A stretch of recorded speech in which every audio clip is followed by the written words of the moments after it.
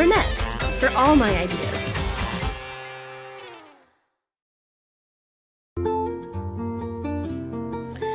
There is a place that I want to go to, a time I just wanna be with you. We crossed the ocean till we found it, an island wrapped in silk and silver. I feel it's taking me over and it never ends. You tell me over and over again, this love will shine on eternity. I feel it's taking me over and it never ends. Bernina, made to create.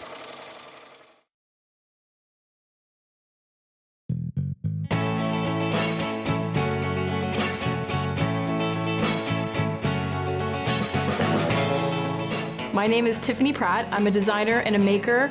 I've been working in the creative industry as long as I could work. I have had my own design business for the last 10 years, and I totally love it.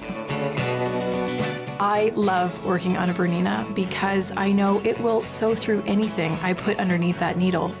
It is that super high Swiss quality that I know it's going to work. It's super strong, so I love that because I can't mess it up, and I'm pretty crazy behind the wheel of a sewing machine. Being a designer, I totally appreciate beautiful design, and this white, beautiful, slick machine looks amazing on my work table. It's got this intuitive touch screen, teaches you as you go, multi-function knobs. It's all there. You cannot go wrong. Other things that I am loving about this B435 is that you don't have to be a professional. You don't have to be the best sewer in the world to navigate the machine. The touch screen basically teaches you as you go. So as you're pressing buttons and you don't know, you ask the help button, it teaches you everything. What maker doesn't love more space? And that's what this machine has. It has a slide-on table, which is awesome. Another thing I love is this hands-free system where you're basically high-fiving your Bernina with your knee and it lifts the presser foot so you have completely hands-free sewing, which I totally dig. Extra fun features that I wasn't expecting are things like this machine goes really fast. I am burning through it. It's amazing. But then when you take your bobbin out, you realize your bobbin is huge. And this is 70% larger than other bobbins, and it's front loading. So you can keep everything intact while you're sewing, change out your bobbin, and then when you're pulling that bobbin out, you actually see the hook system. And that hook system is what ensures that every single stitch is perfect. And it looks so professional, no matter how unprofessional or perfect your sewing is. The needle threader. Awesome! Impossible to get that little thread through the hole. It does it for you. Late nights, it's a dream. The 435 is like an extension of my hands. I primarily sew with thicker things or canvas, and when you're doing that, it's amazing because the presser foot can be adjusted to thicker or thinner fabrics. With just a couple clicks, depending on what you're using, you can adjust the pressure of the presser foot, and it makes your stitching and your job and whatever you're creating look like magic. The 475 QE Quilters Edition has the same features of the 435, but there's two other things that I absolutely love, which are the additional stitches, and you get the automatic thread cutter, which is a great little button, and everything just cuts for itself, and then you pop it out. When you're sewing things like sleeves or cuffs, it's totally awesome because there's free arm sewing with this machine, and then of course the decorative stitches and the alphabet, which are absolutely awesome because you can press, pattern, repeat, and it does it for you perfectly every time. And it comes with 6 new shoes for it, little amazing feet, and these 6 feet have an accessory box. And of course I fill it with glitter and sequins and other things, but it's super cute. The thing I love about sewing is that it's just so fun and the possibilities are endless. I love that it doesn't always have to be so perfect, but when you work with a really great machine, your work always looks perfect. You don't need to sew perfect. The B435 will make it magic. Bernina, made to create.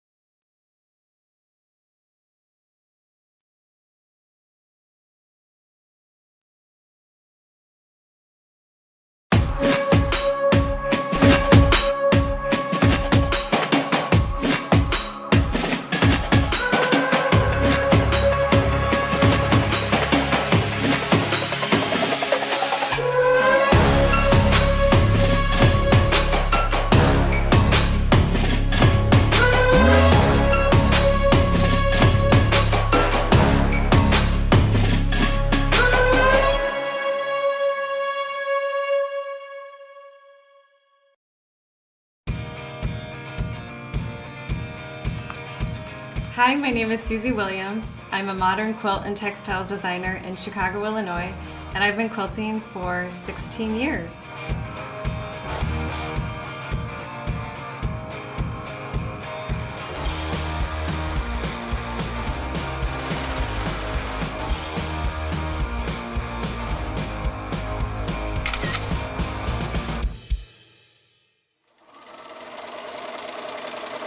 BERNINA, made to create.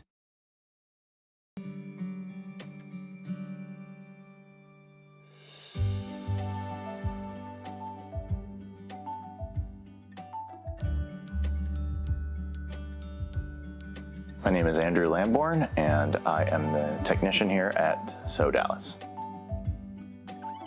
Actually, I don't sew unless I'm stitching out a machine. This is a professional pursuit, but I really do enjoy working on the machines, even if I don't spend a lot of time embroidering or stitching on them. A friend of mine did it for a number of years, and he said, hey, this is a pretty cool thing, and it's very niche, but it's fun. I enjoy working on it, and Sew Dallas repairs all different kinds, so that's been a growing experience, I suppose you might say. The previous place that I worked for, we specialized only in Bernina, and here we do Genomes, we do hand quilters, we do Brother, we do all sorts of machines, and so that's really cool to learn how to work on those. Berninas. Berninas are, although Singer featherweights are also great, and I'm learning a lot of respect for the engineering in Genome and Brother as well. They've all got their place, and they do some things, they all do different things spectacularly. So yeah, it's opportunity, really. I mentioned before liking to expand my horizons on a technical level and being able to learn different aspects of repair and different procedures, and I just constantly get to stretch and grow here. So I like that.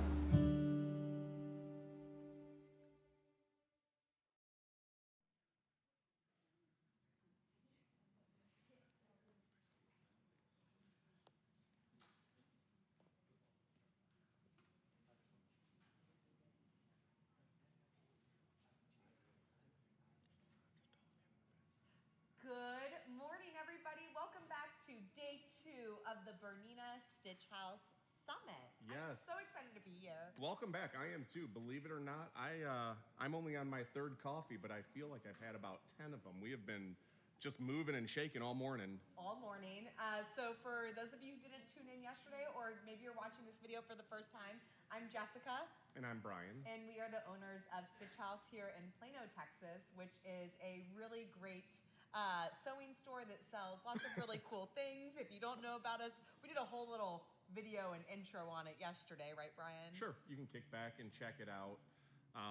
But today is going to be one of my favorite days. I'm super, super excited for today. How many times did I say to you last night, I'm so excited for today?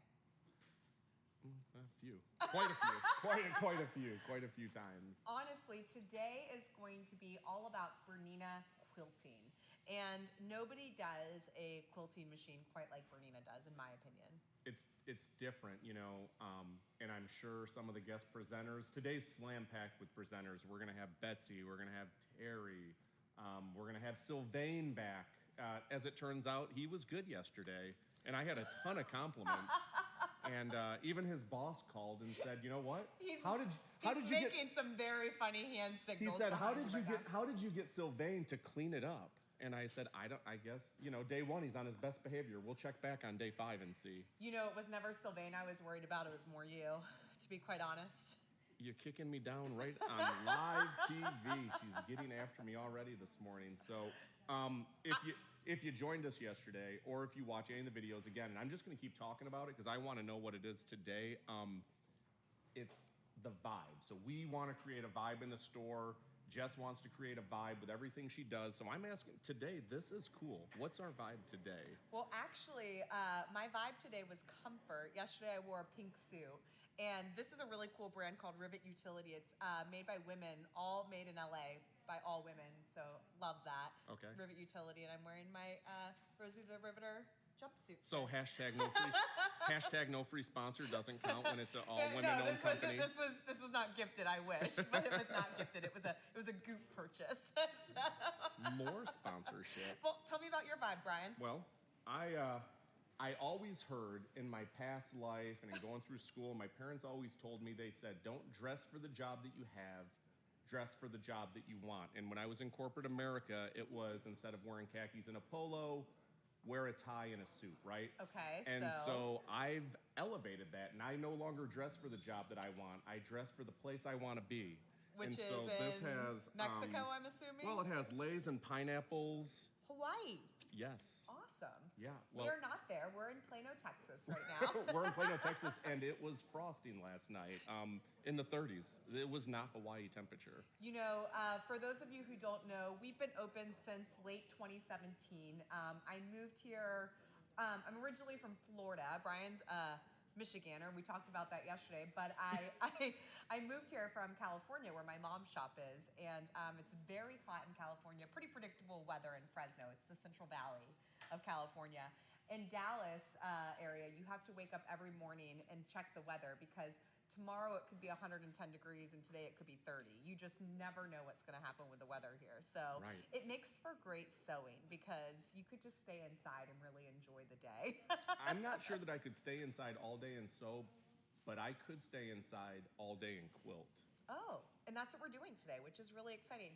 I want to talk about what we're talking about when we say quilting, because yesterday Sylvain showed us a lot of really great, all of the domestic machines from BERNINA, which you can sew on, you can piece on. Right. But today we're going to go more over the process of quilting.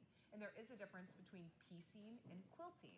A lot of people don't actually finish their own quilts. They may send them out to somebody because they don't think that they can quilt them on their own. I think and you often hear people kind of interchange quilting with piecing, or quilting with actually top quilting, right? They just say, I quilt. And when people come in looking for a machine, they'll say, I'm looking for a machine because I want to quilt. And I always have to qualify that with, are you looking for a machine that you can piece on? You know, you're cutting the strips up and putting them back together. Or do you actually want to take all three layers, your topping, your batting, and your backing, and sandwich those together and finish your project? And I think that there is something to be said for finishing your quilts on your own and not sending them to somebody else. Well, to me, I don't necessarily have the patience to piece, nor probably the skill to have my points match up. I'm not there. That's what we've got people like Terry and Betsy and everything like that. They'll show you that. And even, believe it or not, even the pretty girl next to me, we did a few quilt-alongs, and I was blown away at how well your points were. I was dang near impressed at how well your piecing was too. But I will say that if you were to come into the store here in the Plano area, Brian is our resident quilting expert, believe it or not. He has really... Don't let that scare you. I study, I learned, I know the things. Since we've been open, Brian has really totally taken over the role of all things quilting in the store. And I don't mean by piecing the quilts and cutting up and lining up and all that stuff. I mean, Brian You do the hard work. Bring me the easy stuff. Bring him a finished top and he'll make it beautiful. No, but really, he's really become the expert in the store, along with Terry, on all things quilting related, because there's a lot involved to actually quilting your quilt. And it's not just about, an edge-to-edge pattern or, free motion and stippling. There are a lot of really cool techniques that you can do to finish your quilt. And we're going to show you how easy some of those techniques are today without having to, study the art of quilting for years and years and years. You can really, really jump into quilting with the right tool. Geez, y'all, I got to tell you, I am not used to this type of compliments. Definitely not on camera. He's such a liar. She softens me up by throwing me under the bus a little bit. Then she kind of comes back and throws. Then I reverse. Then she. Is that what we're doing? We're rolling back over. So what that tells me is now I am prepared to get rolled over one more time, very soon. So Well, Please be gentle. Well, what it is that I just know that later on you'll get me at some point, so I'm Preemptive loading strike. up. Okay, preemptive strike. She is not reactionary at all. No, I'm being proactive today. So let's talk about just real quickly why I am so excited about Bernina for the Quilting Day. I feel like there is no product on the market better than a Bernina than the Q series that we're about to look at. And it really, really is true craftsmanship, true quality. It is one of the only machines still made actually in Switzerland. And that is very impressive for a machine company because you like a good Swiss watch, right, Brian? I do. Again, very, very into watches. What did you tell me when you first saw that Bernina was, the Q series was still made in Switzerland? You said, that's what I'm buying. Yeah, and that's what I bought. And as it turns out, now I have dozens. You have quite a few of them. And in stock too. We're going to get to that later in the day, but we have Q series in stock. You can go home with one today. We can also get one delivered and set up to you within a pretty quick turnaround time. So that's unique as well. That is extremely unique. But when I'm sure once we introduce Betsy, she'll go into it. So I'm not going to steal too much of her thunder. But when Jess says handmade, she doesn't mean that there's dozens of people putting these machines together. She means that when the Bernina frame comes out and it's being assembled, it is one person. One person touches each one of those machines. So if I always see Kai's name on there, and I don't know how many people they have that make these machines. I know that it's a relatively small, super specialized group of individuals that are making them, but I just happen to see Kai's name, and maybe it's because it's what's on our demo, so I just keep re-seeing the same one. But for example, Kai, when he gets that frame, he goes from beginning to stitch out before it gets boxed up. No one else touches that machine, so truly, truly unique in any manufacturing process, let alone in the sewing industry where things are mass produced. Like think of it like a fine car, like, you know, a race car or something where from soup to nuts, like the whole thing is just completely assembled and with truly meticulous care. Right. Which I think is really cool. And we talked a little bit yesterday of why we picked Bernina, and one of the reasons that I said that we picked Bernina was that you can go from beginning to end. You can go from sewing to quilting to embroidery, long arming, piecing, serger, overlock. They have a full portfolio. But you can also go from beginning to end on the same machine, and no one else can do that. No one in the world has the technology Bernina has. So we left off with the 880 yesterday, and again, we'll get to more of this, but no other machine can go from piecing to regulated quilting. So from beginning to end, soup to nuts, other than a Bernina. Where does that phrase come from? I just said it, and I was like, what is... I know, let's not say it anymore. I don't think I like it, but now it's stuck in my head, so I'll say it and again. I was like, you know when you say something and then your brain, like 30 seconds later, catches up, and I was like, huh. That's a very old saying. I'm rubbing off on you. Yes. I probably got it from you. Any of the old man saying she gets from me. But it's got a lot of dad jokes. But it's true, right? Like we can't go from piecing to actually regulated top quilting on one machine unless it's a Bernina, the only one in the world. No, I think that, again, like you said, that's one of the reasons that we chose to do this summit with Bernina, because we knew that we'd be able to showcase the entire line of machines, and there's something for everyone with Bernina, which is truly unique in a sewing manufacturer lineup, because not all of the brands specialize in so many different areas. Right. And Bernina really truly specializes in every single area that they create a product in. Also, the partnership between Stitchhouse and Bernina is unique in the sense that both of us put a huge emphasis on education. So the same way that Bernina has loads and loads of educational material that is truly meant to help you after you purchase the machine and not to get you to purchase the machine. So they're gonna show you after you have it what it can do, why we love Bernina. And so education is at the very, very forethought of everything that they do. And that's very in line with the way Jessica wanted to build a business. She said it needs to be fun. She needs that vibe first, but it needs Gotta to have fun. educate. We need to educate. And so that's why we have these machines in our classrooms that you can learn on, because they do a lot. And even, you know, in the I guess maybe 2 hours, if Paul's watching. Betsy's been here for many, many hours. Don't worry. And Holly too, Bill. So Holly's been here for 2 days and she's working hard. But I think that even just in the couple hours this morning, I've learned so much. I felt like I knew a lot about it, but I'm still learning. You know what's really interesting? So just like, you know how you love to like go to Nordstrom Rack and like kind of like look for a bunch of like fun I like stuff. a deal. He loves a deal. So growing up, I used to go to the store with my grandparents all the time. My grandfather and grandmother.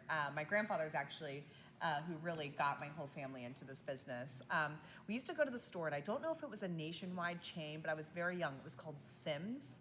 Have you ever heard of it before? I've heard of the video game. No. It was called Sims, and their bags were very unique. They would, you would walk through the store, when you check out, they had these paper bags, and they had these big staplers, and they would staple the bag closed so that like when you walked out, they knew that your bag was, that you had paid for your stuff. And on the bag, I'll never forget it, it said, "The best consumer is an educated consumer." And I think I've always really taken that to heart. I mean, we would go to Sims, it was on my way to school, and on the way home from school, and my grandpa loved to find a good golf shirt at a good deal, and they had tons of golf shirts. And so I think I've always remembered that tagline, "The best consumer is an educated consumer." I couldn't agree with that more, and I think that that's a perfect segue into today's sewists and quilters and craftsmen, is because the consumer's never been more educated than they are today. You know, years ago, we didn't have the internet. Fingertips now. So you'd go into a store, and I've heard it, you went into old sewing stores and they said, "You can only use my needles on this machine or it'll break," or "You can only use this thread." But now, We know that's not the truth. We know it's not true, and you would never tell a consumer that, because in their pocket is a thing called a cell phone, and they will simply look it up and say, "You are not telling me the truth." And I like that, because you're right, an educated consumer is a great consumer. And even no matter if you're a beginning quilter or you've been quilting for 20 years, I think the education we do today is going to have something for everyone. For everyone. So I think what we're going to look at first is a brief testimonial from Amanda Murphy. Oh, A excellent. lot of people know Amanda, and she is a huge fan of these Q series and all things Bernina quilting. So we're going to kick it over to Amanda first, and then we're going to introduce our guest speaker for today, our first one, and we're going to have a lot of fun. World renowned, I think it's going to kick right over to him. So do you want to tell him who it's going to be? It's going to be Terry Mingy. You guys know and love Terry if you watch any of our YouTube videos. So World we're really renowned, excited. award-winning quilter. He's going to pick up where we left off yesterday. The sense of humor of Brian and I, he gets it. So you guys are going to have a lot And of the fun. energy level of a man that's had at least 15 Red Bulls. Just wait. I got to tell you, if you know anything about Terry, you know that he's Sylvain on crack. So get ready for this. Get ready for this. But again, let's take a look at the Amanda video, and then when we come back, Terry's going to pick up where we left off yesterday on the Bernina 880. Awesome. It's no small thing, becoming a long-arm quilter. There's a lot to think about. Space, learning curve, cost, support. We know this is a really big deal. The best dreams usually are. We know it's been a journey getting here, and we've been waiting for you. We created size options for fitting your dream into the space you've got. We shortened the long-arm learning curve with a familiar, easy-to-use interface.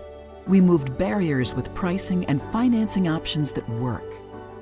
We bring 125 years of quality and know-how in support of you and your long-arm dream. And we are with you every step of the way, from setup to servicing. The fact that there are 9 exclusive Bernina features you won't get with any other long arm feels a little like showing off at this point. But quality is and always has been what you get with a Bernina, and that is no small thing. Bernina, made to create.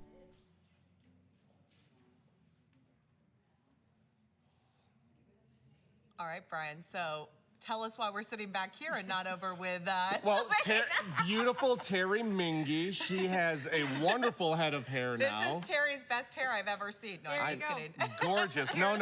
Hair's overrated. Apparently, this is the first time this has ever happened. Oh my gosh. I am so glad that We're we caught. 20% in. I am so glad that we caught my first mistake on video ever. So, cherish that. You cherish that. That is something else. No. It's good to be humble. Who do we have?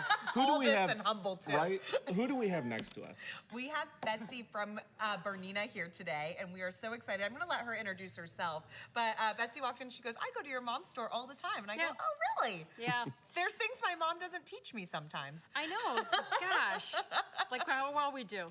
So, hi, I'm Betsy Carlson, and I am an independent contractor for BERNINA. So I travel the country going to stores and quilt shows, and usually putting on creative quilting or No Small Thing, which are both events to feature our amazing machines.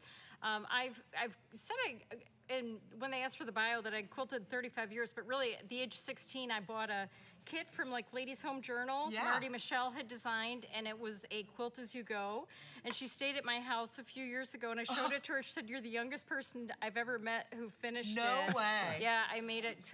I just felt like I was made to sew, and my mom was a single parent. She had no energy, so she kept saying, "In junior high, you'll get sewing lessons." So if I'm doing the math, at 16, you've been quilting for 16 years? No, for more like 45. Oh, okay. It's all right. Just My math is off. Age up. So, so I'm very fortunate. I've worked with BERNINA for 8 years, doing this, traveling the country. Did 4 years domestic, and now I've done 4 years on the quilting team, and the long arm team. And I have a Q24 at home with Matic. Nice. And I primarily quilt for myself. Every so often, somebody calls and says, "Can you quilt for me?" And I do that as well. So what made you get into, besides working for BERNINA, what made you get into long arm quilting?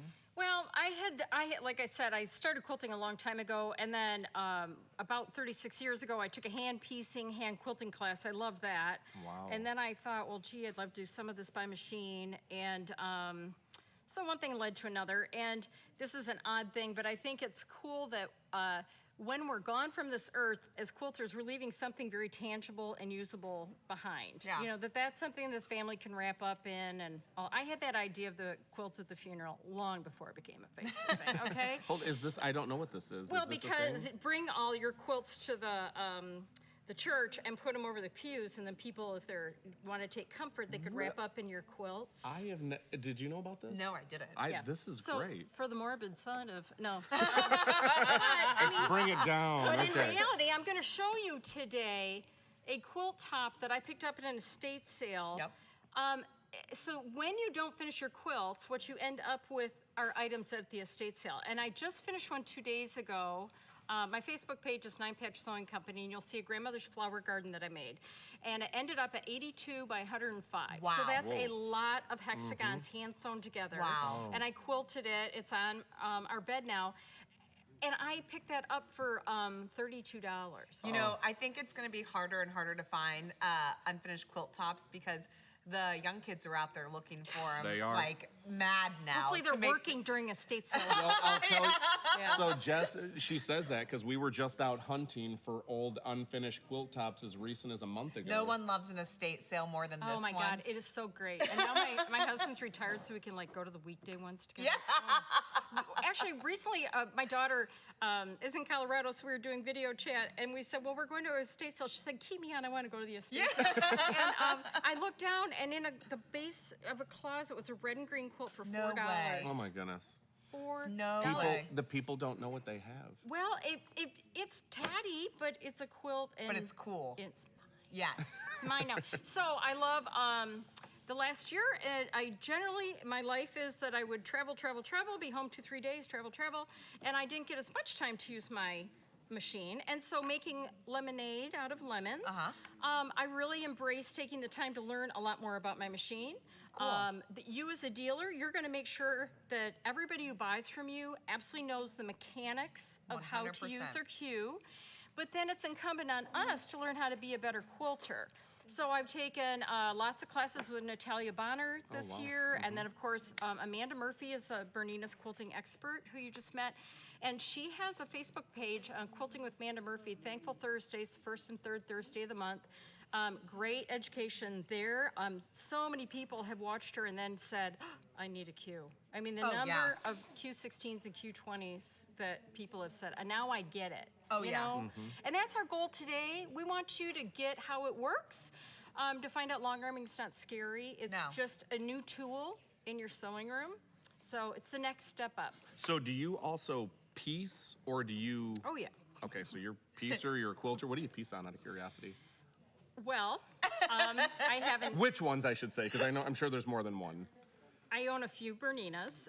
So A80 Plus, I did just use for Tula Pink's electric slide that I just finished. Love that one. And then, you know, that fabric line just sucks you in. Yeah. I still have stacks. And then I have a Bernina 1130. That was my first Bernina. And then I acquired a 930 because I take classes with a woman named Nancy Crow. I take improvisational classes, and that's her big favorite machine. And then growing up, there was a fabric store, Bernina store, that my friend's family owned that was just my dream. And I was already a professional seamstress doing alterations at the age of 16. Sarah called last year and said, would you like Mom's 730? It's a cool. anchor. It doesn't sew, but would you like it? I thought of you. And I said, yeah. Yeah. And I oiled it, and by the next day it did a beautiful straight stitch. Wow. And then I took it to a tech, and now it is like the day it was born in That's about awesome. 1960. Wow. So, because you need mechanicals, you need electronics. You need ranges. You need a 9mm, you need a 5.5mm. Yeah. Piecing on a 5.5mm. Oh. You need all of the toys. I Well, mean, we don't just have. what's just, the point? It's just you got to have several tools for the job. Think if you didn't drink coffee at the rate you drink, how many more Berninas you could afford. Think how many. I could afford all of the Berninas because I go through too much of. Our Please dogs don't could say go that to her. private Yeah. school. Exactly. So we all make our choices. And the way I see it is I believe in buying quality first instead of, people say to me, I'm not a good enough quilter. I shouldn't have good equipment. And I said, well, how do you think you're going to get better if you don't have good equipment? Right. And your husband did not go golfing today with the Correct. starter set from Costco. Or buy a new tractor. No. A new John Deere. I love that analogy too, because so many of us, and we touched on this a little yesterday, we sew and quilt for fun, not just for a business. And how fun is it to use the rattiest, cheapest, worst machines so out what there? I say is, how many families go out and those great big warehouse stores at Christmas stock in machines? And I want to have Post-its made to stick to them to say, who's going to do your text, who's going to train you, who are you going to call for questions? Yes. Because, and people buying machines online, please don't. Okay, just please don't, because then I see people asking questions online. They have no idea that the needle went in sideways. Right. And they're like, I can't get a stitch. I mean, the things they don't know. And then they don't enjoy it, right? No, and so don't buy your kid a cheap machine. And we were just talking about that. The educated consumer is the best consumer. Oh my gosh. Because the more you know, the more you can, the more fun you'll have. Well, and how many people took home ec and the home ec machine you fought with and that kind of thing, or you had the home ec teacher. The other thing is, who criticized you if everything wasn't perfect. And I say that quilting's not made to be perfect. We all bring our individual touch to it. And if what fun is it to have people say to you, that's not very attractive. They never let me into the home ec classes because they knew my grandparents and mom sold sewing machines.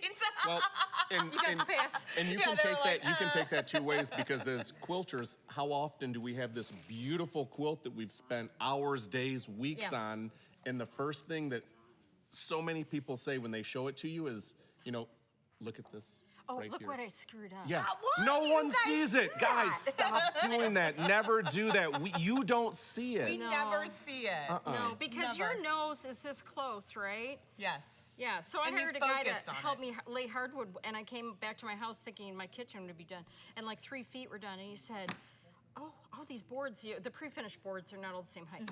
I said, stand up, Scott. stand up. I said, you are like my quilters.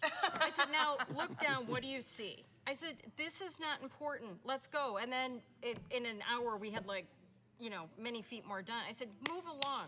Sometimes the old done is better than perfect. Perfection is the enemy of done, is what Brian You always know, says. Or good, right? There's, yeah. there's no greater ticket into heaven all because all your quarter-inch seams are perfect. So this is supposed to be fun. This is all Well, supposed I to be will fun. tell you, our Terry, who's going next, may disagree with you because he is one of the largest perfectionists I've ever met in my entire life. God love it. Does Terry make mistakes? Because It's why I've never seen one. It's why he has so much hair on top of his head because He's being so careful. And maybe that's why I like improv. Because when you do improv, it's not supposed to match. Okay, so I'm going to ask you a question that I'm taking from a video that I've seen Terry Mingy on before, where he was asking a question. If you could have one sewing superpower, what would it be? Oh, this is good. I design. And I know that's not the actual sewing, but that's why I take these classes with Nancy Crow, because it's all about, she just gives you prompts, and then it's like Monday morning, and then by Tuesday at 3, that quilt top has to be done. I love improv quilting. I And think it's so cool. you really got to pull it out of your deep soul and say, and so Tula Pink yesterday introduced her new collection, right? And I'm a huge flamingo lover, and it features flamingos. And she says, I can't wait to see what people make from it. And I thought, that's it. Stop buying the kits. Yes. Start opening the creativity. And then do whatever with it. So, who do you look for inspiration with your quilting? Like, who are some of your favorite designers or quilters or? You know, I've come to appreciate Tula over the last year because of her online presence and explaining. Yesterday, she did 30 minutes on the design behind Very this cool. and helping you understand. She's one of the, I think, kind of her ability to bring in our needs as quilters into her fabric designing is pretty distinct, right? Understanding the scale and all of that stuff as well, too. Exactly. I'm not into ditsies and that kind of stuff. So Allison Glasses, I really love her fabrics. Love her, too. I wish more pattern designers used her fabrics to really, they're just that weird yellowy, I love it. acidy. Oh. I love color too, bright color. So you're speaking my language when you say Tula Pink and Allison Glass. I'm doing the Tula Nova hand pieced with Allison Glass right now. So nice. That's parts are in one of the I know. bags. I can't tell that you like Tula Pink at all. I know. So you'll see her stuff later on. That homemade line was just like that came out and it was like. I know. We ordered like 8 bolts of each. Oh my gosh. So I like what you're doing because we're gonna do this later on in the afternoon, and but let's let Terry play. it's an opportunity. It's an opportunity for those of us, or for those of you that are watching at home. Come up with your questions. Yeah. We played a game yesterday that was Let's Stump Sylvain or Sylvain, and Sylvain Bourgeois. He's running in. Oh, he wants. Well, come in. He's still here. Go ahead. You can come in. I'm a good boy. I respond to my He name. is still here. I was simply just saying it, but he wanted to get on camera. He came camera ready. Makeup's done. He's good to go. But so I think we could probably pops out of bed ready. I think we could do the same thing this afternoon with Betsy, but it doesn't have to be stumper. Let's take a. Please don't stump me. No. But let's defend you. take all of those questions that you guys have on quilting, on piecing, anything Bernina, anything piecing, quilting, and I think Betsy, or at least between Betsy and Terry and Sylvain, we can figure it out. We've all been at this a while. Yeah, we have. So send your questions in. If you're watching us on stitchhouselive.com, go ahead and put them in the social media the social box, the chat box. If you're watching us on Facebook, go ahead and leave comments there, or YouTube.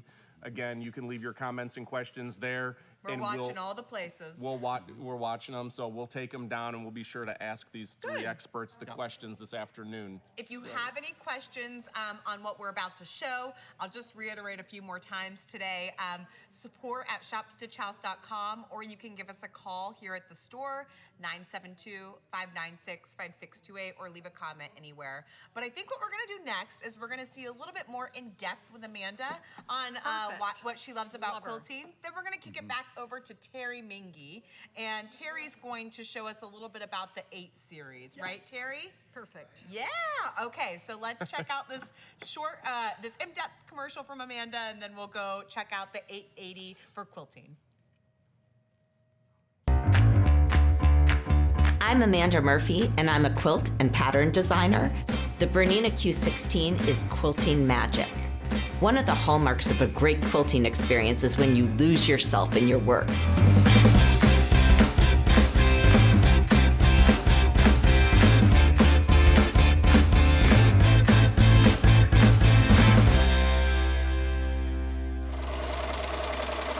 BERNINA, made to create.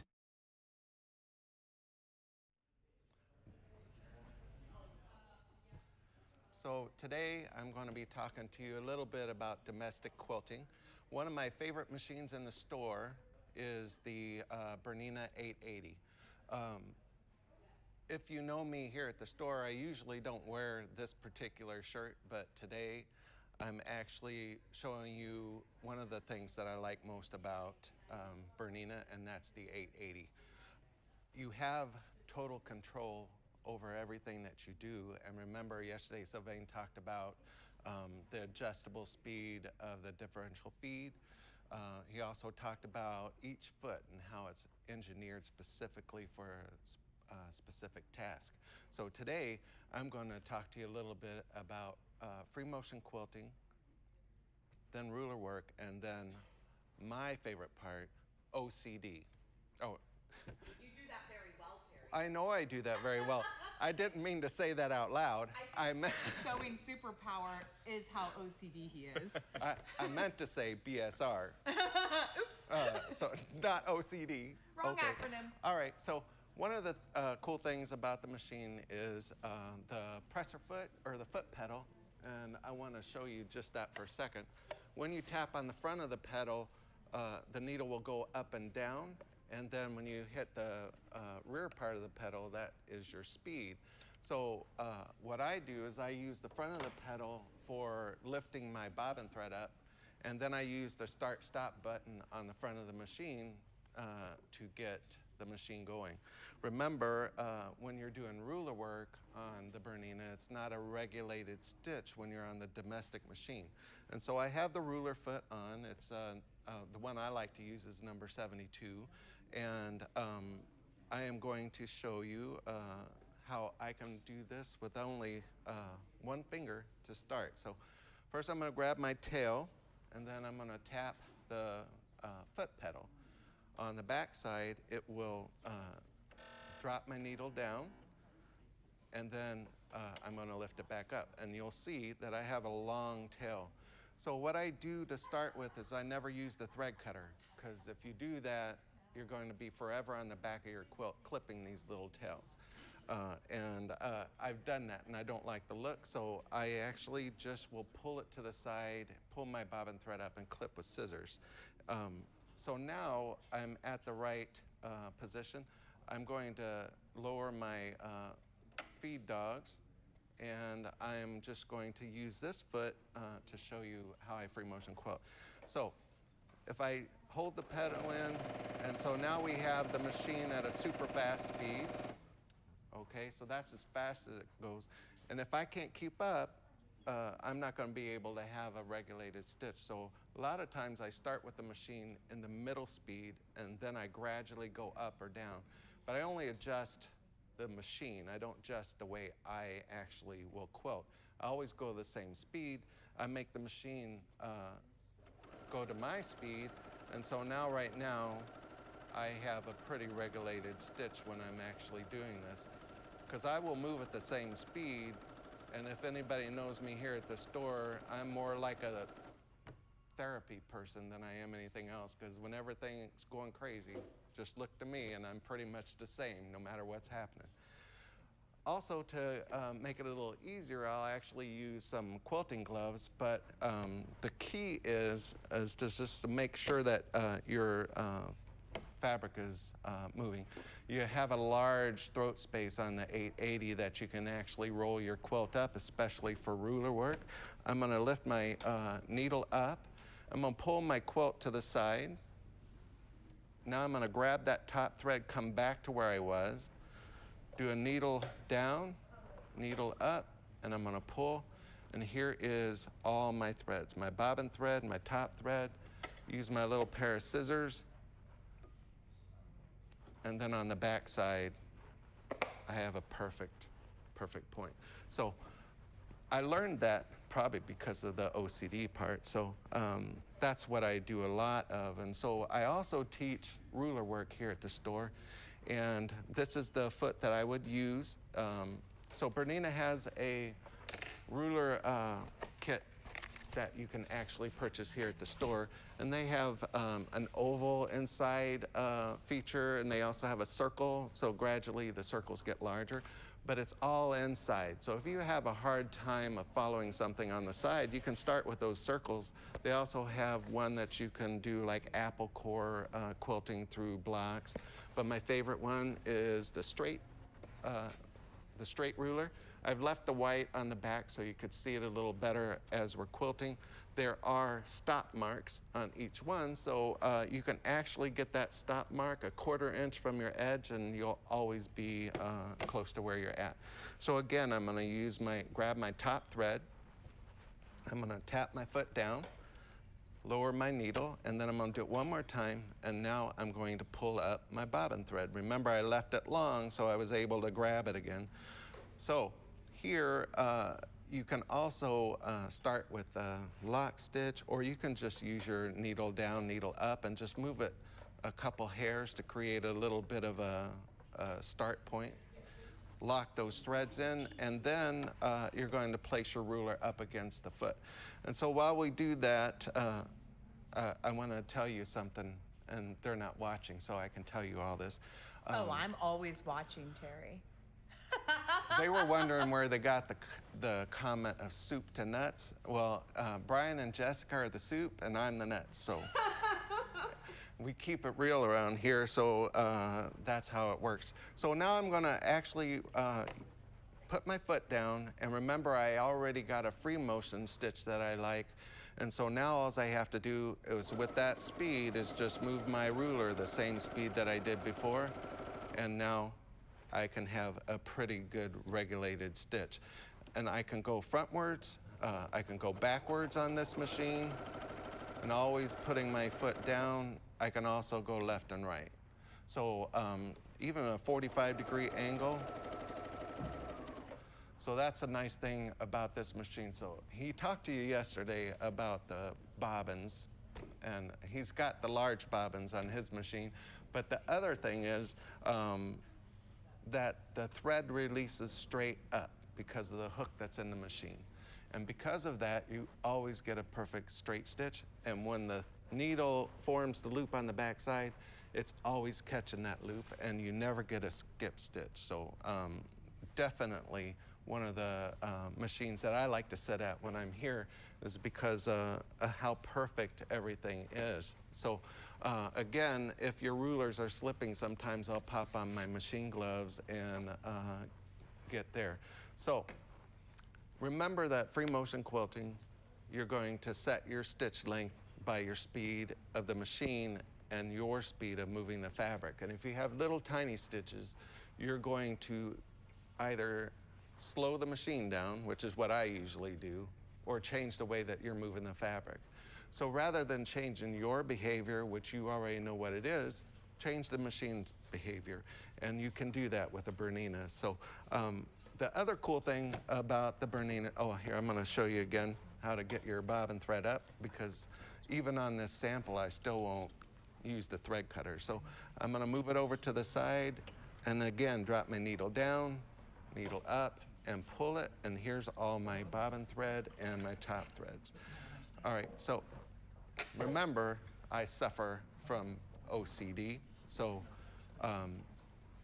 I like to have my stitches the exact same. So there's different things that I can tell you that you can do with this machine, but the BSR is my favorite option, so I'm gonna lift, I'm gonna take my ruler foot off, and over here on this black tray, I wonder if you can get a picture of that.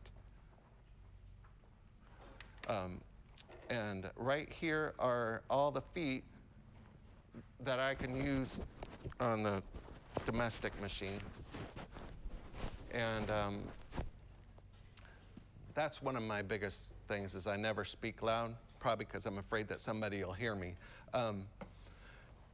These are all the domestic feet that we can use during our free motion quilting. We have open toe, closed toe, we have yarn couching feet, ruler feet, we have just a specific ruler foot, which is 96, and there's also the feet all have numbers. So 74, which is also a cool one, but if you notice that the little hole on the bottom of the foot is a little wider. So you can actually use a little bit of a zigzag if you wanted to, but you could also put a little heavier yarn in there and couch down with it. So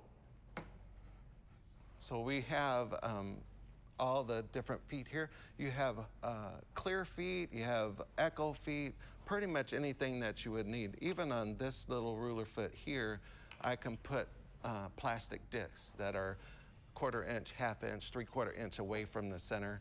And so you can do some really cool echo work with that.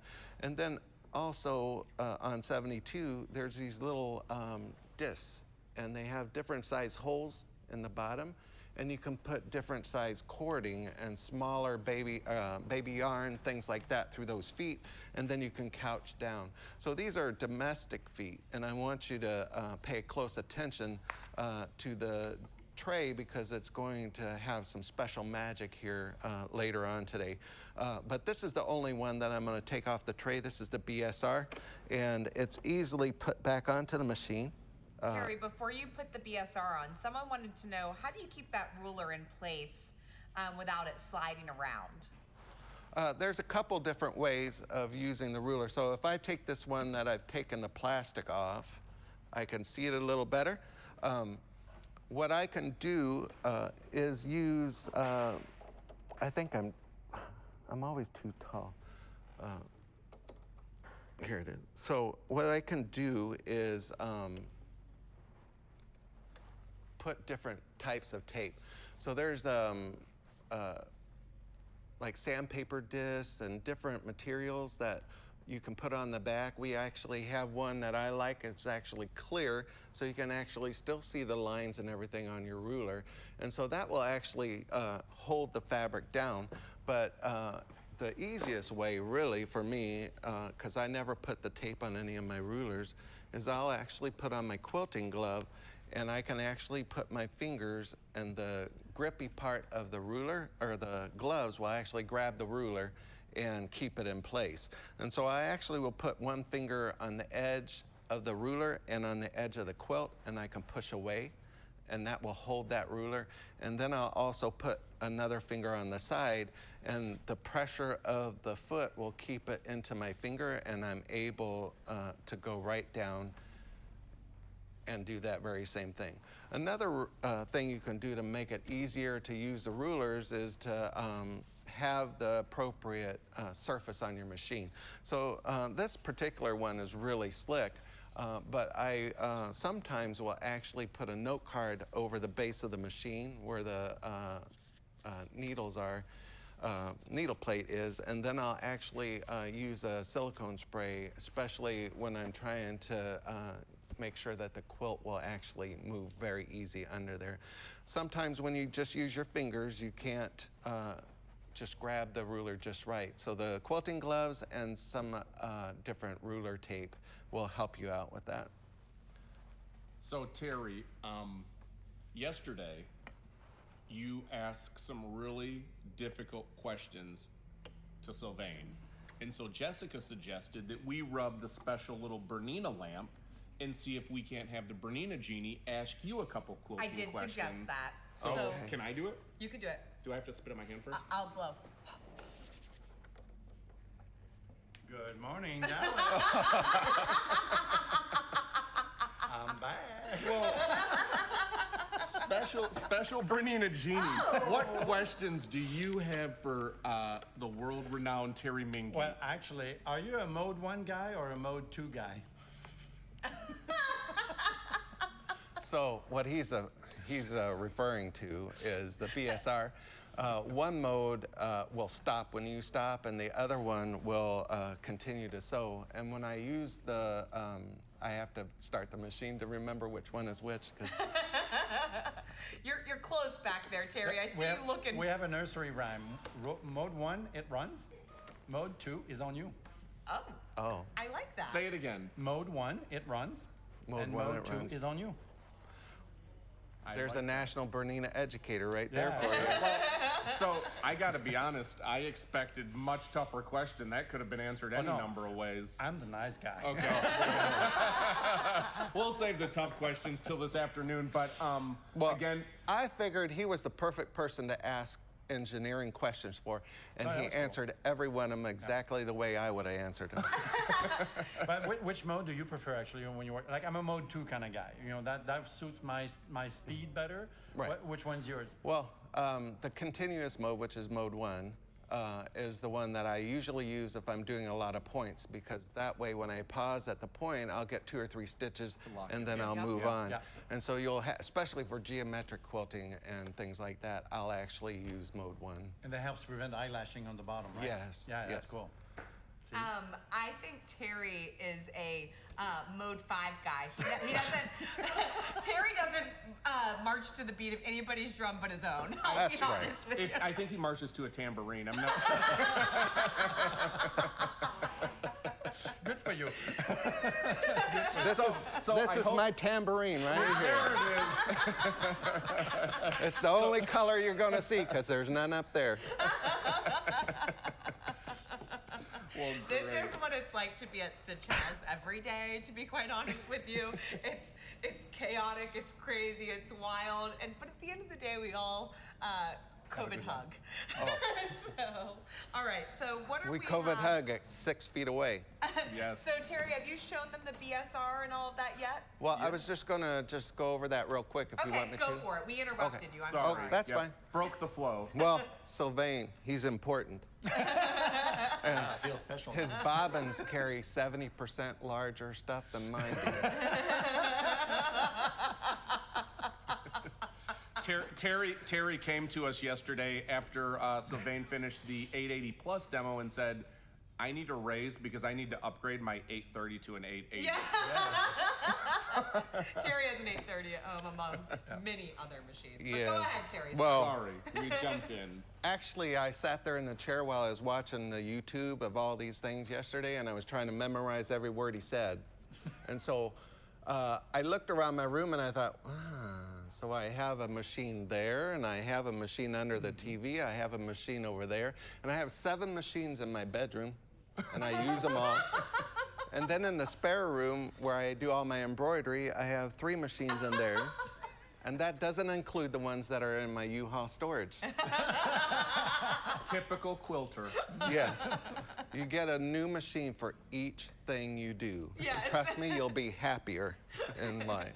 So we're going to talk about the BSR. So with your feed dogs down, and some people like the feed dogs up, and whenever you go to like the quilting shows, a lot of the teachers will say leave the feed dogs up.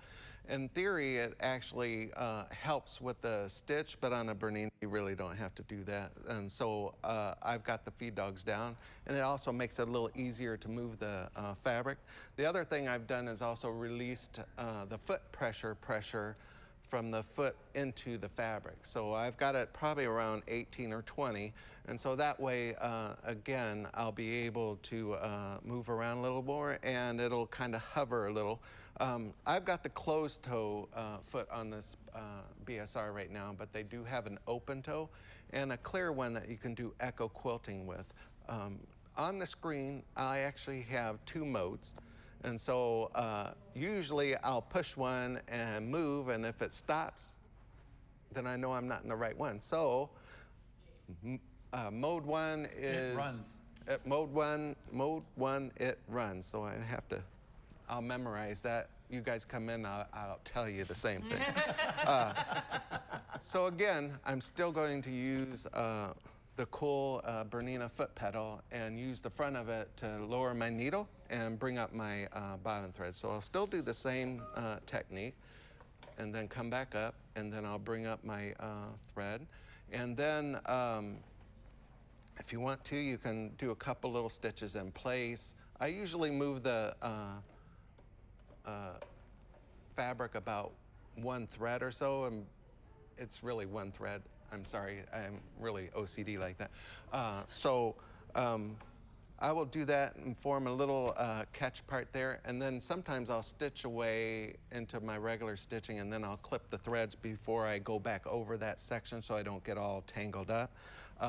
So I am in mode 1, and if I crank the speed all the way up, it's not going to matter because the BSR, the Bernina stitch regulator, is going to actually control that stitch for me. And I have it on about 3 millimeters. I like, so how did I figure that out? I'll tell you is usually I will do a straight stitch of quilting with the walking foot, and I'll find out which stitch looks better to me, and that's the one that I'll measure with a little thing that has millimeters on it, and then I come over here and I make it so. So again, if you have trouble moving your fabric, or if you have trouble grabbing hold of your rulers, things like that, I'll actually put the gloves on, and then I'll start to stitch. Now, when I push the green button, the machine is going to continually stitch, so I'm going to have to move with it. And then when I get to that point, you see how the machine is going up and down. And so here is where I would pull all my threads to the side, make sure that I'm not going to get tangled up, clip all my threads. Even on a sample, I'm sorry, that's why they have me here. He can't help himself. Y'all, this is Terry so even all on the time. So even on a sample, no matter how far I fast or how far I move, you'll actually see I can get a couple stitches there. Now, if I hold the green button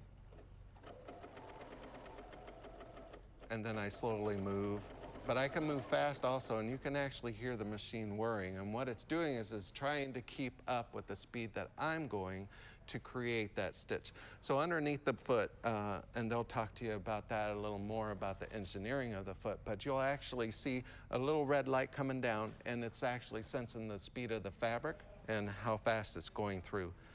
What I'm going to do now is go into mode 2. Now remember, that's the one I said that I like to use. The machine will stop when I stop. So, I don't usually use that. I use that probably not as frequently as Sylvain does, but if I slow down and stop, the machine stops. And so sometimes that comes in really handy. If I'm using my little start-stop button, still the same thing. And then as I move, I can get a good stitch. So, like I said, I love the BSR aspect of the machine. I love the fact that I can control this machine and make the machine do what I want to do. And sometimes, in theory, that's a good thing, and sometimes it's not. But control over your creativity is one of those things that I suffer from the most. My left brain will control everything to a certain point, and so that's how I use the BSR. This is a beautiful machine, especially if you're a thread painter, if you're a fabric kind of person. You can actually use printed fabric on the back and quilt the outsides, go around it. So I've got a lot of ideas, so anytime you need something, by all means, please come into the store, because if anything that we know, remember, we pride ourselves here in education and customer support. You know what cracks me up the most is that Terry is such an ideas guy. I mean, every morning when I come into work, Terry's got 10 fresh ideas.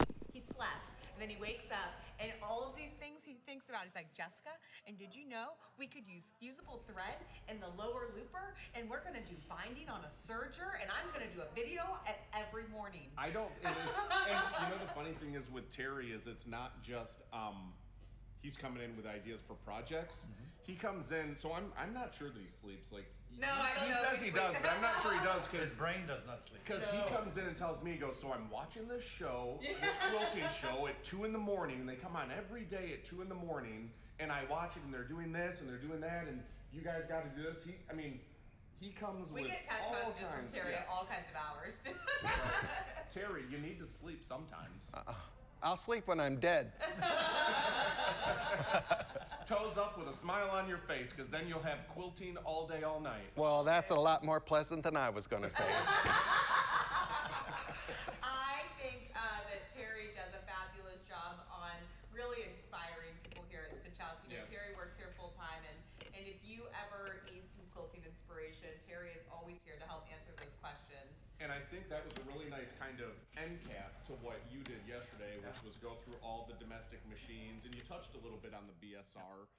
And I feel like this put a nice button at the end of it. Correct. And, you know, we kind of cleared up. At the end. And yeah, a button at the end. And we cleared up the domestics, but this is my favorite part. This is what I've been waiting for. Yep. I wouldn't say all day. I've been waiting for months to get Betsy to the store because I told her this morning when I saw her, I said, Betsy, I'm gonna let you do your thing. I don't wanna throw you off track. I said, but you and I need to sit down because I have a lot of questions I wanna ask you. So I have been waiting and waiting and waiting to get her in the store because I wanna go through the Q series in just a whole lot more detail. And I think that's probably what we got coming up next. What's she gonna talk about? Well, she's going to talk about, I think she's going to start with the Q16 and the Q20, which are the sit-down models from Bernina. And one thing I really want to show, and I know, Sylvain, you're going to help show some of that a little bit, is how little of space you actually need to have one of these in your sewing room or your kitchen. You mean I'm going to be the prop guy now? Yeah, well, you know, we do. I thought I was prop guy. His eyes are going like No, this. it's funny because they had me do this for the video, for the product video. That's what you said, yes. Yes, yeah. I there you wore go. my stretchy pants so that I could open and close the table and stuff like that. Oh. So, do you want me to go over there? No. Not yet, not yet. But I go no, where they but tell me to She's go. she's throwing Sylvain way off track here. The Under the number table. one- She's ad-libbing a little bit. I get pushed to the side. It's just messing with y'all.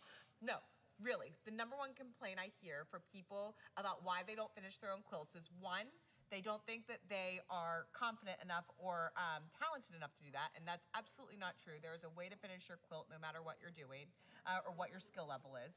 And two, they don't think they have the space to put something like this in their home. Well, to address the first one, you make a table runner first or something smaller like that, or even placemats. And I always says, if you want something really small, just to test one technique, you make pot holders. If you don't like them, you burn them on the stove. So, and the table you'll see is just the footprint of the legs. Once you flip down the sides, it takes the minimum amount of space. I tell people if you have a door in your sewing room, it can go through. the Q16 and Q20 fit beautifully right behind that door. Yep. And I don't say it tongue-in-cheek, I'm serious. If you No, have we're a dead door, serious. it fits beautifully behind the door when you're not using it. So there's plenty of space. One of the beauties of Swiss design, right? Yeah, they work with the manufacturer. It's really well thought of, yeah. And there's a lot of other things that Betsy's about to go over which make Bernina unique because we have lots of machines to choose from. Absolutely. And truthfully, a lot of them will give you a good stitch.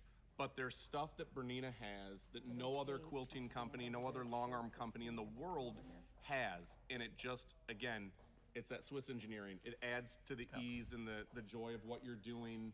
And like Jess said, it doesn't matter your skill level because this machine is incredibly, incredibly easy to use. And so I think that as you guys are watching Betsy do a demonstration on this, I just want to reiterate that we have really great Summit bundle pricing right now.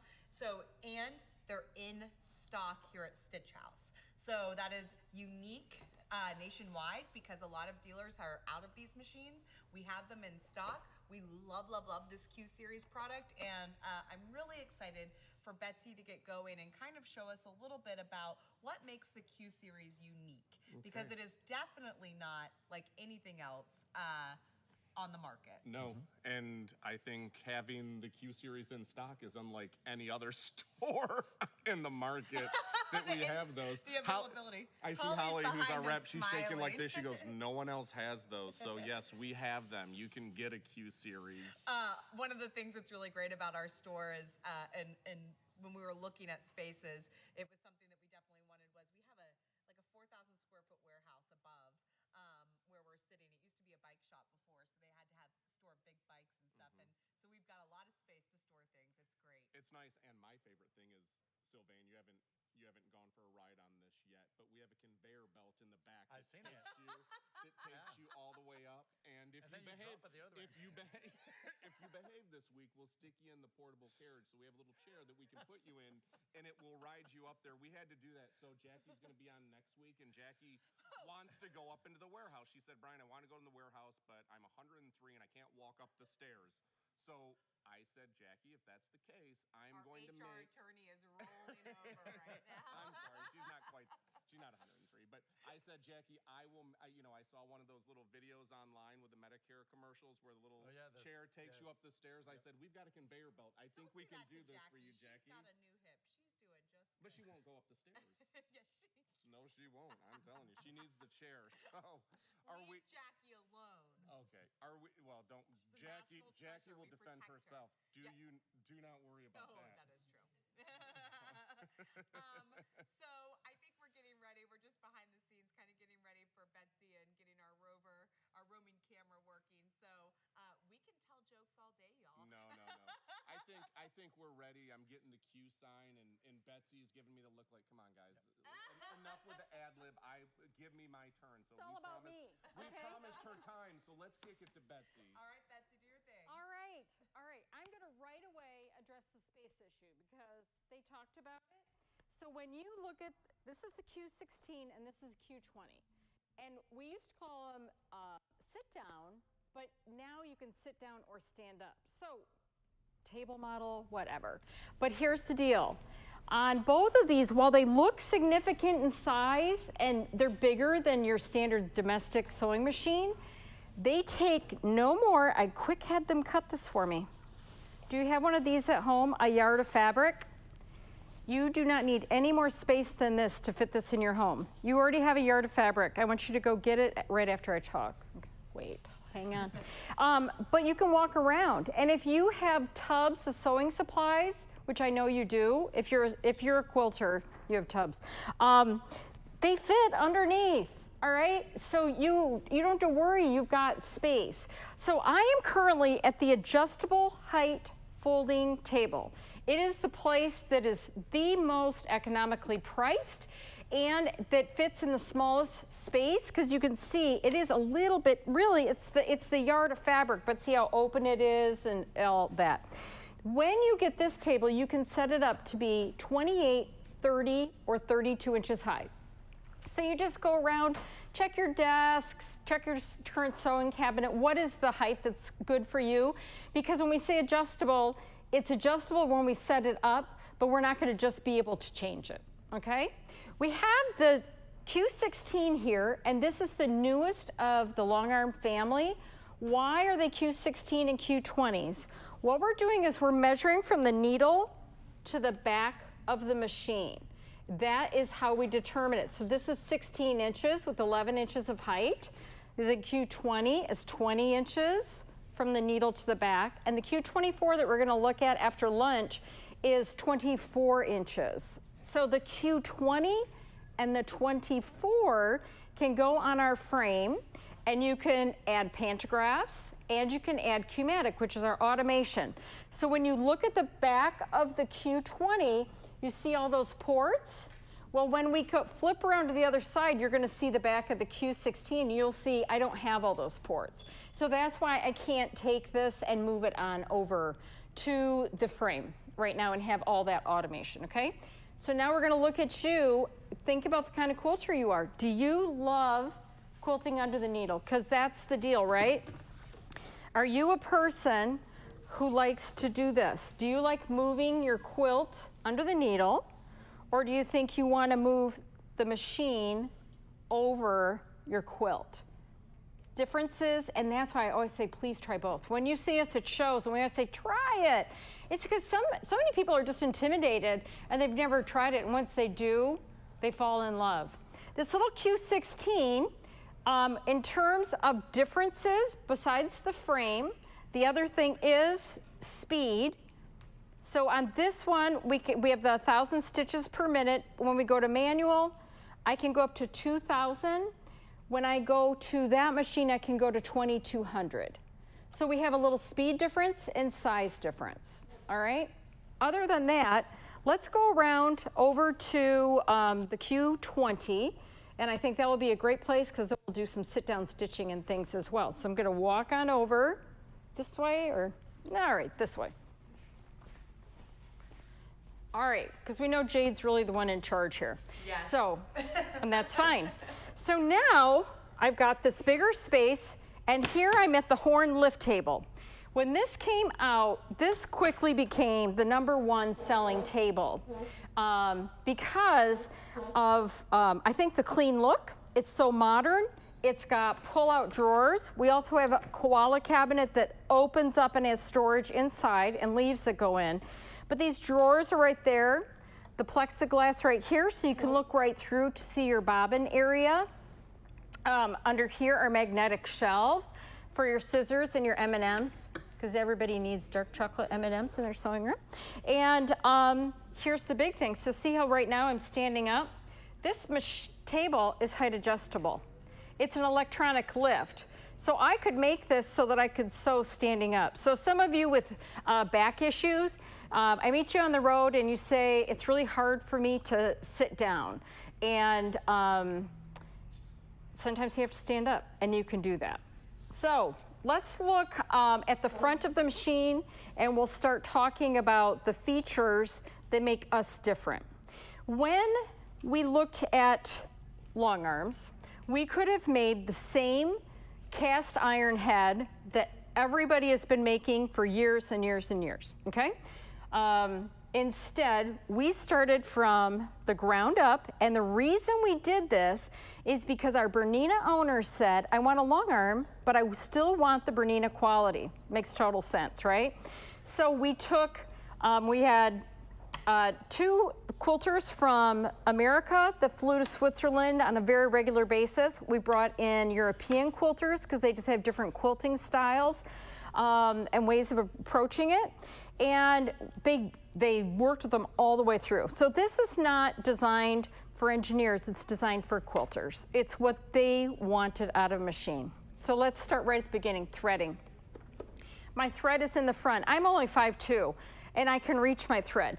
I'm not reaching to the back, and I don't need to have the, go through the steel plates with the holes, and you gotta get it right. And the people say, well, I tie on, but what if your knot comes out and it comes apart? That's all part of the tensioning system, gone. Instead, we thread just like a normal sewing machine. So I come down here through a catch like you would. Here's the hook that you'd have on the back of your sewing machine. Across here, which would be like going across the top of your machine.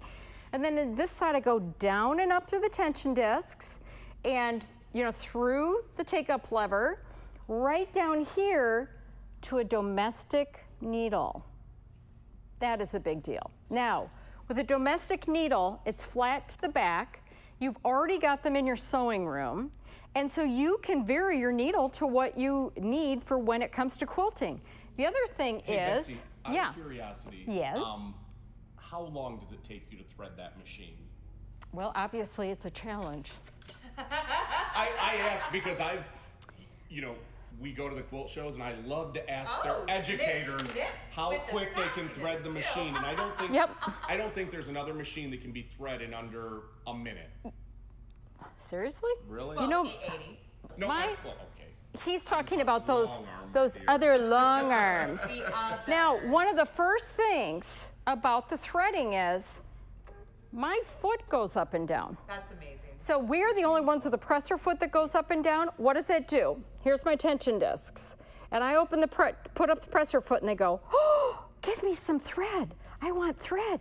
And then when the thread goes through, they go through and they give it good tension. So Betsy, you have obviously heard our customer concern line, right? Because we get those calls quite a bit of people saying my tension's off, and I've tightened the top tension all the way down, I've loosened the bottom, I've done all these things, and what has happened is they haven't got it in those tension discs, and that's a really, really cool So there's no flossing. Right. Right? So on other machines, it's on the back of the camera, but over here I have an onboard bobbin winder. And right there, that's usually where you have tension discs. And those tension discs, here he comes. This is so magical. All right, so right here, generally your thread would start back there, would go up the plates, and there we go. We'd have the tension. And so then when you do that, with other brands, you have to now, it's called flossing. You go back and forth to make sure you've gotten all the way down.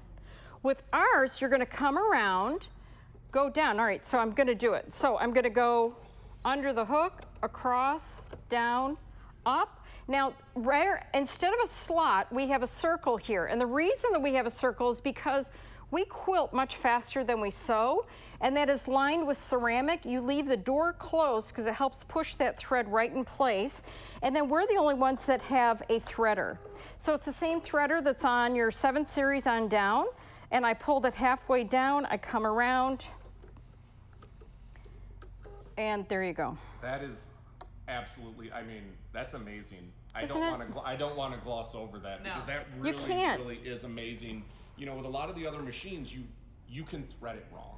You know, there's areas that you can twist and tangle and knot, and you may not notice it right off the bat. And that is straightforward. If you can thread a domestic, you can thread this, no problem. It's same. Bernina leveraged nearly 100 years of home sewing machine ergonomics into designing these so that everything's close to you. It threads like a domestic basically, except for that ceramic little hole. The ceramic hole, the liner, because that is hard material that is harder than metal. So you can run all sorts of threads and they will not wear that part, and the thread cannot escape. So it simplifies your job from both You don't want it flying. and using. Yep. So you get down here to that domestic needle. You've got the needle threader, and here's one of my favorite. So we're gonna do the foot. Oh, that's hard. All right. So many, well, every other brand, you have to now, where's my tool? Okay. Sure.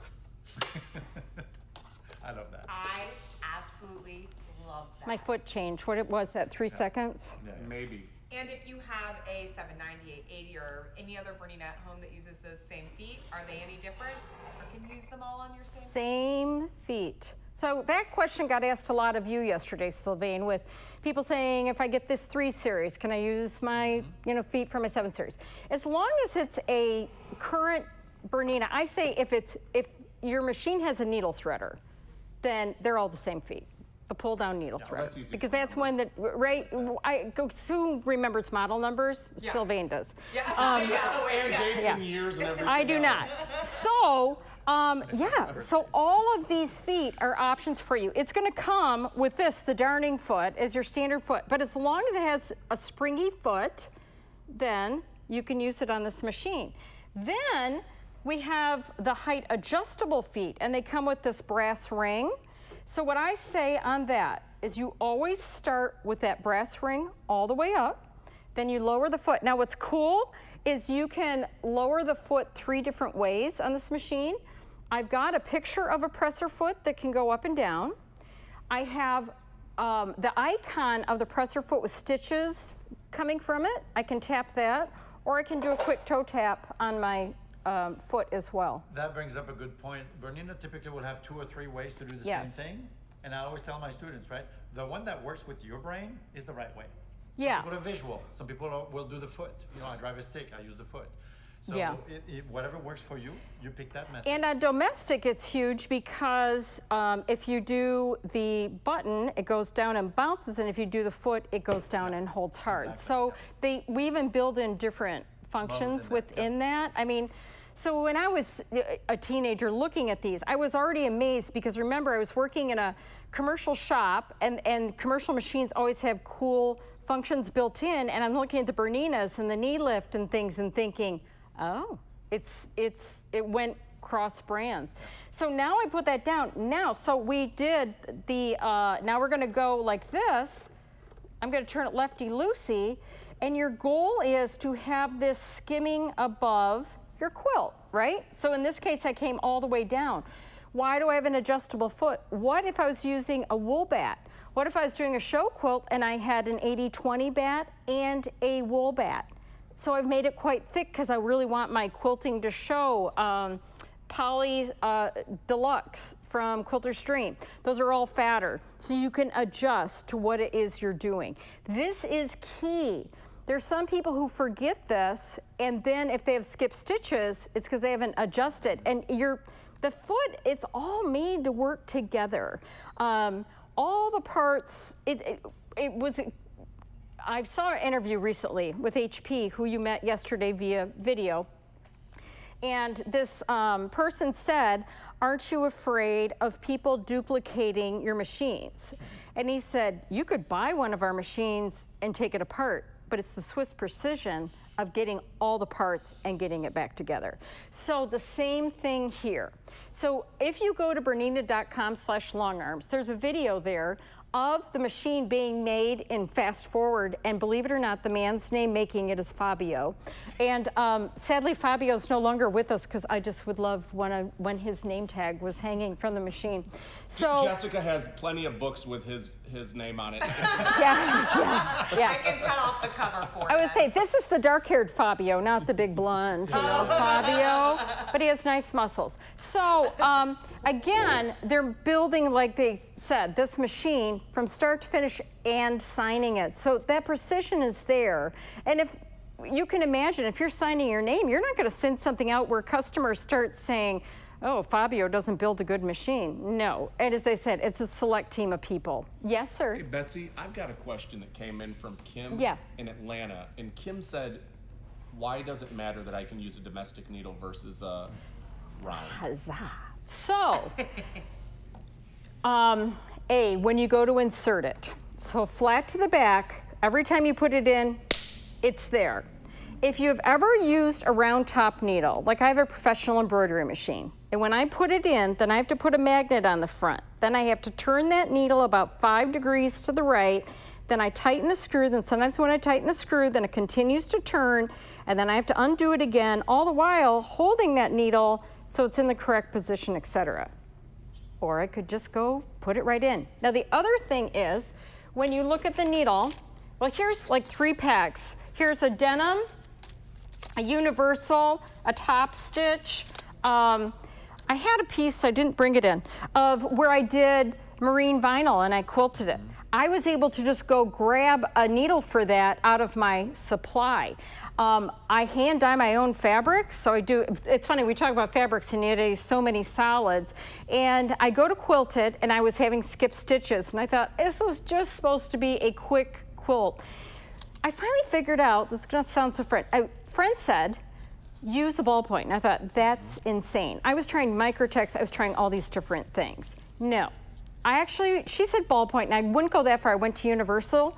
That's actually one of my favorite quilting needles now. So what are we looking for? We're looking for needles with big eyes because that thread is going through at a high rate of speed. So we're going to use different size needles than we do when we're piecing.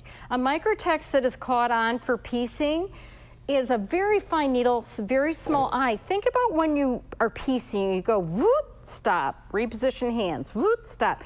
So, but quilting, we're going. We want that thread to have good access. The other thing is when you are looking at the anatomy of a needle,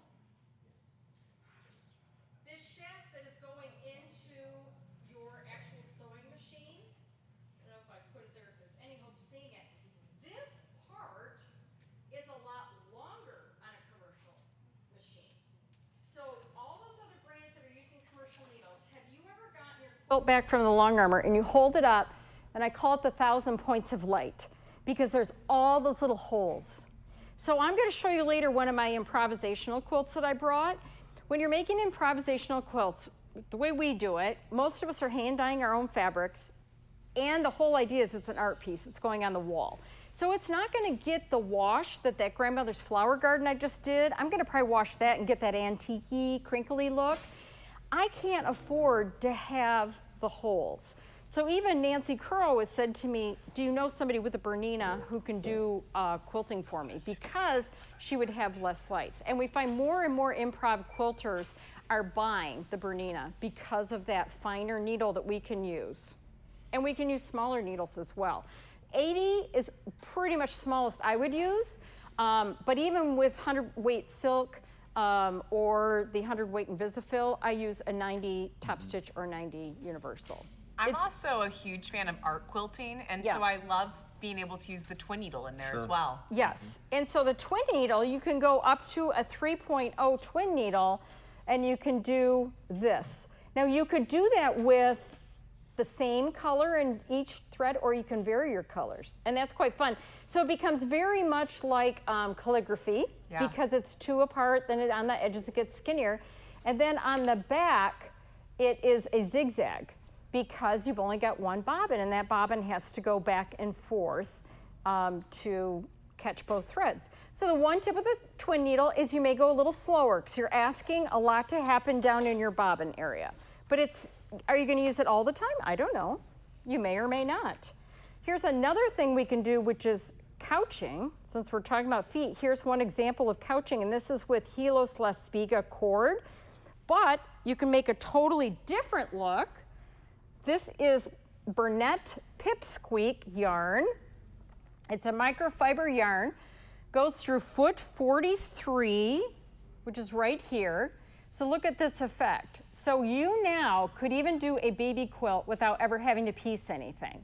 You could do, here in Texas, you could even do 2 layers of quilt shop flannel, no batting, if you want it nice and lightweight, and then just couch it, no piecing. So you've saved a ton of time. Because even though those babies incubate for 10 months, it seems like all of a sudden they arrive. And you need the gift. So I love... We've been talking about babies a lot the past few days. Oh, have you? Well, congratulations. No! Whoa, Betsy. My mom is probably watching. Don't do that to her. She'll cry. You know, Hi, Veronica. So one of the other things that I love about that flat back needle is that, again, we troubleshoot so much. Here at the store. And one of the things I hear is my machine's working, but I'm skipping stitches, and it can't be the timing because it's only happening when I go to the right or only happening when I go to the left.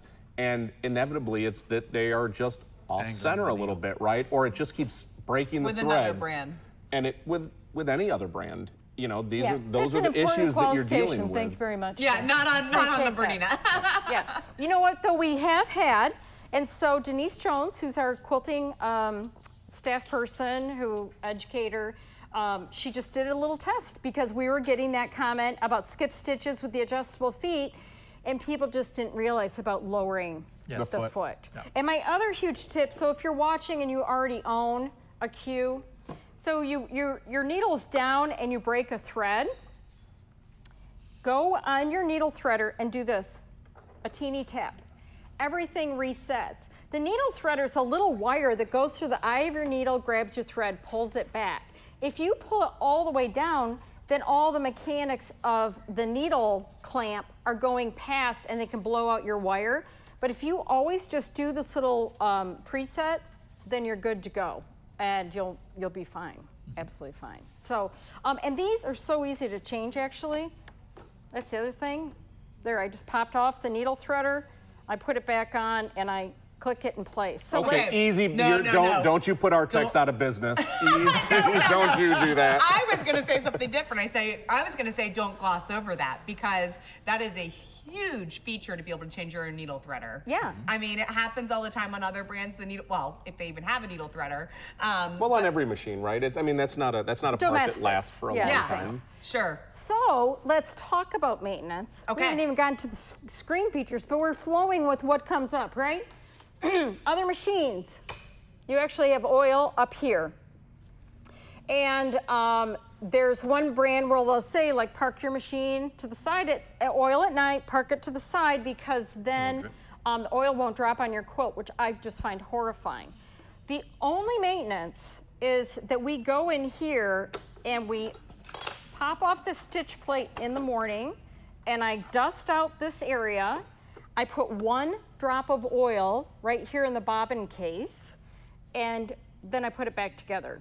And if I'm quilting a ton midday, I might give it another drop of oil. But any day I'm gonna quilt, that's what I do. This is the bobbin. It's an M class bobbin. Look at that, it's like a third eye. Which means it's larger than a household bobbin, right? Yeah, it is the biggest that you can get in long arm world. You can't buy a bigger bobbin. And there are Bernina bobbins. We love the Bernina bobbins because when we made these, we made them out of heavier aluminum with a surface in the middle. And see how flat they are? Some of the generic M-class bobbins are domed, and when they're domed, then they wear on the inside of your bobbin case. So then I've got my bobbin case, and if I want to correctly, the name Bernina goes right there. Just put it through. I mean, this looks like a CB hook, right, folks? And if I put it in, I listen for click. I don't open the wing, so I hear that click, and I know it went in. Snap on my stitch plate. I didn't need a screwdriver. Now I've programmed my presser foot, my foot control, excuse me. Presser foot's up here, foot control's down below. The Bernina foot control is amazing. This is another thing that brought me to this machine 61 years ago, or 61, no, 31. When I got my first machine, we've got something called the heel kick, and I'm sure Sylvain talked about this yesterday. This is like magic. So you push down and release. It will take a second, like 1 to 2 seconds for the machine to respond, and we are not trying to kick the horse out of the barn. We're not like, it's a firm press right here on the back, magical. So what I'm going to do now is do the heel kick. Hey, Betsy, before you go on to that, Yes. you mentioned, but again, we get spoiled, so sometimes take for granted what we can do on our Bernina that we can't do on other machines. And you mentioned that bobbin, and then you mentioned something about the uneven surface or the knurling that's in the center of that bobbin. Tell them why that matters. Well, because especially if you're using slippery threads, when you go to wind your bobbin, it's the old, and so instead, when I'm gonna wind a bobbin, I put thread here, come down, go through a tensioner, and I just hold my thread end, and it goes, and it grabs, and even with like glide thread or isocord, all your slippery threads. Right, and then also as you're using the bobbin and you start to worry about tension control as you get to the end of that bobbin, that knurling holds the tension so that you have beautiful stitches from beginning all the way till you run out. And honestly, you will hear your bobbin get low. Yeah, and the fact that the bobbin is metal, the weight of the bobbin itself contributes to the rotation inside, controlling the rotation. So if you have like a cardboard bobbin, it would get lighter and lighter as you go further in. But And this then one tension holds weight, changes, so it stays more even throughout the spin off of the bobbin. And note, cardboard is the one bobbin we say do not use. And that's because, do you have any humidity in Texas? Well, we've got a little. You know, Jess's hair would suggest that we have had it. yeah, and so yes, it starts expanding, contracting. Plus, there's something called a backlash spring in there, and you're wearing against that backlash spring. But if you, there are pre-wounds that have no sides and pre-wounds that have plastic sides. Well, so the pre-wounds, I think why a lot of people use it is because it's kind of a pain in the butt to wind a bobbin, right? I don't find that to be the same here with this. This is easy. It's just so quick and so simple, and it's on the machine. I'm not, you know, I sometimes, being in the store is large, but our sewing rooms are not always the cleanest. And I've lost those bobbin winders. I mean, I tell you, we have scoured the store looking for bobbin winders that time, and I can't do that with a Bernina. Yeah. Here's the other thing. When we talk about a bobbin winder, if it's not on your machine, you've got a unit. A gizmo. That's, it can be about this big, and it's heavy, and it needs power outlet. So we know that horizontal surfaces are very valuable in our sewing room because we have stuff on them. Do you mean you don't have unlimited space in your sewing room? Well, I'm pretty lucky, but I still fill it up. Yeah, I do. So, but outlets. I mean, how many people have enough outlets in their sewing room? Sure. I don't need an extra outlet. I don't need, and when it comes to pre-wound bobbins, when you get right down to it, people say, oh my gosh, you know, I have to buy bobbins. Okay, let's look at pre-wounds are at least 50 cents each. And then a whole spool of this Omni, I'm really gonna guess here. Do you have any idea what you charge for this? What, 17 maybe? Omni thread, anybody? Spool of Omni thread, the cost? Well, Terry's gonna run and get that. So just think how many bobbins you could wind of your own. And your bobbins are all gonna be matching. you're always gonna have the same color. Now, does that mean the same thread? I switch them up all the time. I use, if you imagine, when I started really quilting in the late 90s, King Tut was the thread, right? Yes. And it was 40 weight, still is, variegated, and it's a heavy thread. And I actually put it in the bobbin. My couch quilt that I have, I look at it and I just chuckle, because there were knots on the back where I stopped and started. And so now if I were to use a King Tut, then I'm gonna use a 50 weight underneath. So I vary things, but everything's adjustable. So it's all fine. So speaking of thread. So Betsy, I got the answer. Got it. We were close, $16.30. There you go. So 36, can you get 36 bobbins out of this, do you think? Oh my word. You get 100 bobbins. Now I went to the store this morning.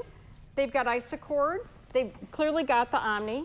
They've got the Isacord. So some of you have done embroideries and you want it to match, use your Isacord. And then Aurifil is such a popular piecing thread. 50 weight Aurifil is an amazing quilting thread. And I picked these 4 colors because people, sometimes when you order your machine and you're gonna be going online, I see you all the time, you go to the Facebook pages and you say, what should I get for needles and thread? Whew. You are gonna get some needles with it. You're gonna get 100 universal needles, the Pro needles with it. Pro needles have a stiffer shank and a larger eye, and they are available through your local Bernina dealer. Who would that be? And Stitchhouse, for those of you wondering. Yeah, in case there's somebody having trouble filling in the blank. But here I picked for you, if you got a soft white, this is like a taupey, and a light and a medium gray, you are gonna be able to do most of your quilts. Don't think you have to go buy 16 colors of thread to start. I want you to buy like a spool of thread. You've already got Aurifil probably for piecing. Try it for quilting. That one I would use same top and bottom. Then you want to try something else, add it. You figure out what works for you. You know, there's a lot of pundits online, but a lot of possibilities, and even Mettler can work. Mettler, interestingly, is a heavier weight thread than the 50 weight. So let's get back to the screen of the machine, because that's what we're really interested in. Oh, and I did, by the way, pull out, they have a spare bobbin case. If you use those magnetic bobbins, it says take out your backlash spring, and then I would have a second bobbin case. Otherwise, we have something called a backlash spring in there, and it keeps it so when you stop, equal and opposite reactions, the thread's been going like this, you stop, it wants to come back. A backlash spring will keep it in place, so that doesn't happen. All right, so the screen of the machine, are we good for that on camera? Okay. Right away, you see that it looks much like your Bernina machine. And that was our goal. We wanted you to have something that was familiar. So up in the upper left corner, right away we see tension. Remember, I don't have tension on the side. Instead, I have digital tension. Betsy, why don't you give it maybe 2 seconds for him to get camera in true screen position. No problem. Any questions? See anything pop up? You mentioned threads. You know, I know that some of my colleagues have become fond of using Isacord, for instance, embroidery thread for quilting. And I'm a little partial to the thread actually showing, you know, like, you know, it's part of the design for me. So when I heard that, and I have, you know, 400 colors of Isacord. Exactly. I'm like, my box of crayon just blew up. Right. Yeah. And so think about, too, all you Kimberbell people who are making your Kimberbell pillows and stuff and you want to quilt. We find a lot of embroiderers, their next step is to go to a quilting machine because you've made these beautiful Kimberbell quilts and stuff and you want to finish them, right? Yep. I mean, I think there's so much to be said for going from start to finish all on your own. The other thing, you can do things on your own timeline. A couple of years ago, my daughter visited. I picked up materials to make her a quilt. She left on Tuesday. Her dad was flying out the following Thursday to help her move. And so I pieced together a succulent quilt for her. I quilted it, bound it, washed it, sent it with Dad. She was stunned because I used to never be able to finish things. It was also 4th of July weekend. I could have never said to a long armor, hey, can you make it all about me and stop your holiday plans and get this done for me? So I can get things done. Yes. And I think that's huge. But you know, pick what you want. See, I'm a downplay my threads person, but that's the beauty. Sylvain can have the machine that he wants, and I get what I want. So Bernina, you probably used this term yesterday, total stitch control. I didn't, but my colleagues like that, and it's Bernina. Yes, we like control over the stitch. Yes, and so it's the same thing here. It's customizing the machine to you, just like you can customize your others. Yeah. My Bernina A80 doesn't turn on at a 2.5 straight stitch. Yeah. I changed because my 1130 was a 2.0. Yeah. And so that's what I thought straight stitches are supposed to be. I piece at 175, so mine boots at that. Yeah, so we saved that. So we don't have to do it every time. We just saved it, and then we're ready to go. Yeah. So I've got some really great questions from Facebook so far. Okay. So I guess I'll go ahead and ask those really quick while they're getting the screen camera set up. Okay, so 1630 was the last machine to use the old style feed. Is that correct? Yes. Thank you, Sylvain. It started in 1993, end of the run in 97. Okay. And then we introduced the needle threaders, Okay, can I ask, if using glide type threads, what is the best one to put in the bobbin? A lot of people use glide. In the bobbin as well? Yeah, there's a new glide 60 weight, and I would love to get my hands on that. But I mean, glide is a 50 weight tri-lobal polyester thread. So when you get down to it, the absolute truth is, it's darn close to ice cord. Yeah. Because what is ice cord? It's tri-lobal 40 weight polyester thread. So they're very similar. But yes, I sometimes will use Deco Bob with it. Okay. Which is a little bit lighter weight, but honestly, it's so easy. But my big thing is matching your colors top and bottom. Yeah. So I meet people who say, I met a woman, oh, they ruined my quilt. The long armor ruined my quilt. Please tell me why. Because she used white thread. What was your backing? Navy. What was your quilt top? White. And I said, so why did we choose a navy backing? You know, because the perfect stitch on a long arm is when you see the dot of the bobbin thread show. And I'm talking like they call it sometimes a pepper flake. Yeah. Just a little, so that way you know the stitches are beautiful in the bobbin, or bottom, despite not being able to see it, and then you've got beautiful tension, and then once it relaxes, everything settles in the middle. Yeah. Okay, here's a good question. I think it may be a good segue into being able to see on the screen. Good. So this person has a Q20 sit-down machine, and they said they keep hearing about Kickstart. What is it? When would I want to use it, and what are the benefits of it? So Kickstart, another thing when we talk about skip stitches, what I find with some people is they don't even realize it, that as they're quilting, I watch their foot during events, and it does this, it just keeps going up. And I say, you lifted your foot, and they go, no, I didn't. And I'm like, I'm watching it. And you know, if you remember yesterday, I said if you put your whole foot on the foot control, your heel of your shoe should be centered on that spot. If you do the old, I call it the toesies from the 50s, you know, the old style machines. Yeah. If you squeeze with your toes, your foot gets tired, your leg gets tired. I'm talking about that, right?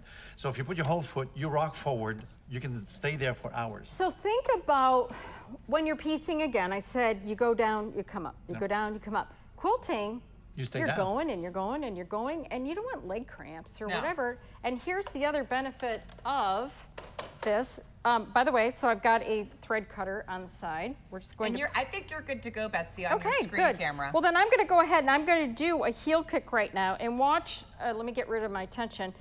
I kick, foot went down, needle went up, the foot up. And then I'm able to pull up my bobbin thread. Now, again, my foot is up, so look at how much movement I've got. And if I need it, I'm gonna hold that thread. Look how easy I can move it. If my foot was down, I'd be pulling against the tension. I love that, because that's from new quilters. That's a question they get when they've never used a long arm before. They say the tension is way too tight on this machine.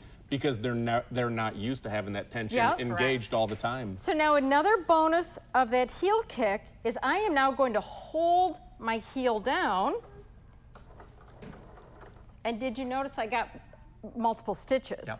So I can program that from 2 to 6 stitches to do my secure start. So what Terry did, you know, with the BSR on the 880, and he does it kind of, you might say, he plans it himself. This does it for you.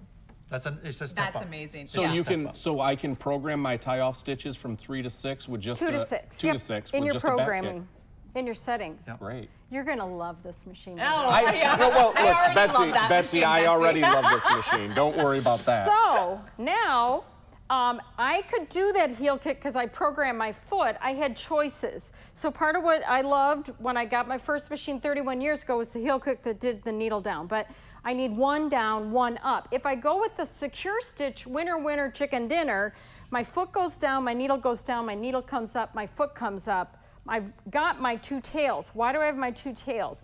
If I don't control my 2 tails in the beginning in quilting, they've got to be controlled at some point. It is much better that we're controlling them now.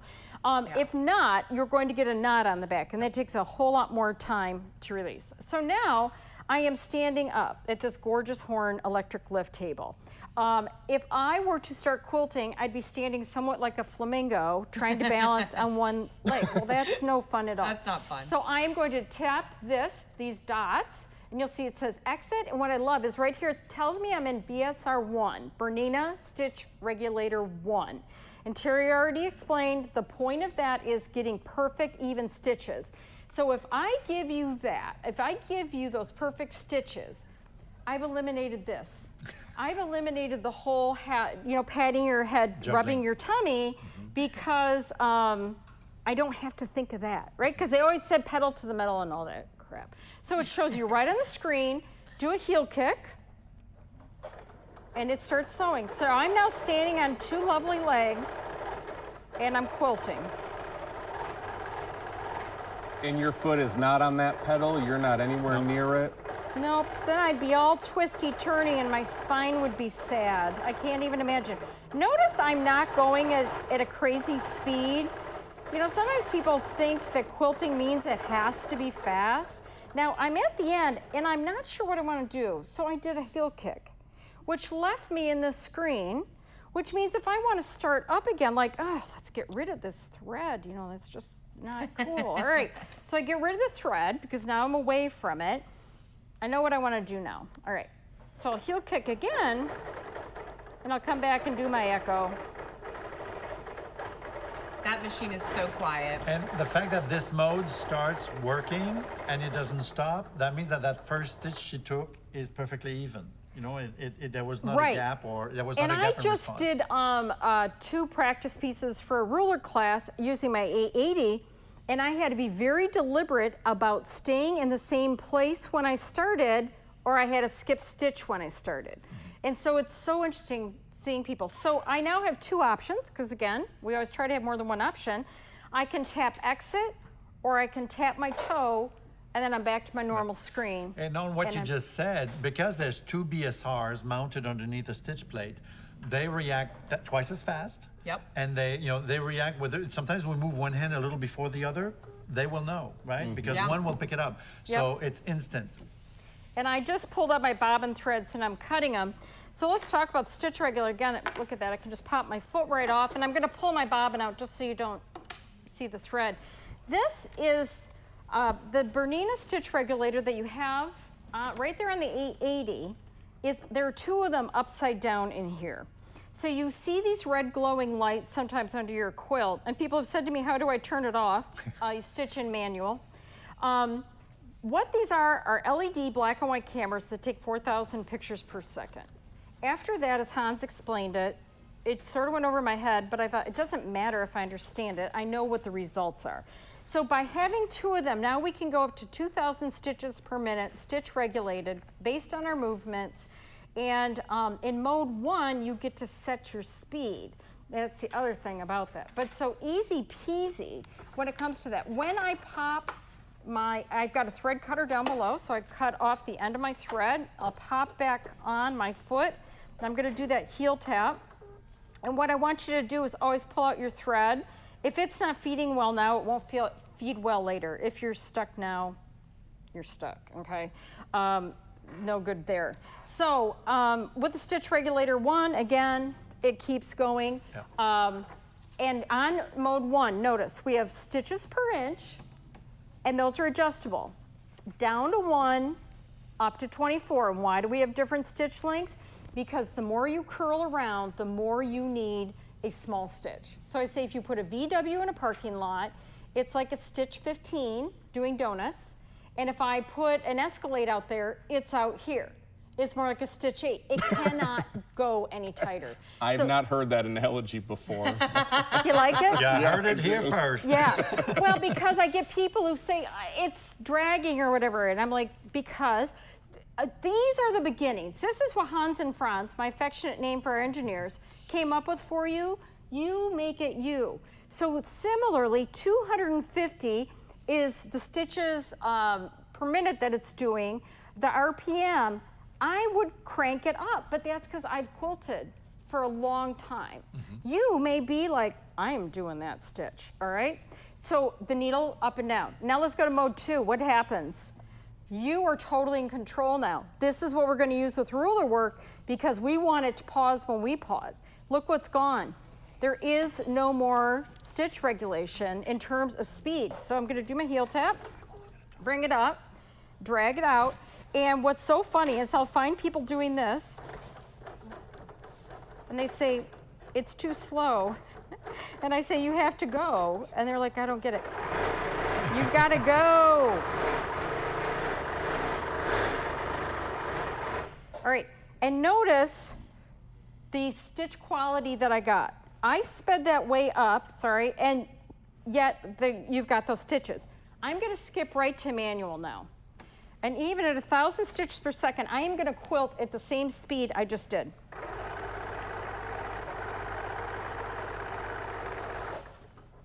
What do you see?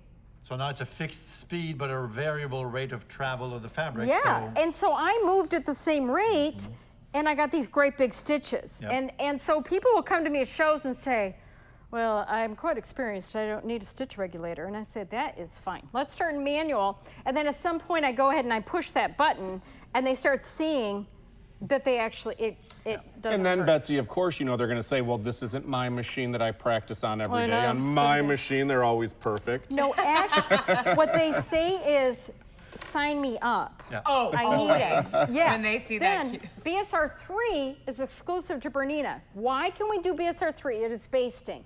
Because by lifting that foot, we have control over the tension internally, okay? So even though you are seeing the same tension setting in the upper left, in fact, when you are in mode 3, internally, it releases that tension a bit, because watch what I'm gonna do. I'm gonna put my foot down, nothing happens, and I have to pull it to get these basting stitches. So now all of you quilters who are quilting under the needle, we're giving you a way to adjust that. We can go 1 inch, ½ inch, but look how far I have to pull. If I had that tight tension of other brands, I'd be just yanking to get it to come along with me. So over here on our tension, we notice that there's a yellow mark. That's because I've made a change. Whenever you make a change in a Bernina, it says, yoo-hoo, I'm gonna put a yellow box around this. I could do that and be right back to factory settings, or I could do this. Now let's go down here to the P, which is our programmable menu. 1 is factory, we keep that, but I can add something. So I have decided that in mode 1, my tension for Omni needs to be 4.5. So I'm going to even go in there and name this. And I'm going to say Omni, and it's not a QWERTY keyboard. But the other thing was I dropped my bobbin tension to about 200. So I'm going to say Omni 200. So that reminds me of that as well. I hit check. Now, let's just go out. I'm going to go back in here and say, oh, Omni. I can just go boop, and all those settings came back. And it's no longer yellow because it knows that that's what I need for that now. That's the new normal. And you can have 4 of those that you can set. Why would I do this? Last summer I did a quilt with a white 50 weight and a gray 50 weight. For whatever reason, they needed slightly different adjustments. So I just did a white and a gray. Can't even tell you what the adjustments were because it's irrelevant. It would just change for me. So no matter what thread I had. Then when it comes to the bobbin, you can actually tell it how much bobbin thread you have on. For this Omni, I'm gonna guess that we got about 75 yards of Omni. Then it will help me track. And I can go in the machine and even tell it, whether or not I want the machine to inform me when I'm getting low. There's all sorts of programming inside.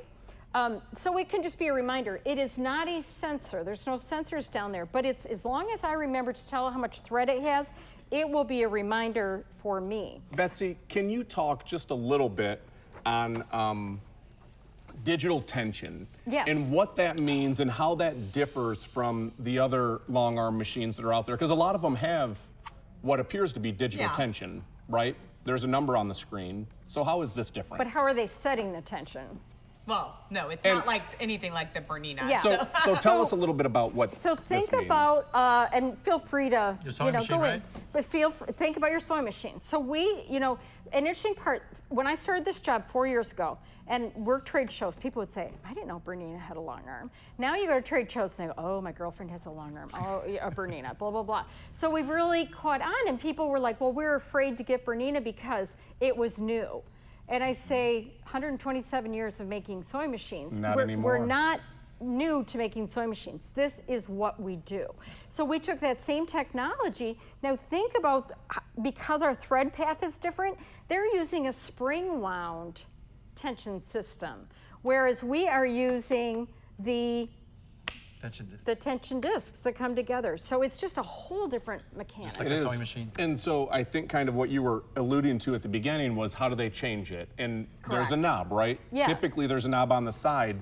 With a spring around it. And you can crank it down, and there's numbers that correspond to that knob on the screen, but they are arbitrary. They could be There's at no this, marks. I could have it, if I turn the machine off and crank it all the way down and turn it back on, it still says tension is at 5 or 50 or 75. And so I like this because it is true digital tension. And so when you're teaching or you're asking and they say, what should I set my tension at? Well, if you don't have true digital tension, then it doesn't matter. Sylvain's machine may be 5, but Jess may have it at 100. And that's the thing is people ask these questions on Facebook, and Martha goes, oh, I always do this. And Joe says, I always do that. And I think, okay, less time on Facebook, and what I want you to do is she says, my daughter would be laughing, like, yes, mother. Yeah. Make quilt sandwiches. These are good. I did a design once, and my friend who's a real long armer, like she gets paid for it. How'd that paisley work? This was years ago. I said, not like I thought. She said, how was it in practice? And I went, oh, that's why people pay you to go out for them. So it's getting your groove thing down. So similarly, people will say to me, I quilted till 3 in the morning because all my settings were right, and I didn't want to stop. So when we think about it, the next morning we woke up, those settings are all the same. But we sometimes have our groove thing. So always have samples around and just start your day, oil your machine, and just get your groove thing, and then come on over. And on the long arm, the frame, I do that by having a little piece of fabric on the side. So that I'm not, you don't want to test on your real quilt. No. I say 5 minutes in is an hour out. Exactly. You don't want to test on the real quilt after the first roll. So speaking of getting your groove thing on, Jess, would you like to get your groove thing on and tell them some of the special pricing that we have? Okay, good. See, I never know what he's going to that means. throw at me, and I'm always scared. Jessica's got her groove back. Well, I just want to touch on the fact that, as someone that's multi-branded dealer and that has been around sewing machines for so long, I've truly never stitched on anything like the sit-down Q series before, to the point where it's hard for me to try to, I love to pebble. So it's hard for me to try to do that on anything else. And my good friend Paula Reed, who is now retired, taught me. No, when did this happen? What? Yes, Paula retired. Over COVID? Yeah, during COVID.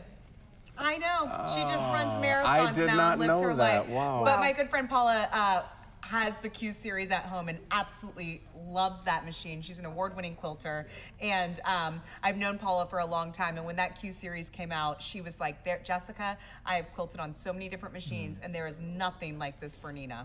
Paula a couple of years ago did a really great event at the store, and we had 12 790s and 12 Q20s, because it's a question that we get all the time as well. My 790 has stitch regulation, or my 880 has the stitch regulation, so what do I really need a Q20 for, or even now the Q16? Yeah. And I think once you go from one to the other, There is no denying. It's a step up. There is no denying it. Yeah. It makes a huge difference. More throat space, the ability to use your ruler foot with stitch regulation, just Twice the speed. Twice the speed, 2 BSRs. I mean, it's Direction that it sits in the table too. Absolutely. You no longer have anything to your side. You don't hit anything because it's all You sit facing down away and from within you. 5 seconds, you don't need an explanation. So when you've got Yeah. the big wings like Sylvain, I put the long arm in quilting. he puts the long arm And on the domestic machines, I'll do it. For small projects, I love it. But for a bigger piece, when I sat under the Q20, I said, this is me. I can Yeah. move now. And your quilting rings that, Oh, yeah. you know, Yeah. so Grip. much space and go right on there. You know, you don't have to adjust them at all. And these are just magical. It makes it so easy, yeah. And so Yeah. I think the Q series addresses a few of the major concerns that we hear all the time from either beginner or experienced quilters. The first one being space. I always hear, I don't have space for a long arm or a sit down. Totally do. not true with this. You have the space. The other thing I hear is I'm not experienced enough to spend that much money on something like that. And this takes the guesswork out of the quilting, right? Oh, I think she's about to tell you why money shouldn't be the issue. And honestly, people see the name Bernina and they associate Bernina with high quality, Yeah. which they also associate with being expensive. But I will say, Bernina has done a very good job since the Q series has been out at creating different price points for the consumer so Yep. that everybody can have a really professional quilting experience with the Q series. But what they've done that no other manufacturer has done is that regardless of the price point or the size, the technology, It's the the same. inner workings, the screen, everything same. that the machine does is identical. Bernina through and It's through. a Bernina. It's identical. I mean, the 16 to the 24, they are identical machines minus throat space, and Exactly. I don't think anybody else does that. No. It's even more so than the domestics, where the quality is there from the beginning all the way up, but this is just a different scale of the same design. Right. Yeah. You don't lose the features. No. So I'll let you do the talking on prices, Brian. They like when you talk about pricing more Show than me me. the money. So, I said, whoa, I've got a lot of pricing because her cue cards, there's tons Oh, of them, sorry. but it's okay. There's only 2. So There you go. We talked a little bit about the Q16 and the Q20. So I know there's people out there because I've got messages. What about the 24? What about the frame? Betsy's gonna get to We're it. getting there. We're there. We're only not even halfway through We're with not the even day to lunch yet. Yeah, we're not even to lunch. So what I want to start off with is popping the Q16 up on the screen. And with the Q16, you get all of the Bernina technology. Like Sylvain, like Betsy and Jess have all said, you get the same exact machine as the Q24 and the Q20.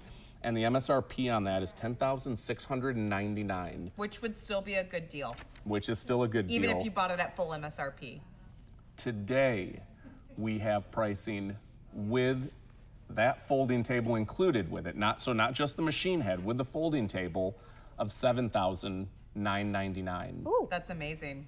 And in stock. Are you sure we can say that online? Well, he just did. I think we can because I talked to Jonathan and Okay.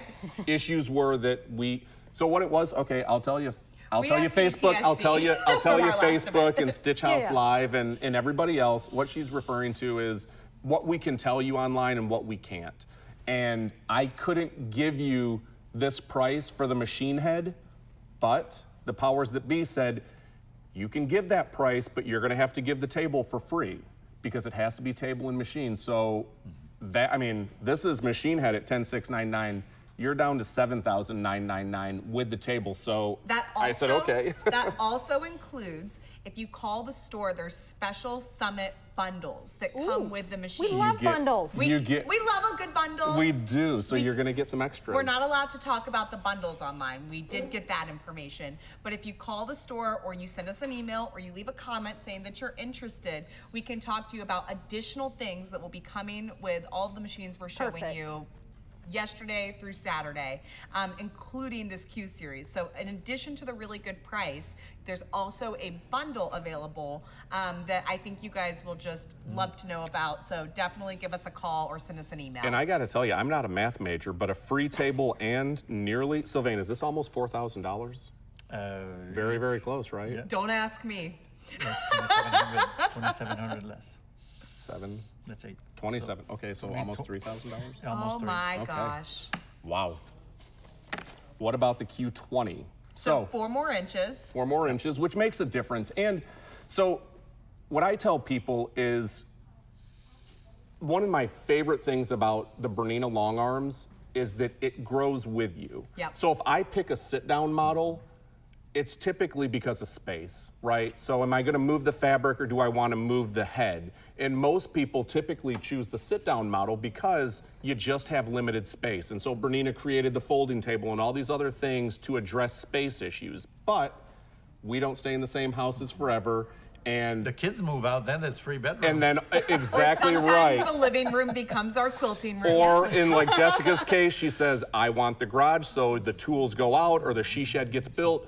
But at the end of the day, or a slab gets poured and you add on. It's happened. Or we've got a customer who actually got a house. Her husband bought her the house next door so she could put her machines. I have heard this. This is Welcome it's to crazy. Texas, baby. But with all of your other machines, you lose your equity in the machine, right? So you have your sit down and now you're stuck with this machine and you have to get rid of it because now you have space and you want to move the head. You want to be able to do these big, big king and queen and full-size quilts. And so you say, I'm gonna, I spent $12,000 on my sit down and now I'm gonna sell it for $6,000. And then I gotta spend another $20,000 or $30,000 on a stand-up. Like, it just doesn't make sense. You don't do that with a Bernina. With a Bernina all the way down to the 16, you simply just add the handlebars, buy the frame. You don't lose the equity that you built in your machine, and I love that it grows with you. They don't have the frame out for the 16 just yet, but the 20 goes on to the frame that we're gonna look at with the 24, right? Right. Okay. And pantographed and automation called Matic can go with it. So this is the only brand where you can do this. Yes. And so again, if you're shopping, I want you to shop features more than price, because if you buy another brand first and then you have to do the trade-in, you're going to lose all that money to then buy your Bernina.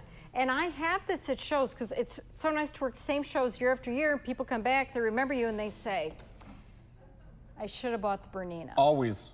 Or I should have bought the bigger machine. Now I get it. But even if you did like buy a 16 and then eventually you get proficient, the kids move out, you want bigger, you want 24, Berninas hold their value the longest. Oh. So even in, and they're in demand. In that ultimate scenario where you say, I want a bigger head anyway, your investment is still protected because Berninas hold their value the longest. Yep. But if you think that a frame is in your future, what I'm about to talk about next, I think, is the perfect machine, and it's where I put people. I love the sit-down Bernina, the Q20, love the space of the Q20, and it's big enough to move to the large frame, and it's big enough to make sense to automate it in the future. 20 inches is plenty of space that I feel comfortable automating and not feel like I'm just continually advancing my quilt and continually advancing my quilt because the space is so small. 4 inches, once you start quilting on the frame, makes a world of difference.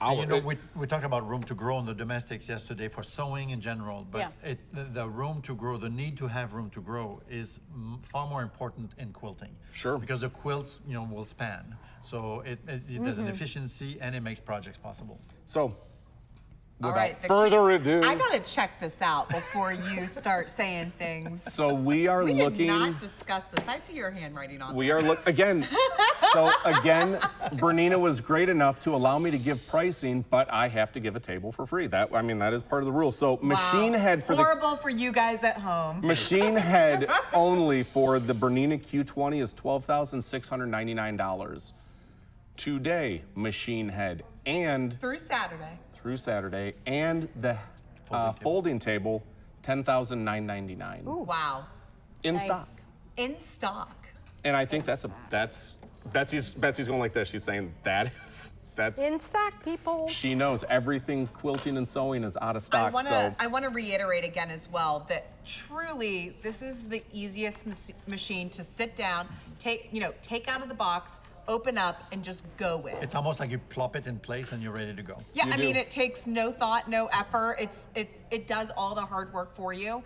But on that same on the same token, I want to say that we are going to be doing lots of virtual education coming up. This is, like I said, this virtual summit was our first live event to kind of see how well we could do with microphones that actually work, cameras that work, and a really great team. So coming soon from Stitchhouse and our new website is going to be virtual education that goes along with the Q series, with the sit downs and the domestics, and all the way to the long arm. I've got to say, I love delivering and installing these Q series because anytime we install a long arm, we're going to load up a quilt sandwich and we're going to teach you how to thread it, how to set your tension, how to do all of the things. And when we do the Q, you sit down and... He gets back to the store so quick. And so she loves that. But I thread it and I say, I mean, That's it. I feel like there should be more here, but there's Yeah. BSR, so go for it. I mean, the lesson takes 15 minutes. But just to tell you, I had to set one up at the Creative Center in Chicago, right? It was already in the table, so I had to take it down, move it to the training room, and put it up. It took 10 minutes. Wow. And I had never really taken down and set up again, back to back like this before. So it's not like I do this every day, right? Yeah. And it took 10 minutes. So if you are not finishing your own quilts at home and you're sending them to someone, stop doing that. It is time to start quilting your own quilts because, let's just face it, we've spent a year at home. And Brian and I used to travel a lot. I like being at home now. Like, we've had the option to go on a weekend vacation or something. We say, but we like being at home now. Yeah. So you want to make your home really fun. You want to make your hobby really fun. And you want to take your craft from beginning to end. And this is usually the next step for most people that are getting into piecing, getting into quilting. A lot of people have taken up a new hobby during the pandemic, and it's time to start quilting your own quilts. And this is the best way to get introduced to quilting. So Raven just came and asked, she's getting questions online, is there financing available for anything, and especially for this or Super specials? important. Is there? Are you looking at me for the answer? Well, I was going to let you give the answer. I know the answer. Bernina utilizes a really great company called Synchrony for financing. We take the Synchrony financing here at Stitchhouse. That can all be done over the phone, so you don't need to come in. We can help you. Just give us a call. Synchrony is just like a simple credit card application, takes just a few minutes. Your first payment's due within the first 30 days. There's no down payment or anything like that, so it's really simple, and we can help you out with all that. And it's interest-free. 0% interest free. 0%. Brian will not let me do anything. I have to tell you guys a quick funny story. Oh, goodness. When We've got Philip coming up. I know. Okay. When, I've worked in a sewing store my entire life, so I feel like an old soul that's always been around, older women. Is that a press-a-foot joke? well, growing up, I used to laugh at the women that had husbands that they'd have 10 different credit cards, and one would say groceries, the other one would say gas, and they'd have little Post-it notes on it, and I'd be like, oh my gosh, that's so funny. I can't believe someone's husband makes them do that. Well, why are you looking at me? American Express for everything. No free ads, but American Express for all. I now have a spouse that utilizes different points for different things. Well, okay, all right, guys, look, travel and all other expenses. I mean, I only give her 2 choices. So whether you're going to put it on a credit card and get the points to go to Aruba next month, or you want to utilize the Synchrony free financing at 0% interest, we can help you out with all of that here at the store. And that's not just on the Q series, that's on any Bernina product that we have. We have special financing available, and we can talk to you about that either in person on the phone, here in the store, or just send us an email or comment. So what do you use, just real quick, I've got a question for you. Okay. What do you use if you need to iron your tops and get them prepped and ready for quilting? Well, I will tell you this. I lived in a 500 square foot apartment when I first met you, right? In Oak Lawn down in Dallas. And coming from the sewing industry, I had 3 vacuums and a Laura Star iron in my 500 square foot apartment. What is that? A Laura Star iron is literally the best system in the world for ironing. As someone who likes their clothes to be nice and pressed and crisp, and also quilting and ironing and steaming and all the different things that we as crafters and sewers need out of an iron, Laurastar is the only way to go. In fact, Brian made fun of me when he first met me. He goes, I've never met someone that doesn't have any carpet and lives in 500 square feet with an ironing system and 3 vacuums. So, hey, I am who I am. Where can I learn about the Laurastar?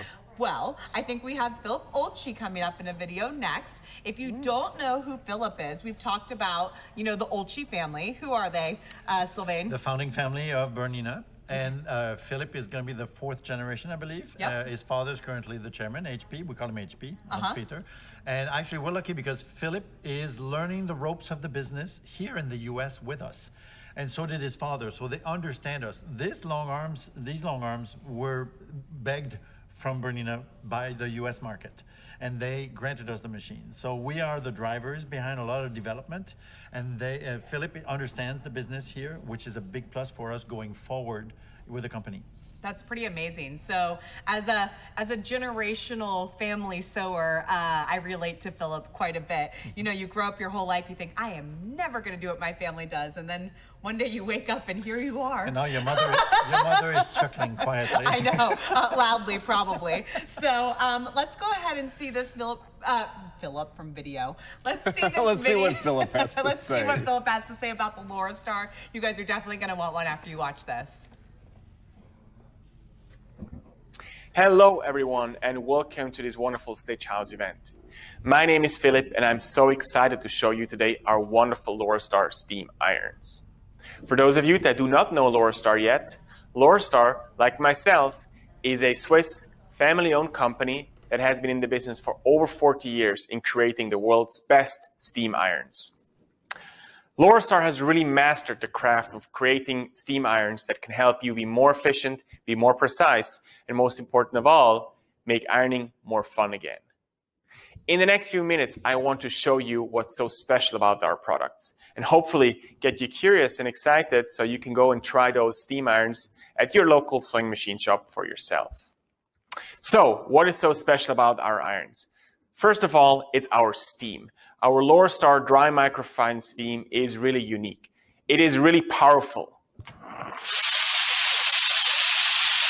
As you can see, it is a really powerful steam that can really penetrate deep into the fibers of your textiles. It will loosen those fibers very easily, and then with the heat of the iron, you can flatten them out very easily and fast. Second, Laurastar has a unique dry microfine steam. Yes, dry steam. I know that sounds a little bit strange, but in fact, our steam is getting double heated. That means our steam is much more like a gas compared to your steam that you have at home in your regular iron. That's a wet steam. Wet steam is aggressive, can shrink and distort your fabrics, and is not able to really penetrate deep into your fibers. It just gets the fabric wet. So with Laurastar, with our dry microfine steam, you really get a much faster and better result, and is actually also better for your fabric. And third, we also have a certified hygienic steam. That means you can kill all viruses, bacteria, dust mites, fungi in your textile just with the use of our steam, without the addition of any chemicals or any other bad things for your fabric. A lot of people actually use our Laurastar steam right now to sanitize their masks, because we also have the certification that we can say we kill the coronavirus in textiles. So our iron is a really easy and cool way for you to purify and sanitize textiles that you don't want to wash, or maybe you can't wash, and just with the use of our steam, you kill all the germs in it.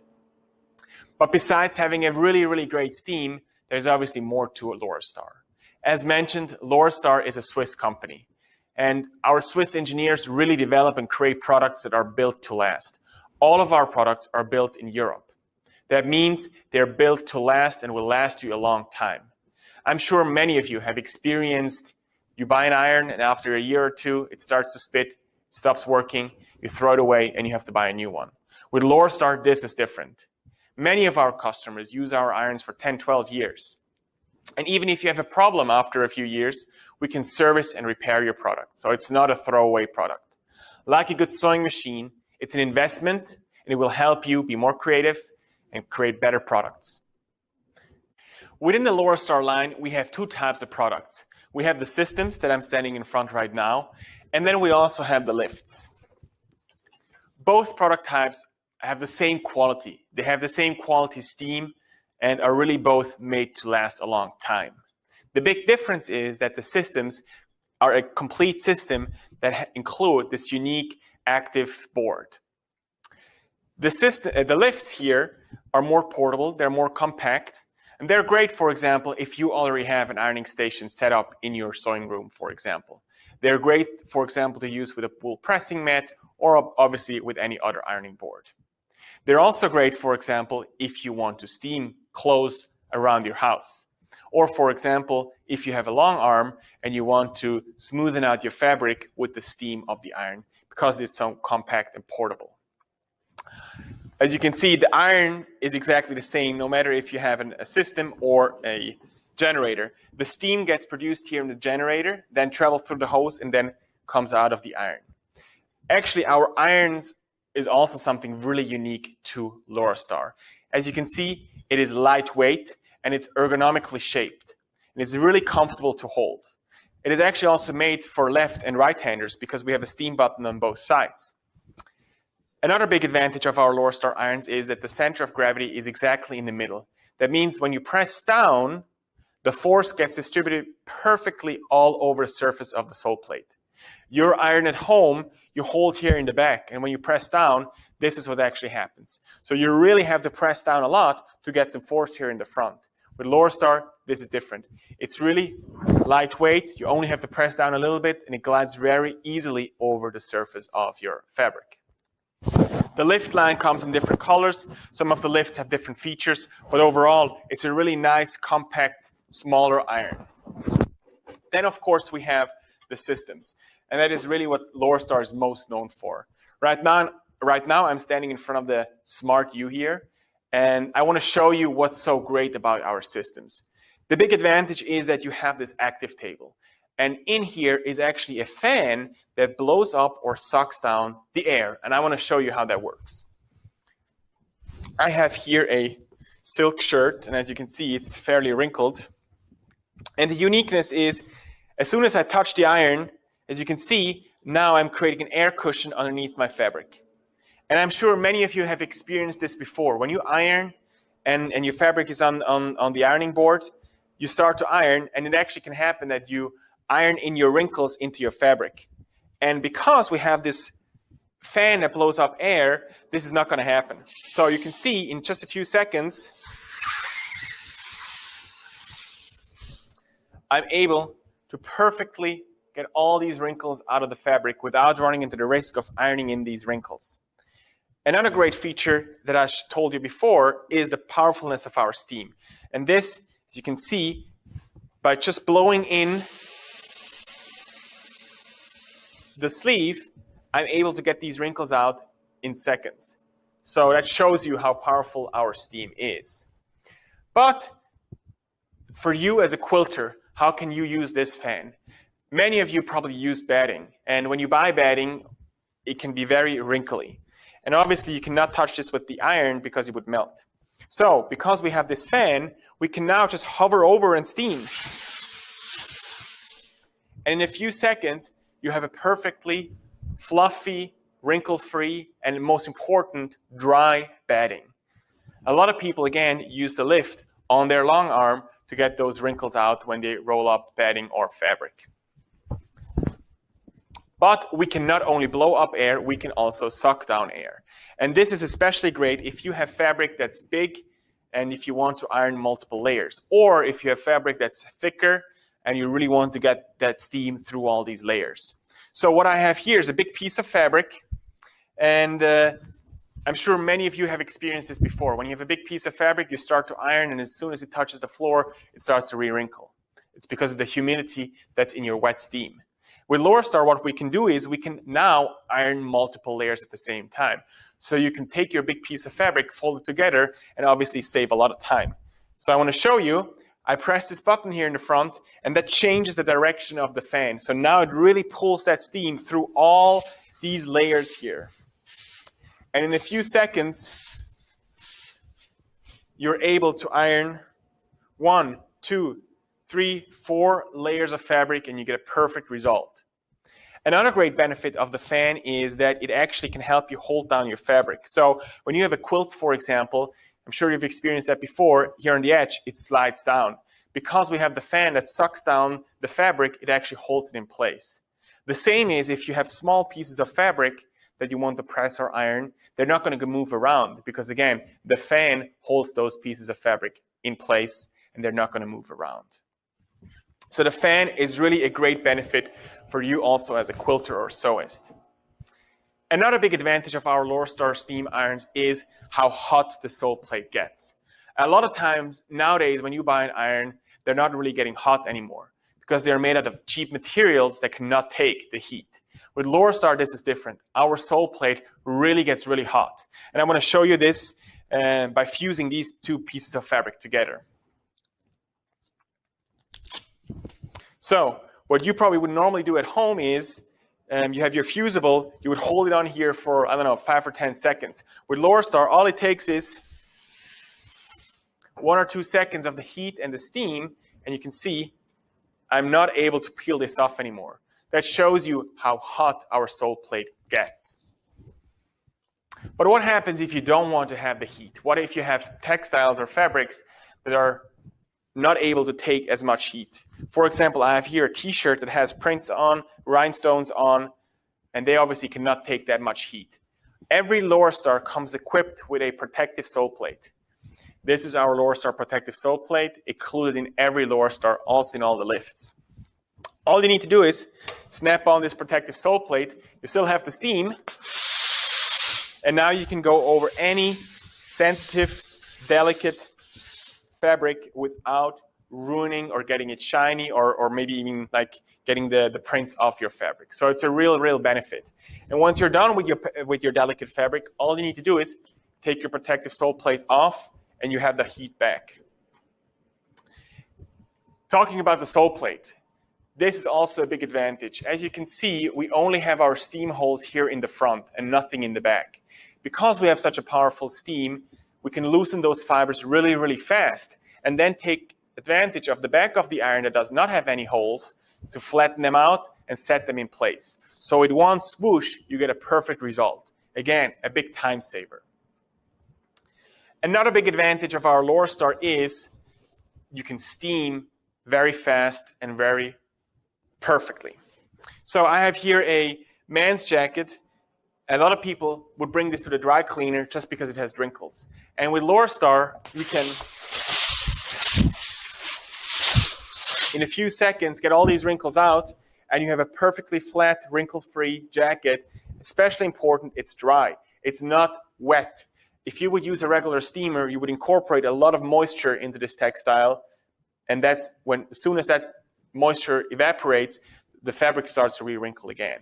So again, our Lorastar irons are really great steam irons.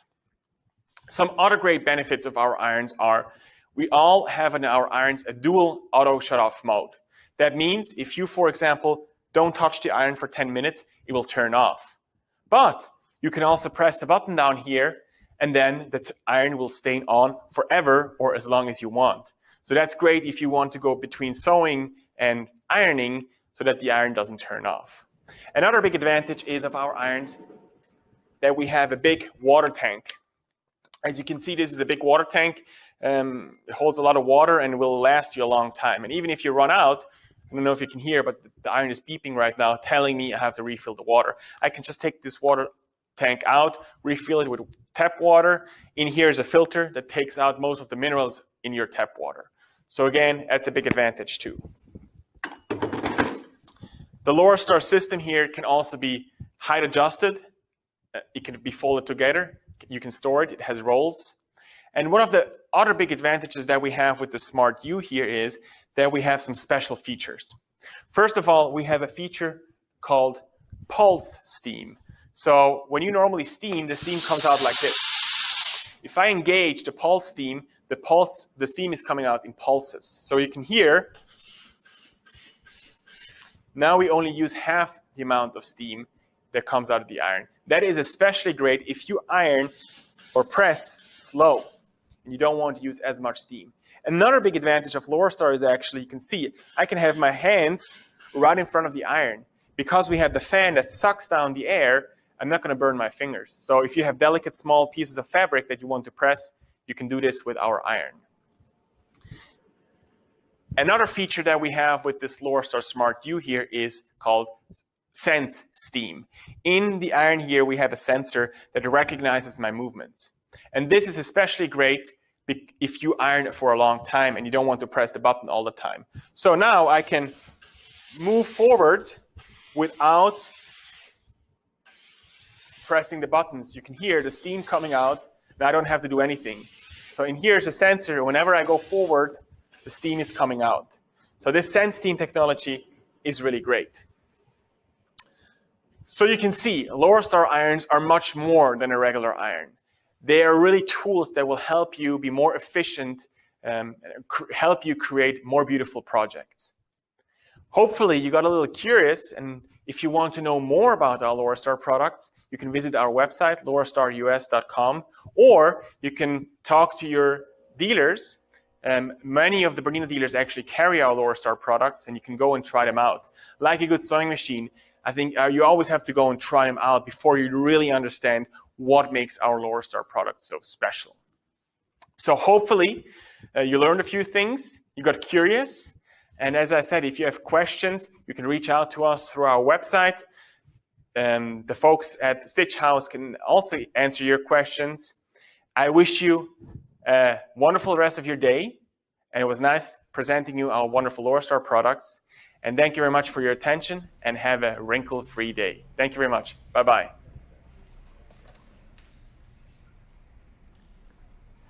All right, so what'd you guys think of Philip's video? I'm sure you loved it. Philip is in Chicago currently. I think Sylvain told you yesterday, but he's getting ready to go back to Switzerland. He's been in the US learning the business, the Bernina business. But Philip does a great demo on those Lorastars. I highly, highly recommend them. We also do have discounts on the Lorastars here at Stitchhouse. So again, if you have any questions about any products, go ahead and just give us a call or send us an email or leave a comment. We'll be happy to help you out. But without further ado, I am back here with Sylvain Bergeron, and we are going to be checking out all of his beautiful, beautiful quilts that are unlike anything you've ever seen before. So Sylvain, tell me a little bit about your journey into this quilting process. Okay, first I went to ag school. Oh, excuse me? And yes, and then I went to Cornell for grad school. I'm a plant disease epidemiologist by training. So I knew nothing about quilting. So you're very offended by this plastic plant behind you. Well, it looks pretty good. But I didn't come up through the ranks. You know, my grandmother did not teach me how to quilt or anything like that. So I was teaching sewing. And I have a research background, so I'm both left and right brain. And I'm told you love data points. And I'm told there's sparks in the middle sometimes. Yeah. So I was teaching people embroidery software, because I love software. And I was telling my students, you can include embroidery into your quilt design. But then I asked my question, what if embroidery is the quilt, the design medium? I think that is often overlooked in the quilting world. Yeah, I mean, I didn't think, flowers on the border, although you can do appliques with the software on the border and all that. You can do some beautiful stuff. So you could do an all embroidered Baltimore album if you wanted to. But for me, it was like, well, there's a story behind all of this. When I was 7 years old, my sister was 9. Is this a short one? Yes. Oh, I'm just kidding. We were not rich by any means. We were poor, actually. So my folks scrambled and scratched all year for us to get one nice thing at Christmas. Wow. We both wanted a spirograph, the gear tools. Brian still loves them. There you go. So, dang, my sister, she got the spirograph. Ah. Yeah, so, well, she didn't know Were that. You supposed to share? No, but she didn't know I was sneaking it out and playing with it and putting it back. But anyway, my brain works like a spirograph. So now for like 10, 15 grand's worth of equipment, I got me a spirograph. So anyway, so in 2005, I made this is my second quilt, but in 2005, I made the mother quilt. It was triple stitch. It's 50 arcs in 2 millimeters apart. So basically that creates 100 millimeters, which is 4-inch block. And then there's 4 colors, but in triple stitch. But triple stitch is opaque. So you would see mostly the yellow on top. The other colors were kind of concealed behind. But when you put the quilt on the wall and walk like 15, 20 feet away, it was like the back of a CD. This disc would spin, even though there's no moving parts. And I'm like, That's something. So what I said to myself is that I need more translucency between the layers of color. So I went to a straight stitch and back 50 times, on a block. So what you see here is that. But on a Bernina, what I realized right from the bat, at full speed, any of the Berninas that embroider, there's 1.5 million stitches on this quilt. Wow. They all go out and back in the same holes. Wow. Okay? Because if you have 1 or 2% fuzziness, you lose the picture. Wow. So on most other brands, I have to say, I had to slow them down because I mentioned yesterday how tight our hoops are. Correct, They go on, and that is what makes the difference. So no the movement. precision, no jiggle, no iffiness. So this I started playing, and our embroidery software has a companion program included that is the Quilter. Okay. So I took the block into the Quilter, and I insert the embroidery, and then I start manipulating it until I get this. So basically, this is a large yellow paper clip that goes underneath, it becomes a small clip. So it's 2 of those clips snapped into each other. And then when the red emerges from under the yellow, it goes back to the yellow rather, and then the blue will do the same thing, and that left all the green that ended up framing the outside. So I went back to work, and I showed this to the then Vice President of Education way back, and she had been my boss my first year at Bernina. And I knew her tones. And so I said, I made the quilt. I had shown her before the design stage. And she said, you have to go to Houston with this and a quilt festival. I went, right, it's my second quilt. I'm like, I'm an agronomist, right? Yeah. So I've been at Bernina, maybe 7 years. So she said, you have to go to Houston with this. I said, right. And she said, no, I'm serious. I'm like, oh, okay. So I entered the quilt. This was the first Master Award for Thread Artistry It's ever. amazing. I mean, yeah, of course. And I knew nothing. Okay, I was stupid. I didn't know nothing. It's my second quilt. I just wanted, but I took my time and I slowed down my machine. Wow. And it came out, precisely because it's made on a Bernina. And John Flynn, Libby Lehman, everybody told me we were waiting for this. I didn't know. I don't come from the quilting world. So from there. But I think that was the beauty of it. Well, what I tell people, well, they say, there's groups now of men who quilt. I don't belong into a group like that. To me, it's people who quilt, right? Don't put Sylvain in a box. No, you can't afford my box. So, but no, I did not know better, right? So what I tell people, what you don't know won't slow you down or won't stop you. Now, as I said, yes, I say in my classes, read the book, understand the book, know what your machine will do, what you shouldn't do, then throw the book away. Absolutely. Then go have fun. So but I would tell you, the technology between our embroidery software and the embroidery machine is so good that what I saw in my little head is exactly what I got here. There was no loss in translation. There was no fading, no nothing. It's exactly what I saw. I think that's kind of the amazing part, though, Sylvain, is that you saw this in your head to begin with. Some people say that's the scary part. Yeah. Scary, amazing. Yeah. Now, at the quilt show in Houston, I had people, if you step back 10 feet and go 10 feet to the side, the yellow starts twisting like a rope in space because Betsy mentioned this morning, trilobal thread. Yes. So this is isochord embroidery thread. It's trilobal, which means there's 3 facets to this. The thread is like a triangle. And so as you twist that thread around, it scatters the light, it radiates the light back in a different angle. And because you're following arcs, you are promoting that effect. So if you go up close, like here, you can see there's a little shiny band that forms in the middle of those arcs, right? Yep. So that's what I was playing with. So the joke at the quilt show was like no drugs were required in the making of the pattern. The rest was viewers' discretion. I said it's the wrong time of day for me to be looking at this. Yeah. I'm just kidding. So anyway, and these really look better when you can beam light at them. And at the quilt shows, they don't do this. So I would yank the Kodaks, the cameras. Back then we had point and shoots. I would yank them out of people's hands, turn on the flash because they were told don't use flash, right, at the quilt shows. And they often have signs that say that. I was the one saying the opposite. The story of my life. Yeah. And I would flash on these, and then the color just blew out of the canvas. Amazing. But there's a little method to behind the madness. These are all jewel tones, but with a bit of blue in them, so that they don't stick out from the blue background. The fabric is navy all over, front and back. The only fabric is navy. So it anchors the colors back into the canvas a little bit. So they don't blend in, but they wed with the background. They emerge, let's say, softly from the background. This is art. I mean, in its purest form. It's color theory almost, yeah. It's color theory, it's that I've art. never studied. But you see that you get the blue and the red form a purple. You have orange when the red and the yellow overlap. So you have all the color, the color wheel. They should have shown us that, I think, in kindergarten when they talked about color. You know, what stuck out to me the most, and I think we're going to progress with your quilts as we go along in this quilt show. What stood out to me the most when I first saw these was, I've been looking at quilts my entire life, and never have I been just floored at, I can't even figure out where he conceptualized this from, which I think is maybe a good thing, because if I were able to be in your brain, it may be scary. Let's try that on Halloween.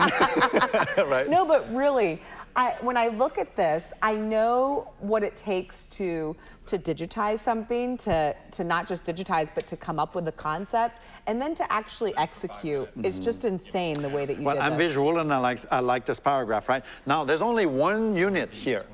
It's 50 arcs, out and back, out and back, out and back. There's 50 arcs, and then there's, duplicate, change the color, rotate 90 degrees. Do it again until you have 4 of them. Then I would selectively delete, like notice there's red here. So it's yellow, red, blue, and green in that order from the front to the back. So here there's only 2 left. Here's there's 3 left, and here's there's 4. But I was able to evolve this gradually, like, okay, I see this one. All right, this one needs to be mirrored. So I duplicate it, mirror it, move it over there, and there's a tool to center the embroidery in the block. So I was able to build this smoothly, iteratively, in the software as I went. And then at first there was none of this. And then I said, no, that looks empty. So then I said, well, let's make the red escape from the yellow, but return to the yellow. It's beautiful. And then kind of worm its way back. It was fun. It was really a lot of fun to do this. What is the name of this quilt? This is called Tied in Knots. Tied in Knots. Because of the 2 clips, and it's a full perpetual movement. And again, when you move away with a light on it, it starts twisting in space as you move around the room. And no 2 people will see the same thing. So was this your first quilt that you did? Second quilt. Okay. The first one was the one with that spun, that's what the you disc said. that spun. And that was supposed to be a bed quilt for a queen-size bed in my bedroom. But when I saw the circles spinning, I said, I'm going to have to put a railing in my bedroom, because when I walk in and I see this on the bed, the room is going to go like this. So I decided, no, you're going to be a wall piece. It's a little smaller than this. And so when I went to this, though, I went to double line, single and back. That way you can see that the other colors are coming through, especially when you beam light, it releases the color off the quilt. I think that what's so cool, especially, again, I go back to since the pandemic, is that we have seen people reemerge with the arts again. Like, they were at home, they didn't have time. And then I've been saying this for years, people need a hobby. They need an outlet. They need a passion, a creative space. And I think everybody has a creative space. It's just whether they unlock it. And I think that what's really inspiring about these quilts, and as we go on, you guys have seen nothing yet. This is really inspiring to someone that maybe doesn't want to cut up fabric and sew it back together, but still wants to work with textiles. I mean, it's beautiful. It's square sashing, yeah. Now, there's a little story at the awards evening. The person reading the card calls Sylvia on stage. And actually, you're like, who? Sylvia is my comedic alter ego, because I'm working for a sewing machine company. When I was a webmaster, technology companies would call. They see my name, Sylvain. Sylvian is usually, if they think it's a man, but it's sewing, so they think it's a woman. So they ask for Sylvia, and I would go like, yep, that's me. So anyway, they call Sylvia on stage, so I get up, and I had a loose white linen shirt on, and I go like this, and I look down and say, no, not Sylvia. Me. then it was over. So anyway, so that's the first one. Then I have like 3 pieces in that series. I call it my blue period. I love this. So then from there, a little lady, really short little lady from Tokyo walks up to me and she says, have you considered entering the, she liked the quilt, of course. And she said, have you considered entering the smaller quilt show, not the big arena quilt show in Tokyo, but the one at the art museum? I said, well, I didn't even know about the show. I said, no, but why not? So I make the next one, which is this one. This is called Interwoven. And if you were to beam light on this, you can see that the yellow ribbon crisscrosses like this with the red one. See, they crisscross under. But if you move this half a block and 1 block over, behind them, the blue and the green do the same. If you beam a strong light on this quilt, like straight white light, then the ribbons start dancing, almost like a curtain. Amazing. Yeah, and actually it's hard to show on camera with this lighting, but if you are, let's say, if you're on this side of the room, yep, and I'm on the other we side. We did this earlier. Right? So the diagonals moving away from you look darker, and the one coming toward you look brighter because of the trilobal thread. So understanding your thread and then the geometry, you can actually manipulate this. So this makes the chevron, but as you walk around the room, across the room, your chevrons would flip. It's amazing. It just flips on you, right? Yeah. So anyway, I entered this one, and it went to Tokyo, and I get the letter back. Oh, I had to race to my mailbox because they, I got a note like, we missed you. I had to sign, large envelope, Japan. I'm like, I get home, and then I read this. I had won gold prize. No, that was scary. Way. 2 in a row. So anyway, the prize money paid for the trip to Japan. I spent 2 weeks in winter. It's beautiful. If you can do it in winter, it's cold. Yeah. But they have vending machines with hot coffee and tea anyway on the street, so you're good. And I was able to go to Kyoto, and it snowed, that heavy Japanese snow, just a little bit of it in the morning. It was a dream trip. So this is pure line and color, and that series is called Line and Color in my mind because it is all about line and color. It goes back to, but then I said, okay, so there's another one after this bigger. It's 4 hearts in yellow, 4 hearts that crisscross. It is a continuous line throughout the whole quilt. It's called 4 hearts united by a thread. This one is interwoven, and actually I should show. If I can get this, it's upside down. I love your quilt. My labels are always a distillation of the design of the quilt. So it's basically, the yellow is salient, so that's the name. And then this, but on a Bernina, there's 50 arcs here in red and 50 in blue-green, right? So there's 100 arcs. I match the first one, the last one, they all match. And this is satin stitch, right? Yeah. This is fabric. Fusible interfacing, yeah. Heavy cutaway, not interfacing, but fusible polymesh embroidery stabilizer, heavy cutaway stabilizer below that, and then it's 3 layers. This is 6 layers when you flip this under, right? The satin stitch I went around twice. Wow. And it never stalled. Wow. On satin stitch. On satin stitch, right. no thread so breaks. That's a Bernina for you, Very right? amazing. So anyway, so that one was, and then the 4 hearts united by a thread, which I don't have here, is a bigger version, more organized version of this if you want. This, and I tell people, my work is deceptively complicated. It's actually not.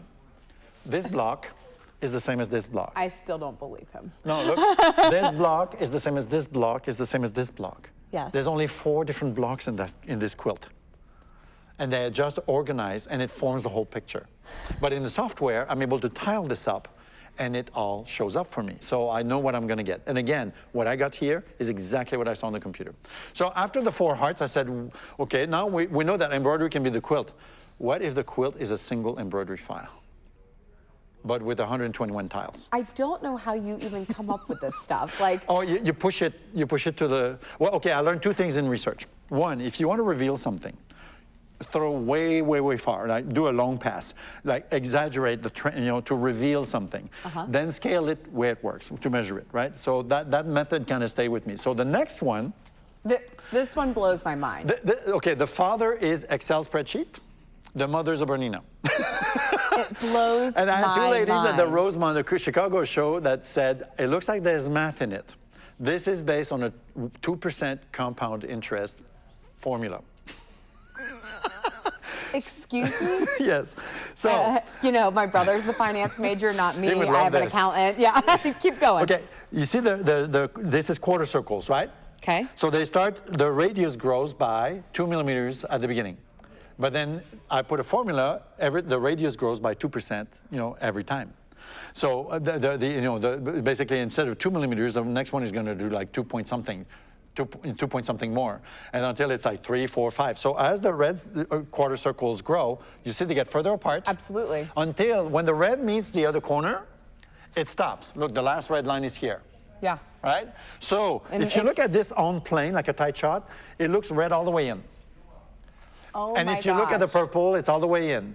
And if you look at the green, the same lag. So you have a wave of blue, the color same. that washes and loses strength so that the opposing corner can dominate its own corner, right?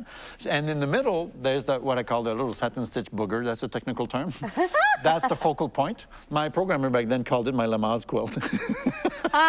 So what I did is I removed some of the circles. Now here, the circles the radius grew by 2 millimeters without the compound interest, all the way up to here. and then you can see that it gets more diffuse.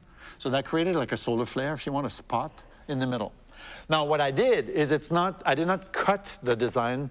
There was, well, before I say that, this is a quarter circle. Originally this was created in the software with just a circle tool. So these circles went out here. Down. So so it was all the way stretched out. There were 6 tiles, no, 9 tiles, the size of this. There were 9 tiles total. So it went to the attic, to the basement, the front porch, and the garage. Like this thing was huge. There were 12 million stitches in that embroidery file at the apex.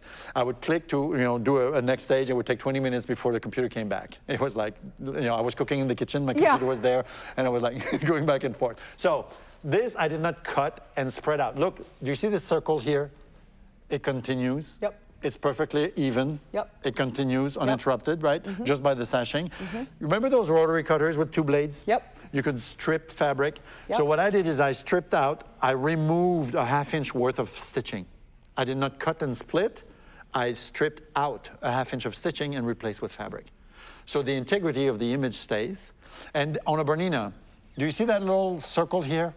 It's barely touching. Barely. When I go 90 degrees, do you see it's exactly the same relationship to the yoke? Same and same. On a Bernina, the precision it's nuts. So, and this again falls apart if you don't have that precision. I do not square my quilts, I square the blocks, but then when I stitch them together, this one I took my time. This is probably my best work in terms of, well, these two. This went to Japan, so it's really precise. And actually, Saturday we'll talk about one of the locking method, stitch locking method when you start. This is all stitch in the ditch. So, there's a method that I use to tiptoe back to the cross line so you never exceed it. And then when you finish, you tiptoe to the finish line so you never exceed it as well. So that precision is courtesy of Bernina. The rest is me taking my time, bring the slider down. This is the first one I did on my 830, my Bernina 830. Okay. And we used to have a little design you could download that said made with 8. Oh, that's cool. I was a webmaster, so we put that on the website back then to download. I love that. It was made with 8. So, and this is my favorite label of all my quilts. Let's see if I can just hold it up for a sec. We'll do this. There. It's upside down, of course, but again. Oh my goodness. It's the center of the motif. And what I did is I removed some of the circles around, more than before. I wrote the lettering, and you can blow the lettering apart in our software. So I separated all this into letters, and then I just expanded the O to fill the space. So cool. And I'm an agronomist by training, so my quilts are always the title, the season in the year, and my name. That's all. So this is my favorite label. Do you put the season that you conceptualized No, when it was finished. Okay. Like the season when I made the label. Okay, got it. Okay. How long do we have left? 10 minutes. Perfect, because the next one is different. Let me preface this before he gets into it. So when we first met Sylvain, he came into the class like your new dealer training, right? You were new with Bernina. New dealer training. And I can't remember if you brought out this quilt first. It may have been the last. It was the last, usually, yeah. So before you see this quilt, he stands up on a chair. Yep. He drops this quilt down, and my jaw just hit the floor. I said, that is the most insane thing I've ever seen. I don't even know. Like, these are all fabulous. They are insane. They are amazing. They're crazy to see how precise and precision. When you see this next quilt, it is gorgeous. It is thoughtful, and it's also really heartfelt, right? This actually, I don't see the quilt. I see the image, because it was my soul sister, Chantal, who died of breast cancer in 2000. So I started doing design studies. I wanted to turn that into a quilt. And so, since I don't do things small, that's why he's perfect for Texas. Went a little crazy. Well, where I come from, Texas is not that big. Oh, that's true. Right? I'm from Quebec, so it's even larger. But anyway, that one is a photo. It's a 5x7 portrait, but it's 5 feet by 7 feet. So let's go look at it. So, she slept in a suitcase, and I call the quilt by her name because all I see is Chantal. You may need to be about 10, 12, 15 feet away to really show the picture. But it's basically, that's the picture they used for her funeral. It is her. If you know Chantal, this is her. This woman bicycled 6,000 kilometers in Northern Europe alone, okay? Just all the way through Scotland from England, Scandinavia, Finland, came back through Germany, Denmark and Germany. She had a strength of steel. So anyway, she's holding a daisy. This is at the end of Quebec, near Maine, actually. And if you knew her, this picture is her. So what I did is I scanned the picture at high res, and then we have another program included with the embroidery software called cross stitch. And there's a function called auto stitch. And what better method to I wanted to create a dot matrix, basically. You have pixels, you can turn them into crosses. And so what I did is I generated the slab. I did 2 design studies, and in true fashion with her temperament, the first one was the best. Like she always would say, go with your first. Yeah, and you know, that's usually the way it goes, right? Well, no, this one was the 4th design stage. Really? Because the math wasn't working out yet. Oh. So anyway, this, if you look at it, is 80 rows and 59 columns of, this was a solid slab of cross stitch. Then what I created is a mask of 1 cross around the square. If you want to come close to show a single square, and actually, you know, these might be easier color-wise. So on each square inch, I remove 1 cross on the outline, and then on the corners to create cross-stitch circles. So it's a meta dot matrix. But then you see there's a lot of jump stitches in there. So this is, and each block, if you back up just a little bit, each block is 4 by 4 inches. So there's 300 blocks put back together here. And there's some really crazy numbers on this one. So when you auto stitch, you transfer from pixels to crosses. It asks you what kind of colors do you want to use. I said use isochord. So 48 colors of isochord. There were 3,822 color changes across 3 machines at the same, running at the same time. And then, the machines slow down before they cut, and they slow up after they cut, right? So I said, that's too slow. I drink coffee, I can go faster than that. So I turned off the cutters. Wow. So there's 100, and I guesstimated, this is where I test, I have 2 minors in statistics in grad school. We called it sadistics. But I guesstimated about 125,000 jump stitches. So I ran the 300 files through a little 15 kilobyte program that counts the thread jumps, the snips and all that. There were 136,000. So 272,000 snips by hand. This one is a work of love. It's 500 hours. She went to Japan. Lucky her, though, she got to tour Japan for a year. Wow. She won a bronze in Japan at the 13th Quilt Nihon exhibition. So, and then if I show you the label, it's going to be upside down, of course. That's the original. But yeah, in the embroidery software, we have CorelDRAW bundled in as the artwork canvas. So this is a printable muslin, right?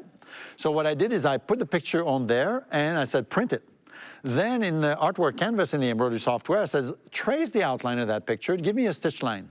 So I did that. So that was a placement line on the stabilizer. Then I could place the sheet on top, then stitch down, and then finish the label. And again, it's called Chantal, Impression d'une âme sœur, impressions of a twin soul. In French, it's not a twin soul, it's a sister soul, because the word soul is feminine. And it's so true of her, because we would call each other and get a busy signal every time. It's amazing. And so we had this game where we both hang up and I would call back.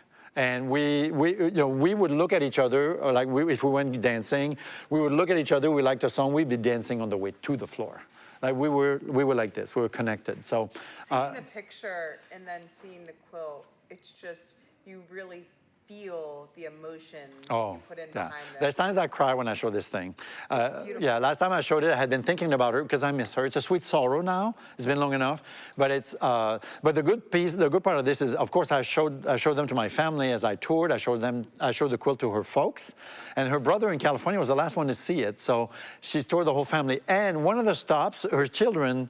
She was pregnant when they found the breast cancer, so she had it rough. So her daughter really never knew her mother. So when I brought it back to show, her daughter was coming to visit the grandparents, her folks, so she got to see it. Her daughter is in art school, in college. No way. So she was not only interested in the picture, she's seen this photo, because like her folks have this photo on the wall still in their house. No, she was interested also into the construction, how it was put together, the media used and all that. So we had like a second-degree family moment. Because, I mean, I consider them my family as well. Yeah. The whole family. So this one is special. I call this piece just Chantal, and I don't see the quilt. I just see her. To me, it's always Chantal. And what's also so artistic about it, too, Sylvain, is that when you're up close, you don't see the full picture, but when you take a step back. About 15 feet away, It is. she comes to life, right? And that is just amazing. Well, when I finish my living room is like 14 by 21. I have like laminate floor. So I will put all the tiles, the blocks, the 4x4 blocks.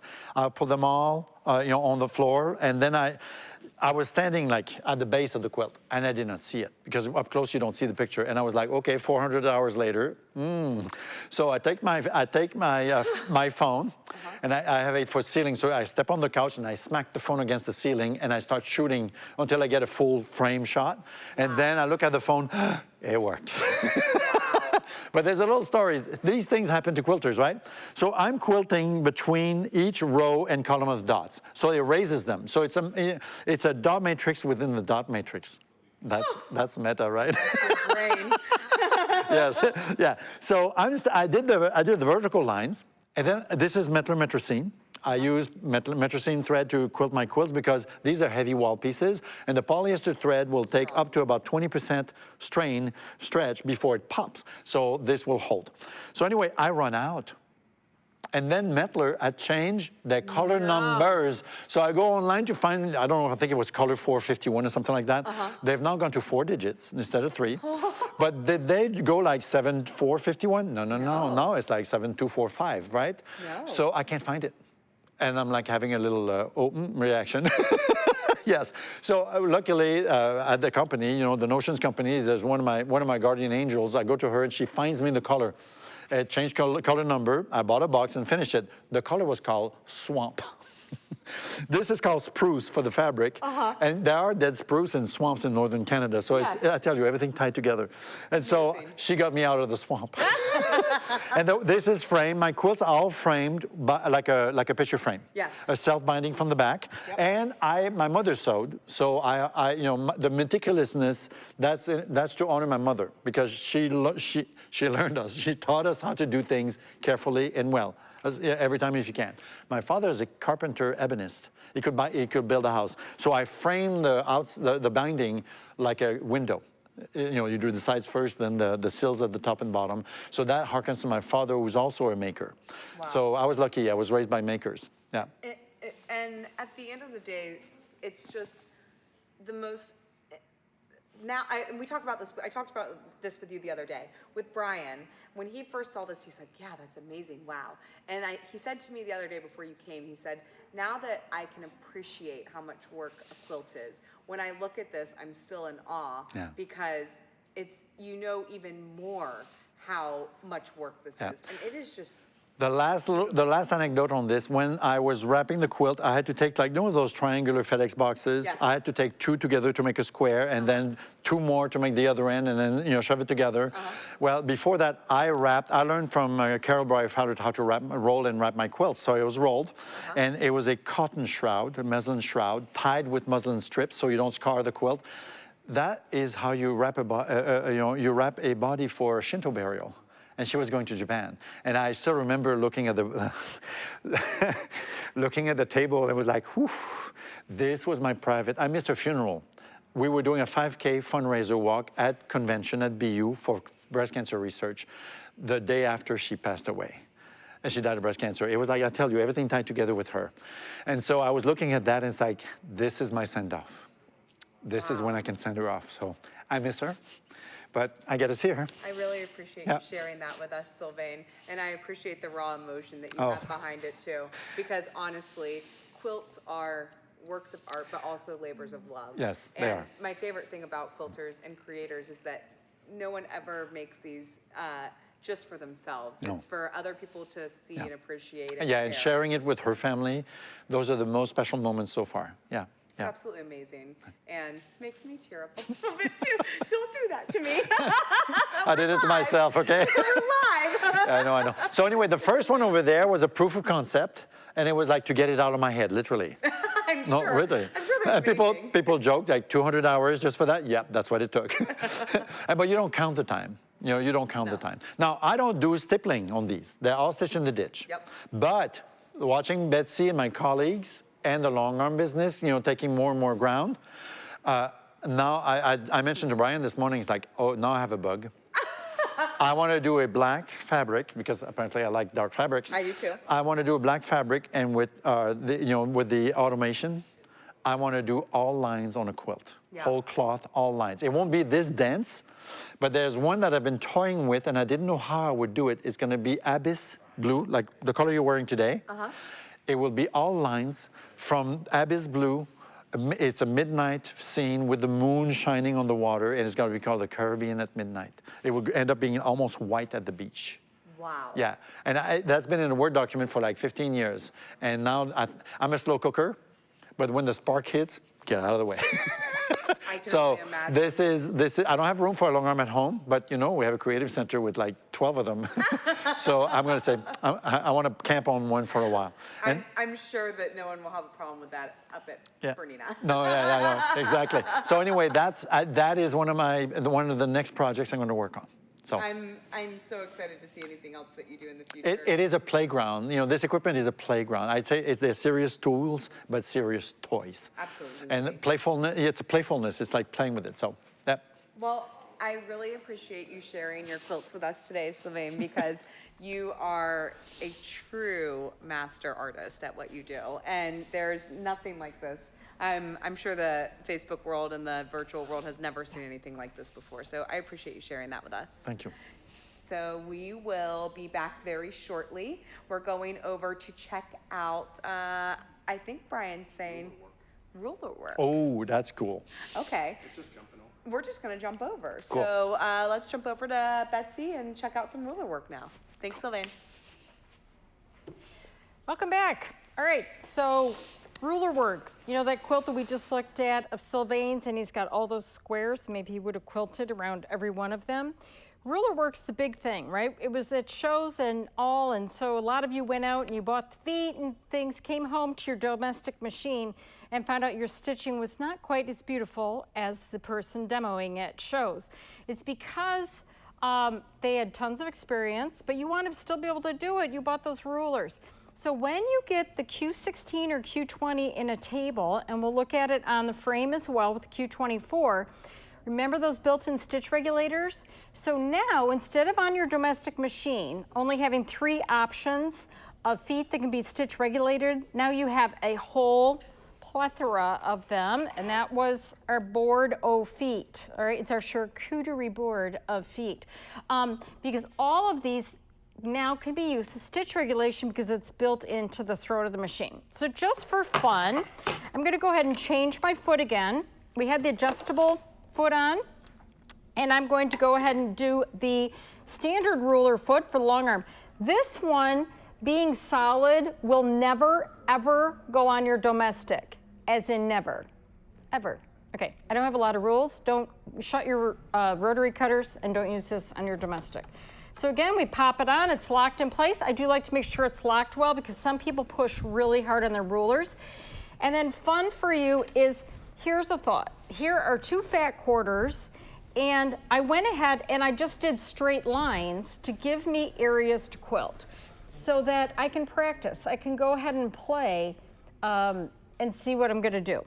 I have no idea what I'm gonna do. That's the fun here. You're gonna see it get created. I took my Choco liner, which I adore, even on this black. See how I can make the mark? And I can rub it off. I have a toothbrush that I wrote on it, chalk, so I'll never use it for anything else, and I use that, and this comes right out. I can't guarantee it with colored chalks, but white chalk, shazam. All right, so I made marks so that I can go around. I'm gonna do that heel kick, which is gonna pull up that bobbin thread for me, and I am in BSR 2, so that I am in charge of the speed and the needle will pause when I do. I'm gonna toe kick so that I'm in the right place and I can do a couple small stitches. Now with that foot down, I can introduce a ruler. I would not have brought it into place before because the area around the edge of this foot is called the fence. It's a 1/4 inch tall, and this ruler is a 1/4 inch thick, so you cannot use your cutting rulers. They must be quilting rulers. And now look, the fence keeps the ruler out of the playground where the needle jumps around, all right? You do not want them to play together.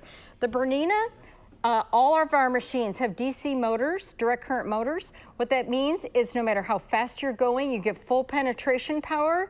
And so but they do not like to try to sew through a ruler, okay? I'm gonna put my ruler in place, and this is an Amanda Murphy ruler. It has a texture on the back so that it holds in place for me. I love them. The other thing the store has that's a great starter set is this Bernina set. And it comes with the straight, circles, ovals, squiggle, and what I always call the boot. And the boot is basically, it's got all those different curves on it for continuous curve quilting. So that's available at the store. I'll bet you there's a deal on that this week. All right, so I made marks on my quilt, and they're just gonna give me an idea. So we already know, put your foot down, put your ruler in place, and then know that the needle is 1/4 of an inch away from the outside of the foot. So I have to position my ruler 1/4 inch away from my marking, and I'm gonna go ahead and start quilting, and I'm gonna go right along that line, and then I stop here. I turn my ruler, I come down, I'm gonna mark out for my corner,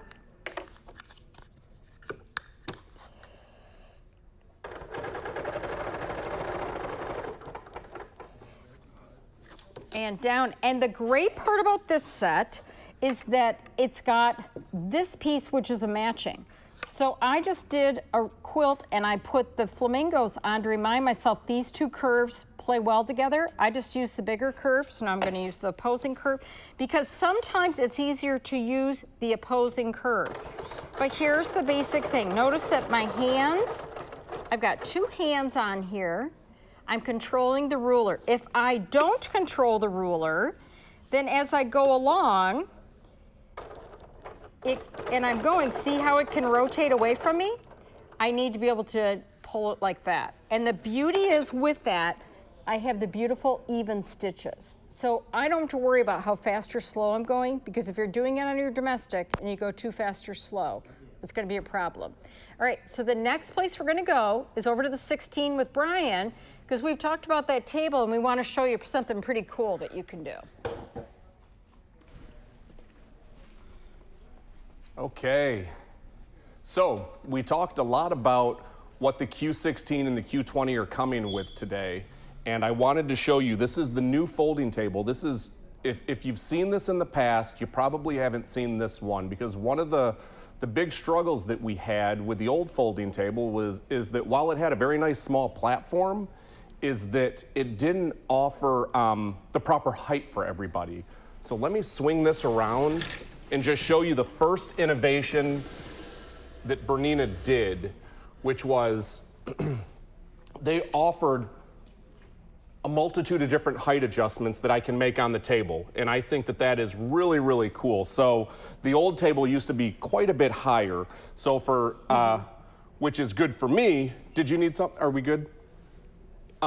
So which is good for me at 6'2". However, somebody like Jess, who's only 5'2", it didn't, she's screaming back, she's saying, hey, it didn't quite work. The next thing that I want to show you is that I've got the Q16 in here. And with the folding table, you're going to get this insert. What that means is that when I utilize the Q16, I will go ahead and put this insert in. If I were to purchase the Q20 and get this free table, I'd simply take the insert out. So this is a table that works with both the Q16 and the Q20. Now I just want to show you how easy it is to break down. Let me slide that around. We're looking at right around, I believe, a 54-inch quilting space here, about 4.5 feet, I believe, from edge to edge. So it's a large table. You get a lot of space. So when Sylvain talks about having the big quilting wings, and he's over here dancing like this, you can do that here. So let me show you the best part about this table. 2 clips there. 1 down.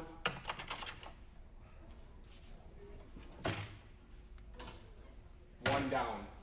So now I've taken and I've cut my footprint totally in half, but I am not through there. I've got 2 pulls on the back here. So all you have to do, slide this up. That locks in place.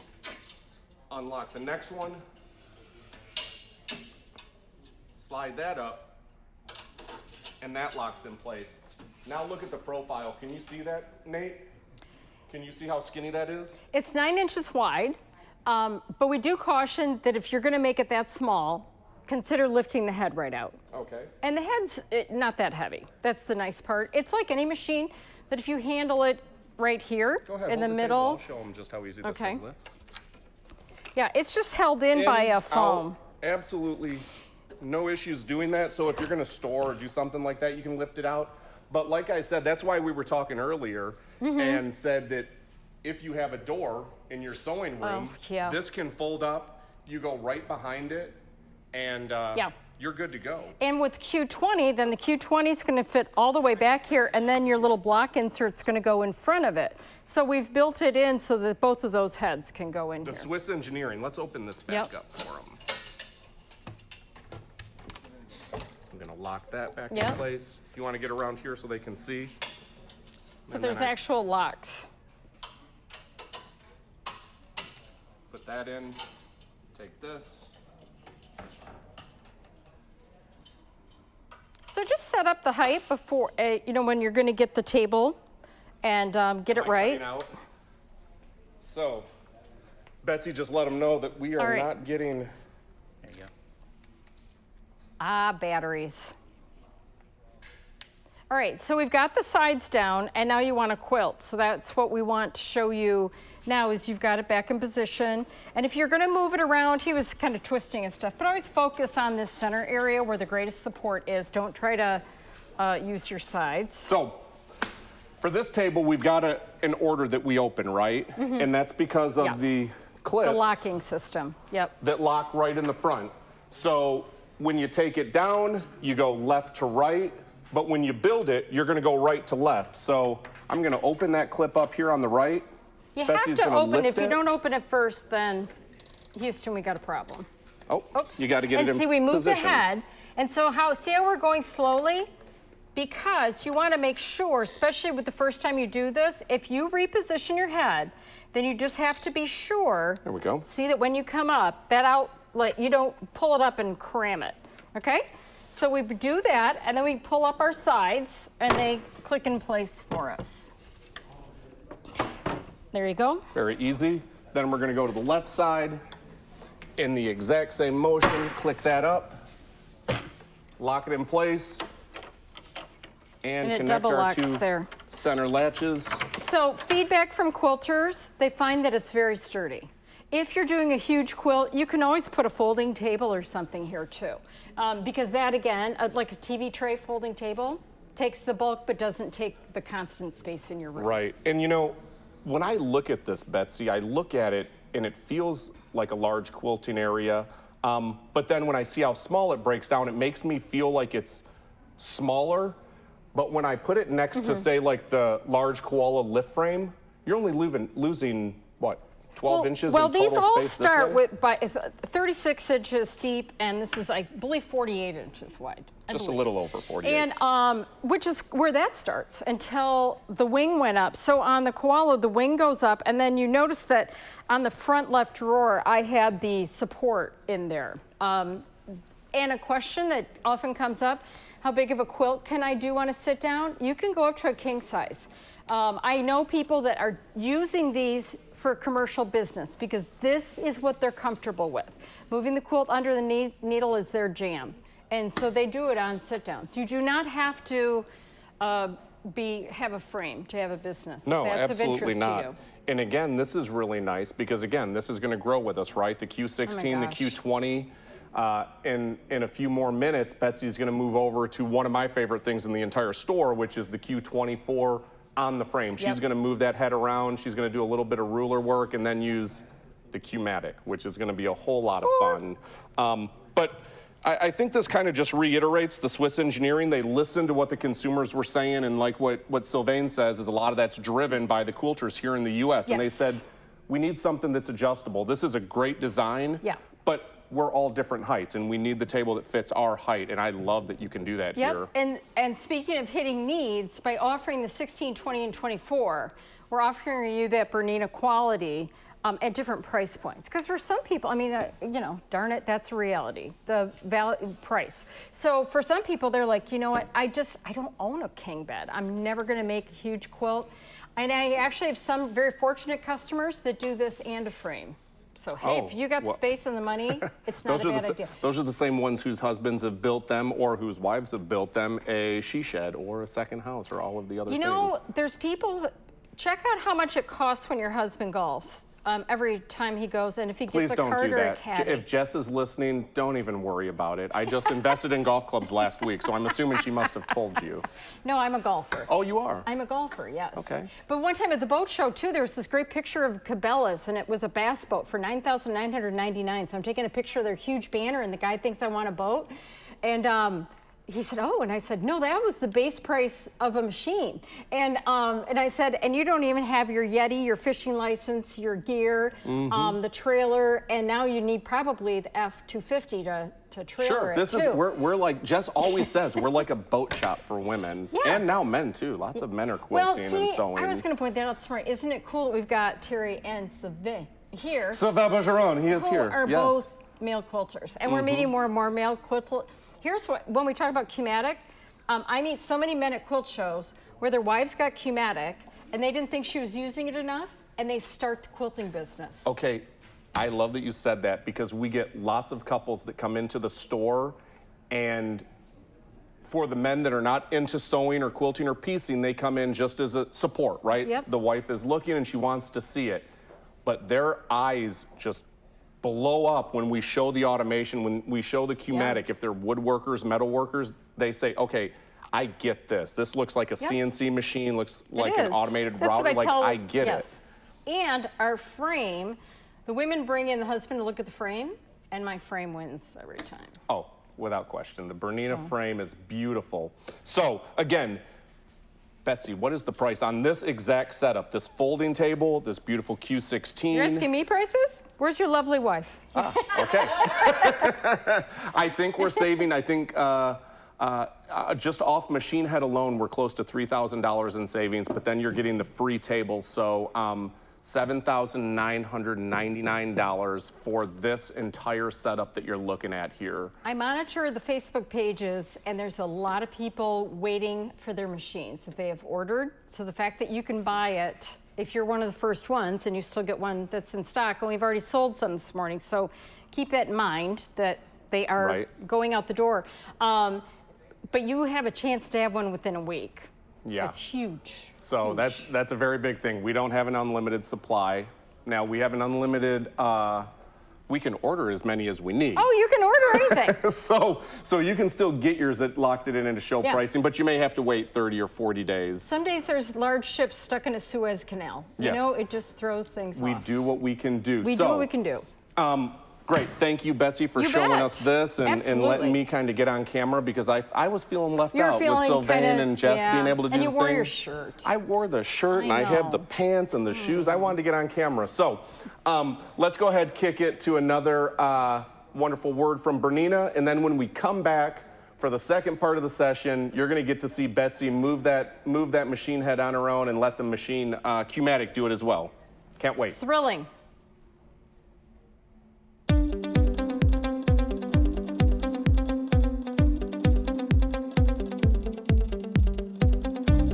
Hi, I'm Lisa, and I'm from just outside of Philadelphia in the United States, and I'm a professional quilter. I absolutely love what I do. I get to stay at home and work out of my studio, so sometimes I just don't even get out of my pajamas, which is great. I really like the way the Bernina feels. So I knew when I first drove the Bernina that it was just a really smooth machine, and so it really just kind of glides along the top of your quilt. The stitch quality on the long arm is exactly how the stitch quality is on the sewing machine, and that really impressed me. It's manufactured and assembled in Switzerland, and I liken that to very high quality and high standards.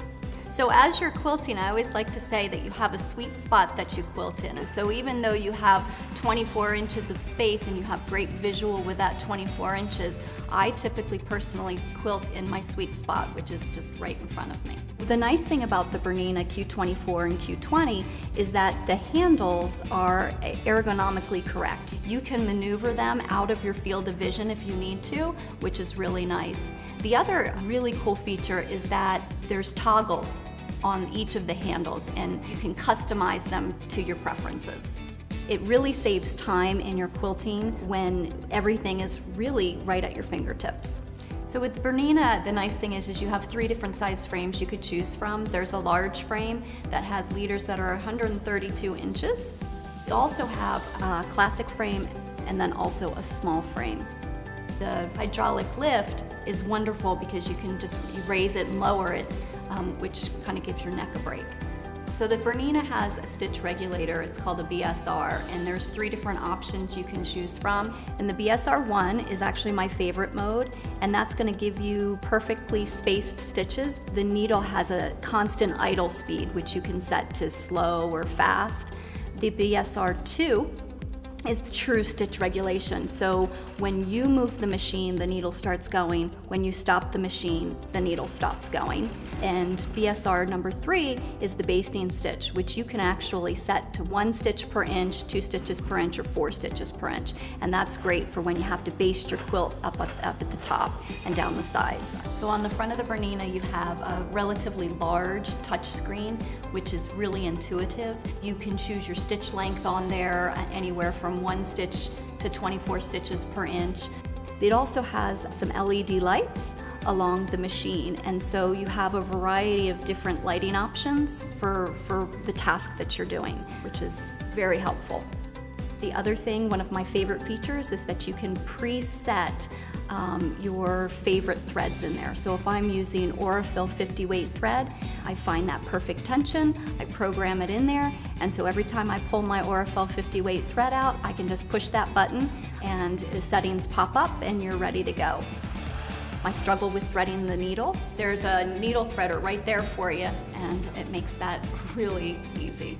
So the big thing in quilting right now is computerized quilting, because every once in a while you want that perfect element on your quilt. The Q-matic is actually the computer component for their Q24 and Q20. Perfect stitches, the design is perfect, it makes it very easy to resize, morph your design into different areas. It's a great tool to have in your arsenal. There's so many different options that you have with a Bernina. Rulers are my thing. I absolutely love rulers because every once in a while you need perfectly straight lines or perfectly smooth curves. And so you have to make sure that you have your ruler kit, which includes the number 96 foot. It also includes a ruler base. And you do also get 1 ruler in there as well, and it's kind of like a versatile tool. It gives you a straight edge and a little bit of a curve as well. So you'll be set to do any kind of ruler work that you want. Some additional accessories that you can purchase for your machine are the wide variety of free motion feet, and then also the channel locks. The other thing that's nice is the vertical and horizontal spool holder. That's really helpful. The Q24 has a little sister. It's the Q20, and that comes standard in a sit-down cabinet. So instead of moving a machine across the quilt, you're going to actually be moving the quilt underneath the needle. If you decide later on that you would rather have a stand-up machine, you can take your Q20 and put it on the frame. So I think that that's kind of a really nice way to kind of grow with your quilting. Having the Q24 in my studio is having a little slice of heaven, and once you drive it, you just don't want to drive anything else. I absolutely love my machine, and I'm going to encourage you to find a dealer close to you and go and test drive it. Whatever you can imagine, you can pretty much do. Bernina, made to create.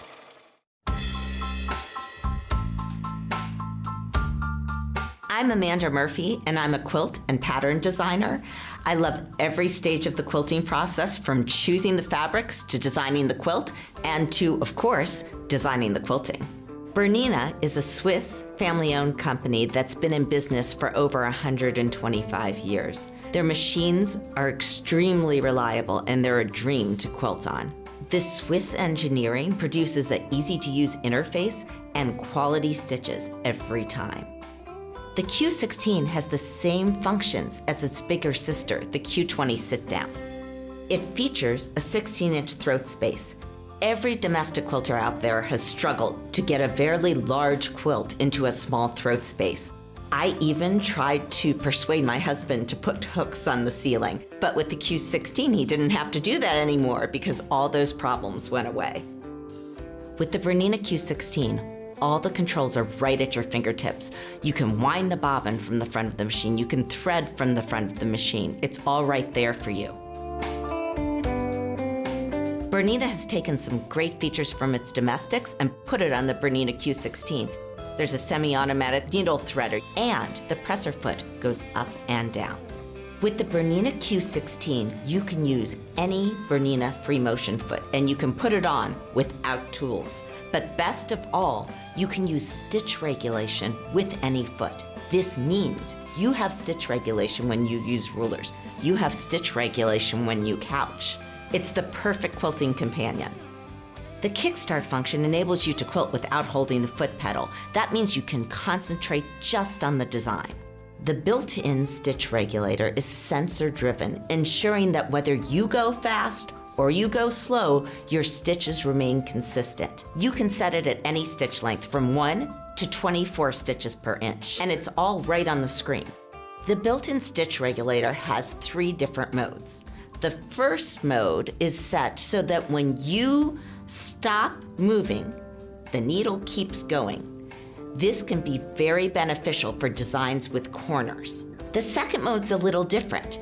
It pauses when you pause, so it doesn't make a knot on the back of your quilt. This is especially advantageous for ruler work. The third mode is a basting mode. It can do 1, 2, or 4 stitches per inch. This means you can baste your entire quilt and get rid of all those pins that increase the bulk.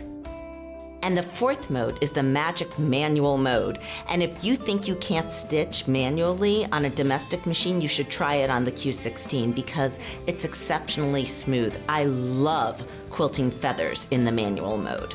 For beginners, the stitch regulator is like the ultimate set of training wheels.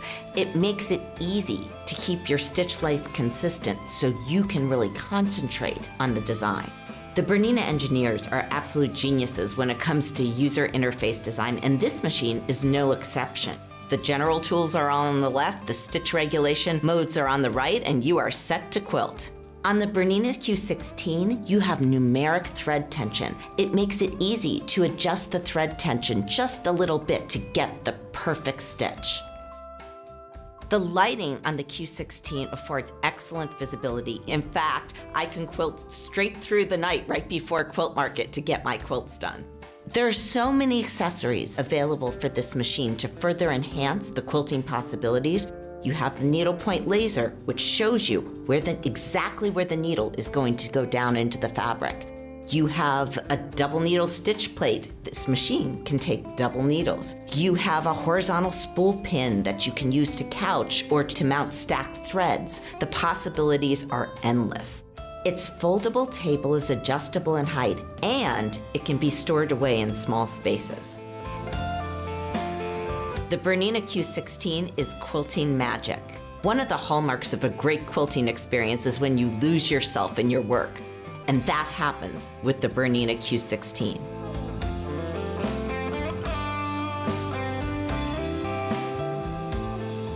Set your quilting spirit free with the BERNINA Q16.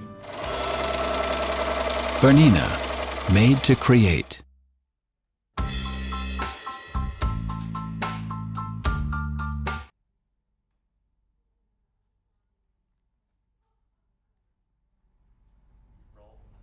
Welcome back. You'll see we have a different background now, and I'm by a different Q or BERNINA long arm. I'm by the Q24, which is what I have at home, and it has Q-matic, it's on a frame. So now The machine is what's going to rotate over your quilt, okay? This is the big difference. The handles on the machine are totally programmable. So this is how they were when I got to the store, but actually I really prefer my handles to be down, and it's no big deal. Have you ever seen ones where everything's going the exact same way? I can even make them go in tighter as well because I don't have that Sylvain wingspan. So I will adjust it for that as well. Then on the machine, remember we talked about heel kick and things before? Now we've got a difference. I've got handles, and that's giving me my power. I still have foot up and down by tapping here or there, but I can also program that for over here. So what I like to do is I always have the button closest to me. There's 2 buttons on each of these handles, and they're rockers. So you push one end or the other to create a function. I personally always like this first one next to me to be that secure stitch. So look at it, changed just like that.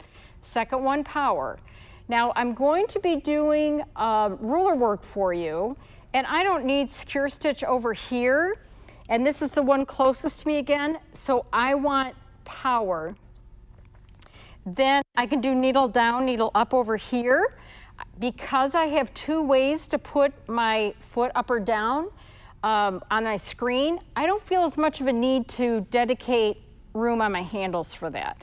And even when I look at this, I'm gonna go up a little bit with this one because you'll see in terms of working with my rulers. I need a little bit of space for that. So what does this do? It makes this how you want it for the technique you want it. So again, it's not a stainless steel bar and you're stuck in one position. Embarrassingly story, I'll tell you, I took a class years ago in Paducah, Introduction to Long Arm, and I could not figure out how to get the darn thing to turn on and off, which seems ridiculous. But I mean, they were set buttons and apparently I wasn't paying attention. I have gone ahead and popped back on the 96 ruler foot. We saw this just a minute ago over on the Q20, so see how it just keeps dancing? But now I'm gonna pull to the side to show you that we have also put this on our frame. So this is our ruler base. When you purchase the ruler base, you're going to get the base, the 96 foot, and a straight ruler. So basically you would have what you need to get started to do ruler work, okay? Why do I need a base? Because my ruler needs a place to sit. It would be very dangerous to presume that your ruler could just balance on this little piece of metal. The other thing about our ruler foot is, look at this. We can go all the way around.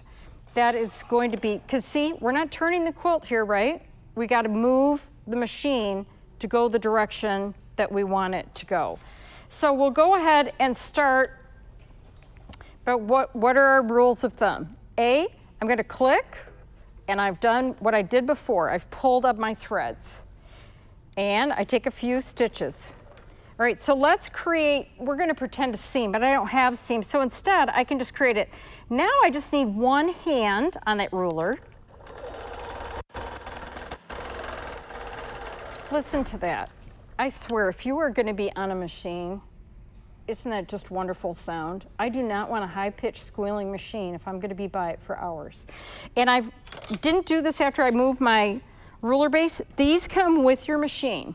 These are the side grips, so you put those on. Generally, your backing's going to extend at least 4 inches beyond your quilt top. That's the area that I said I do my practice in, that I make sure I've got my beautiful stitches and things before I start. When you do these grippers, I want you to make sure you do this when you've got them at home. You do not pull these like crazy. It's not tension like on a trampoline. It's to keep support. And then at the end of the day, before you quit, you just go ahead and you do this and you relax them so that they're not overstretched. And these little balls are actually, they go down, they're just so that the whole thing doesn't fly out of the machine. But that will keep you from having these stretched. If you ever need these to lift up because you don't have enough side of your backing and your ruler base is getting over, you just notice how much bigger it is. You can take like a yardstick and put it from here to here. So here's your yardstick, and see what it just did with those clips? It raised them up just a little bit. So if you have saggy backs, or if you have ruler base that's hitting your sides, that's a little tip for you, is to put some people use a curtain rod or something. I have 2 old yardsticks that I use them for. So I come in and I get these great stitches that the stitch quality brings me joy. Isn't it fun when you're quilting to look down and see that thread form? I find it thrilling. So I have to change direction. So what do? I can't turn my quilt. So I'm gonna take one of these rulers. And with the Amanda Murphy rulers, there's 2 colors of paint on them. So against this black surface, the white shows up, and she's put in multiple markings. But I've got these straight lines. So I put the straight line down over what I quilted before. And now when I come forward, look at that. I end right there. Again, I'm gonna put it behind this time instead of in front because I want that line up.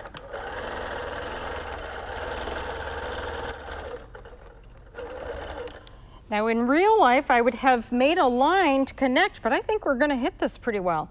All right, so as I go up in this box, see, now I'm using my left hand. Notice I'm holding with my right hand, and now I'm powering with my left. So moving over that clicker was ideal. And I'm on BSR2, and we said that the machine will stop in BSR2 and wait for you. But if I bump this frame or whatever, I'm causing vibration, and the machine thinks, oh, it's time to stitch. So for me, I just click it off, all right? It works the best for me. And now I could go ahead and use my rulers to have all sorts of fun. You just start using lines that are on there that give you something to work with. But so that's, you see that shape, and I did it, and that's exactly what we got. All right, but that doesn't mean that's the only thing you can do with this shape. What if I go like this, and I go up, I rotate, and I come down, and now look at that. Now I got an arc in there. So don't assume that all because you see a ruler with a shape, that that's all you can do with the ruler. Rulers have so many possibilities. So if we pan over to this, I made this quilt out of the same fabrics as the quilt that's behind in the basket. And that one's done with edge-to-edge design, but then this one was done with ruler work. So you'll see that all the sashings have the same design and a lot of fill. But then when you get here, we created these circles and things. And what's interesting is all of this is done without breaking the thread. I was able to move from spot to spot. You learned how to make that transition. I did use blue marker on this quilt, you know, the wash away, like a Wash Be Gone, or Everso has one, Clover has one. So my little tip of the day is those misting bottles that we can get here at the store to spray. They do a fine, lovely spray. And if you add a teaspoon of baking soda to your cup of water and mix it up, it helps with the chemical reaction to just mist away your marks. Don't mark your quilt like crazy. You're adding chemicals to your quilt. That's why I like the Choco liner, but it's a marvelous way to go. So I'm going to show you the difference in, as you're trying to do like straight line quilting with this. If I go with this ruler and I move up a little bit, and I use the ruler, man, it's harder to do straight lines than you think, but I go like this, and then I can just slide the ruler up and come back, slide the ruler up. So this is a lot different than when I'm doing it on a sit down. I am not as successful in this with the sit down, but this is a great way to do a fill, and you notice I'm not measuring, I am approximating. So I know earlier we talked about precision versus not, but what I'm going to tell you is you can do so much that doesn't show up later once the whole quilt's done. So Amanda Murphy and Natalia Bonner both say a lot of mistakes can just go. They just go, they go away. So if I get up here, what's interesting is we're so used to cutting off threads, but what I would actually do now is line this up and go back down right over what I did before. So that is why we want finer threads. So on the break, I walked around the store and found out that they do carry Superior Threads micro quilter. It's 100 weight, and that 100 weight's amazing because it can go over multiple areas. It's like on here, I used very fine thread. So when you're stitching over the same areas, you don't get a ton of buildup. That's why different threads are necessary for different projects. This is one where this is, as we talked about, the improv quilt. And yes, it does have a right side up. So when I was gonna go quilt this one, and here you have two distinct colors, I went to the Wonderful booth at Houston and said, help me. And they said, why don't you try Invisifil, which is 100 weight, so same as micro quilter. So you could buy your micro quilter here. And we picked a neutral camel, and it goes over both of those colors, and it works. So just these thoughts. Don't get too hung up with, like I said, buying a whole bunch of one thread.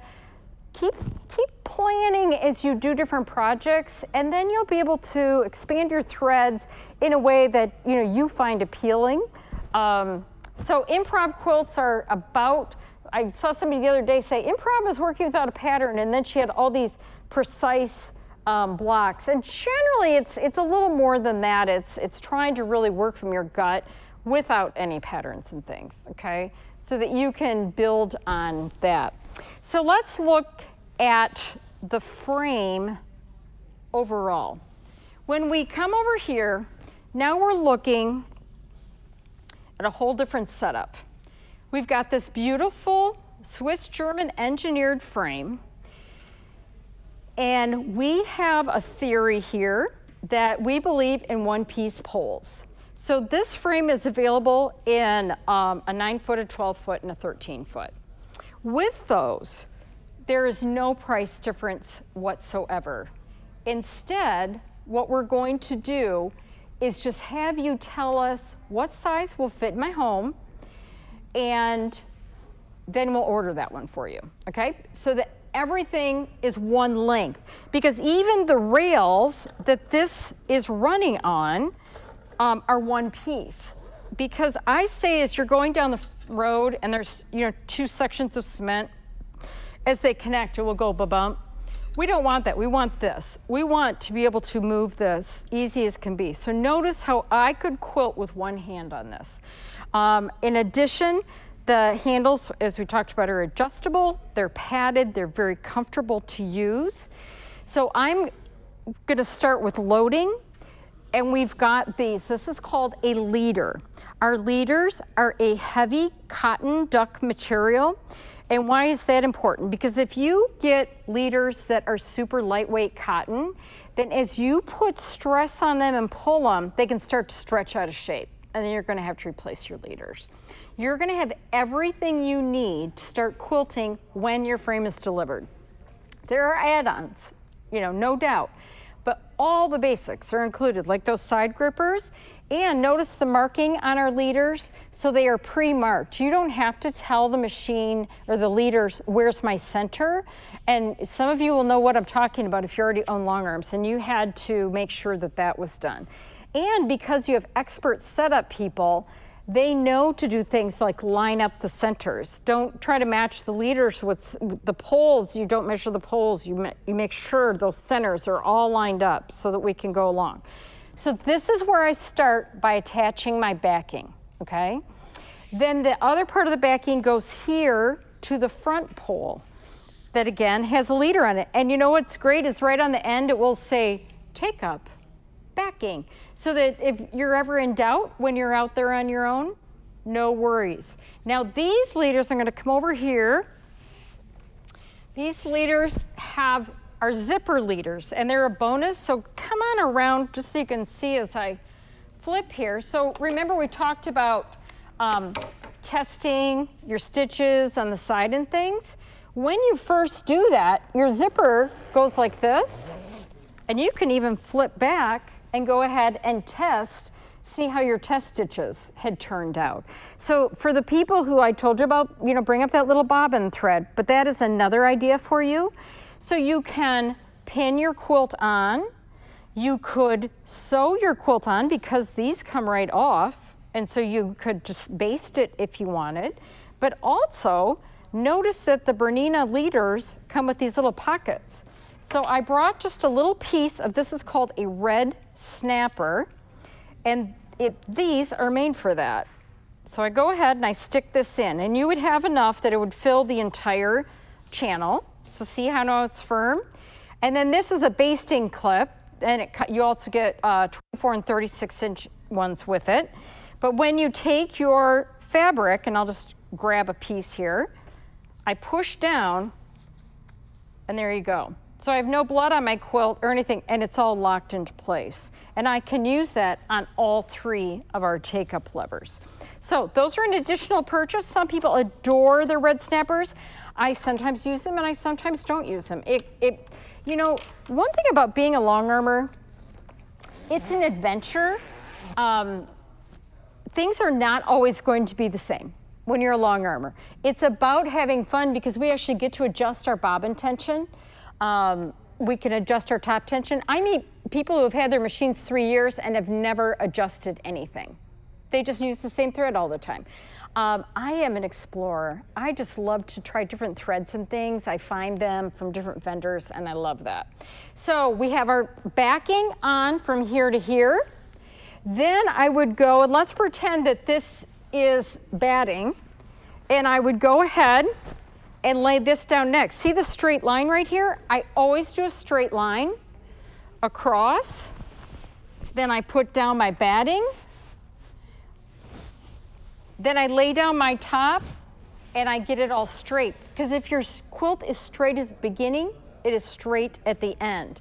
Now, something else that's part of your frame is this important bar. And this is for your quilt top.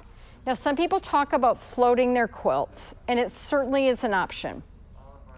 But when you go ahead and use this to control your top, and you know how sometimes people will quilt really heavy some places, not in another, like sometimes art quilters.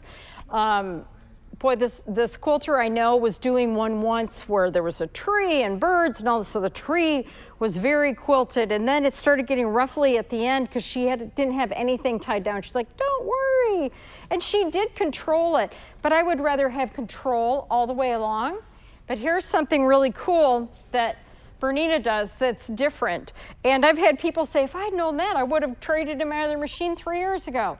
This bar actually lifts up. It swings up, and this little bar right here, if you're in doubt when you get your machine, that is there, so it goes click, and it just released this gear. Because otherwise, when I put my bar back down, my quilt top, it could get too tight and ruin seams. We don't want that. But what can I do now? Well, I can go ahead and I can reach in. They've got the batting wrapped around this, which is a batting bar, but what it's really made for is to hold batting. So I have 2 rolls of batting on mine. I've got a 96 Quilters Dream 80/20. I've got another roll of Warm and Natural, and why do I have it? Because I don't want that roll of batting standing on its end and getting wrinkled, because then I have to get rid of those wrinkles. So we talked about the Laura Star. I'll be honest, what I do is I go ahead and I steam my tops when I put them, my backings when I put them on. But when this batting is loose, I can reach right in there and get to my bobbin. So, because people often think, well, what do I do if I run out of bobbin midway? Well, remember that indicator we had? Use your indicator and go in. We've got this cool settings menu, and you can go right in there and have a machine, you can even change it. Like, I'm a green person, not a blue person. These are simple things, but it's like, oh, how cool. Eyeball. Like, they have the bobbin indicator turned off. I leave it turned on so that it will stop. Now, if it stops and I'm not out of bobbin thread, it sewed right up to the second that it stopped, so I know it's really not out of bobbin thread. So I fake it out, I tell it there's plenty of thread, and we just go from here. That's where you can adjust. Remember I told you about 2 to 6 secure stitches? That's all adjustable. Everything's adjustable. You can even go in here to information, and here's how many stitches are on the machine, how many since the last, and when you get your new machine, it's probably gonna have like 54,000 stitches on it. Not a problem. That's because, remember we talked about Fabio testing it before he delivered it to you? They really do quilt on it. So don't worry. I've seen people say, oh my gosh, I think I got a used machine. No, that's just how they come. But this will give you your firmware and everything else that you need. But all of that will be revealed to you, when you get the machine. So on the frame, it's this extruded aluminum. And I told you that husbands love our frame. What happens with this is it means that it is infinitely adjustable. When they come to set up your frame, this is amazing. I'll show you, they have this one on hydraulics. So Brian said, can I make it the right height for you? I have hydraulics at Wells home. So there's 6 legs on this frame for total support. You've got 2 legs in the middle as well, which is very unusual. And I can just push this button and make this whole unit go up and down. So it height adjustable, so you want it so you're kind of standing like this, so that your arms are comfortable. Some people put a little higher, but you just have to consider then you're quilting higher the entire time. But as you can see with these channels, when it comes to things like legs and all, those are adjustable perfectly for you. Back here, this table is where you would have like your pantograph adjusted, or installed. And I also have a shelf that is put along the back here. That's an option as well, because I thought, well, if it's taking up the space in my quilting room, I just soon have room for more, and boy, is it filled with projects and things. But this I could actually walk across. It is so strong. But looking at the back of the machine actually is great. You wouldn't think this is a feature, but for people who are coming from different brands, you know what you're looking at here. There's no encoder wheels. Your encoder wheels that have extra wires and motors, not there. Then we take what cables we have, and they go right here into our cable chain. So look at this. We have this beautiful chain that clips together so that as it moves, everything is together. So this is what I mean about, we looked at this machine and did not just say, let's make what everybody else is making, and look at how that moves. I can just push it. So it will all be leveled and perfect for you. Your motor's in here, and it's all encased in sound deadening equipment, so you do not have a motor sitting on top of the machine that's hanging out. Beautiful. It's a beautiful thing. Brings me great joy. So, while we're back here, let's quick look at this. So this was that 9-patch quilt, and this is more what you're going to get generally, right? If you hire a quilter, they're going to give you an edge-to-edge design. So you can do that, but you can also do custom work. So these are both made with the Tilda fabrics, one with a white background, one with a gray background. To give you an idea, you can make jackets. So this pattern is no longer available, but the idea was that you could quilt it out and then cut it apart. So I planned ahead of time. I went ahead and I did a little bit of marking on the quilt sandwich so that like we have the palm tree at the end of the arm, that kind of thing, so that it wasn't a random placement of the quilting. But I know we're in Texas, but it was cold last night. It was in the 30s. So see, a quilted jacket is not out of line. Now this is where I talked about picking up quilt tops from estate sales. Look at that. Really could be very modern, right? 2 colors. So what could happen there? And I've held on to it until I felt more comfortable. And this summer, this will be done. And this is a class with Natalia Bonner, borders and sashings. And again, I would have never thought a year ago I could do this, but I signed up for classes, and here's what I really discovered is that everything is just an element, and you have to just put elements together. And by doing that, you end up with amazing quilting. Is it perfect? No. Do people look at it and think, ooh la la?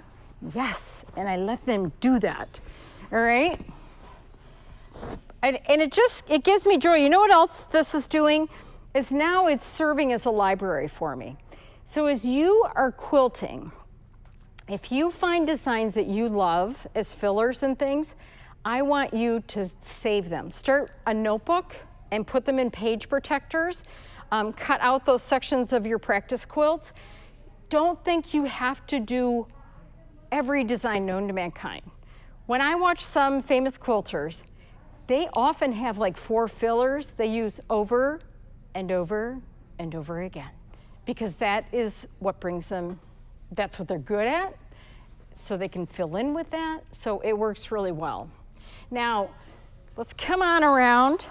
It's so great to have Nathan here with me, my new best friend, who luckily we were saying has a stick so he doesn't have to hold the camera up the entire time. For those of you who are embroiderers, here's a Claudia Donnell Halloween, and I had this for years and years, and last year I thought this baby is going to be done finally for Halloween. So I used ruler work to go around every block first.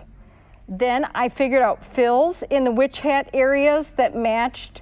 They related to the design within that area.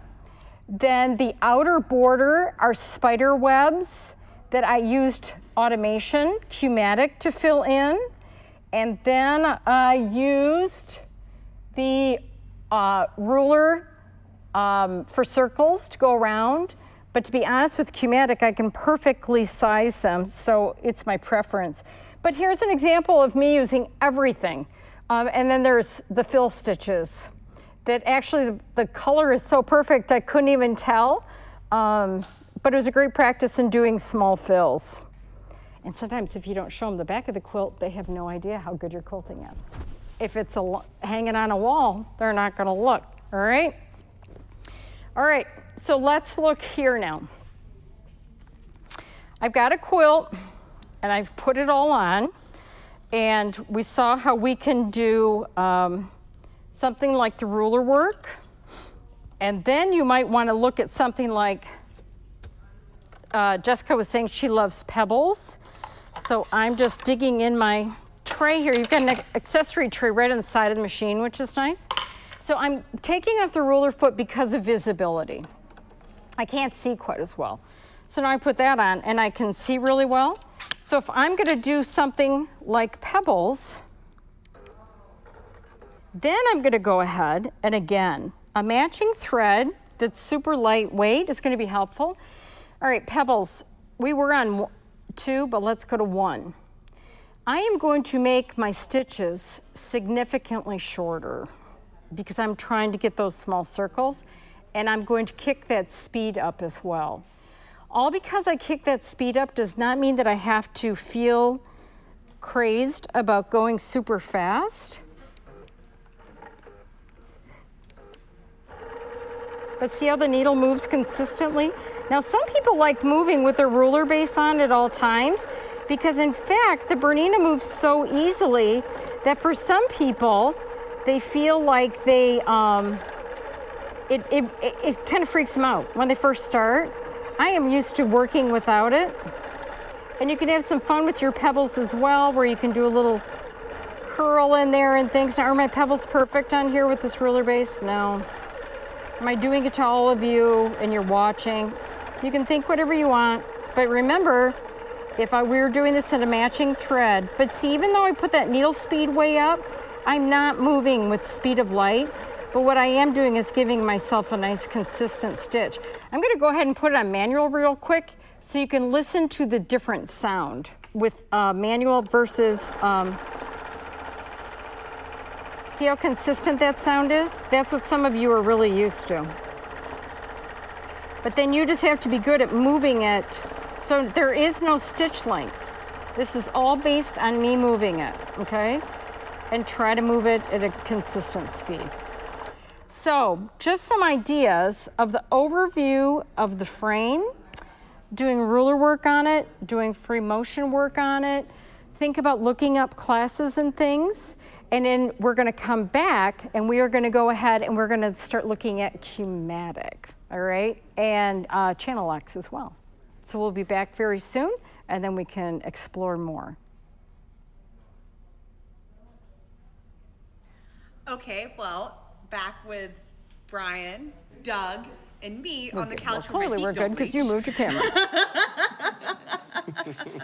We are giving Betsy just a short break so that she can get set up to show you guys all things Q-matic, which I think is Brian's absolute favorite part. Well, I like automation. You do like automation. I do. I like to automate because I find that a lot of people tell you, or not a lot of people, but I've heard people say that automation is cheating. But to me, automation allows me to be far more creative in combining designs and cropping areas out. I was just checking to make sure there was nothing still in my teeth. Sylvain's in my view right here. But no. Sorry.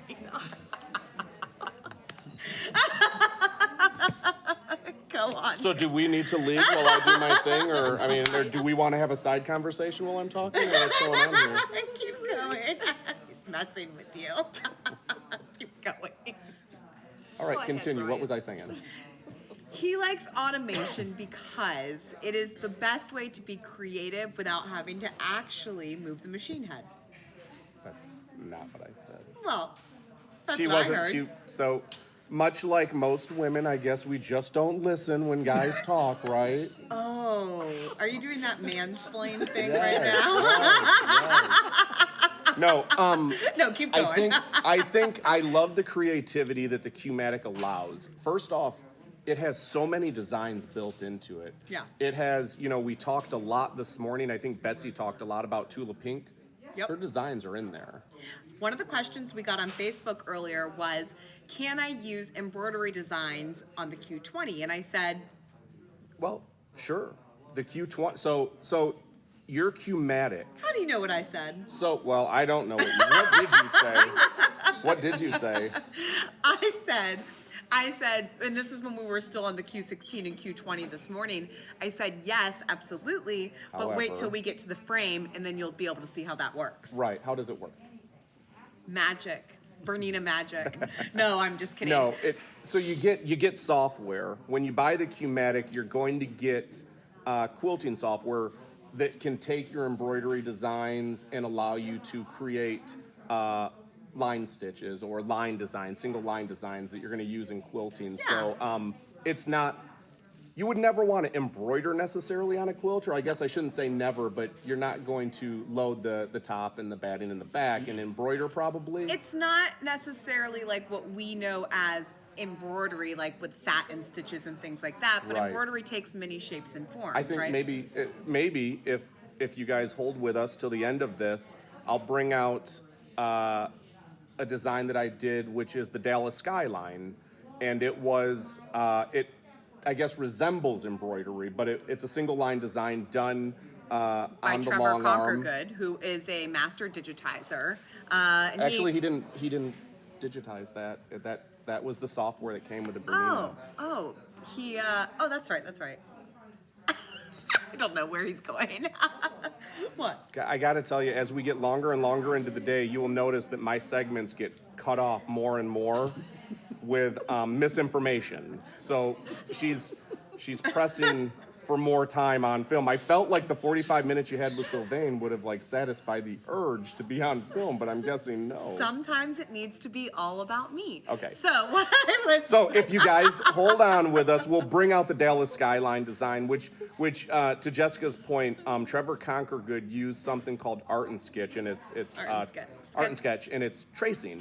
But then we used the software that comes with the Q-matic, and we turn that into a single line design, and we're able to stitch that out on a long arm, and I think it turned out really, really cool. It really did, and we stitch it out quite often here in the store because it's a great way to keep the machines going and also really draw a lot of people's attention to the capabilities you have with a long arm, it's like what Sylvain does with embroidery. He pushes the boundaries and makes you think outside the box for what you can do with quilting. And the same thing with a long arm. There are many, many things that you can do with a long arm besides just traditional quilting. In fact, my little brother and his girlfriend, who now live in their van traveling around the United States, made their window coverings on the long arm. And it was either that or spend like $2,500 buying custom window coverings for their van. And they loaded up like Thinsul Bright and some reflective fabric and cross-hatched the quilt on the long arm and then serged around the edge, and it was a really cool way to use the long arm. So I always like to push people to think outside the box a little bit for what you can do with these machines, because really the possibilities are endless. When she glossed over that. They serged it too, so this was all Bernina. You know, we load up the Q-matic, do the cross hatching, then they were able to have their forms, cut them out, and then close those edges off with the 890 serger, and that turned out really, really cool. In fact, Jonathan wanted to, perhaps he said, maybe I'll just quit Ernst & Young and go into business on my own. I said, don't quit your day job. No, but really, I think what's cool about that too is that, well, something Jonathan said, that's my brother's name, when he was doing that, is when he was watching people build vans, they'd say, we built this whole van for $5,000, right? Well, they failed to mention the, like, you know, $10,000 in power tools that they bought. So same thing with the shades. They made them all for, you know, just what the cost of the thread and fabric was, but failed to mention they were using a fabulous Bernina long arm when they did it. So sometimes YouTube's a little deceptive on DIY projects. You do have to own the tools to be able to do something cool like that. The right tool for the right job. One of the things on the long arm that a lot of people are spending money on, though, is to get just a simple edge-to-edge design. You know, you're spending $250, $350, like we touched on with Terry. There's a lot of people that say they quilt, but they piece, right? And they have loads of tops. One of the young ladies that bought a long arm last week, she said her sister lives in Louisiana and has 32 tops that she's made. That's insane. And she had her old Bernina on, a frame. I think she had an 830 on like an old Grace frame and trying to quilt with that. And she came over, she saw her sister long arming, and she goes, oh my goodness, I gotta get in there. I gotta buy a long arm. This is just lunacy what I'm doing here. What a lot of people don't realize is that for the same price as what you would pay a long armer to quilt your quilts, you know, on a monthly basis, you can also own one of these long arms with financing. Do you see what I mean? I start it, and then she just goes and takes it. I know where his brain is going. Then let me get to it. Well, he wants to, but... Okay, I'll let you start it. So, what I was saying, and what he was thinking, was... One of the things about Brian when I first met him and I was actually talking... Is that she doesn't let me finish. To Betsy about this earlier, is that when I first met Brian, you know, I'm from Florida originally and Brian's from Michigan, and there's a different humor from the North and the South. You know, in the South we are like yes ma'am, no ma'am, like very concerned with being polite and stuff like that. And in the North, Brian comes from a farming background, so it's like, it's just a different, like, a different sense of humor. And I didn't always understand his sense of humor at first, and I would actually think he was mad at me sometimes. And then like a year into our relationship, I stopped taking it so personally. I go, oh, he's not really mad. So She just stopped caring. That's true. I'm like, he's not going anywhere. But what we were saying, what we were thinking was... All the good ideas come from the beautiful one. What she is trying to tell you and articulate is that if you're going to do even 1 to 2 quilt tops a month, if you're going to pay the $250, $350 per top for a simple edge-to-edge design, you can buy not just the Q24, but with today's special, you can do the Q24 with Q-matic, and it's cheaper to own the equipment, to do, to take advantage, I guess, of the deal that we have today and Correct. start doing your own tops. And that's just edge to edge. How long does it take to do an edge to edge queen quilt if we're going to use Q-matic Q24? Is this a test? No, I'm just curious. Let them know, because they wait weeks and months to get their quilts How done. long? Give me the hand signal. Depends on how dense the designs are, from 3 to 8 hours. So, depending on how dense the design is, if you guys couldn't hear her, 3 to 8 hours. So, But a lot of the stuff that you're paying $250 for, we're looking at 4-inch rows maybe, maybe all the way up a little bit to 6, you know, and where they only give you 5 or 6 designs to choose from. That's a 3.5-hour job, Yeah. maybe 4. It doesn't take a long time, and that's just simple edge to edge. You're not even getting the creativity, the full creativity of filling in each of your individual blocks. but don't you feel like there's more satisfaction when you know that you've done something from start to finish on your I think so. So for me, the finished product looks so good, right? But where's all the time spent in getting those points just perfect? You know, that's where so much of the time is spent. Yep. But when the product is finished, they say, oh, look at this quilting. Look how beautiful that is. And if you're me, I want to say, but look at these points. Look how perfect they are. This is my quilt, actually. This is the quilt along we did a few months ago. Quilt. This is your quilt that you, this was your color palette. Yep. It's very Brian. He's always wearing some sort of bright colors and, yeah, and pineapple shirts. I think you were going for like an Adam vibe today with that pineapple shirt. I'd have to lose about 115 pounds to go for an Adam vibe. Well, you know, I think when you guys take a look at the Q-matic and how fun automation can be, one of the other things I always hear about automation is, oh, I would never automate because that takes all the fun out of it. Oh, that is no, such a no, myth. no. It's false, right? You don't have to ask me. That's 100% false. There is so much thought that can go into custom quilting with a computer.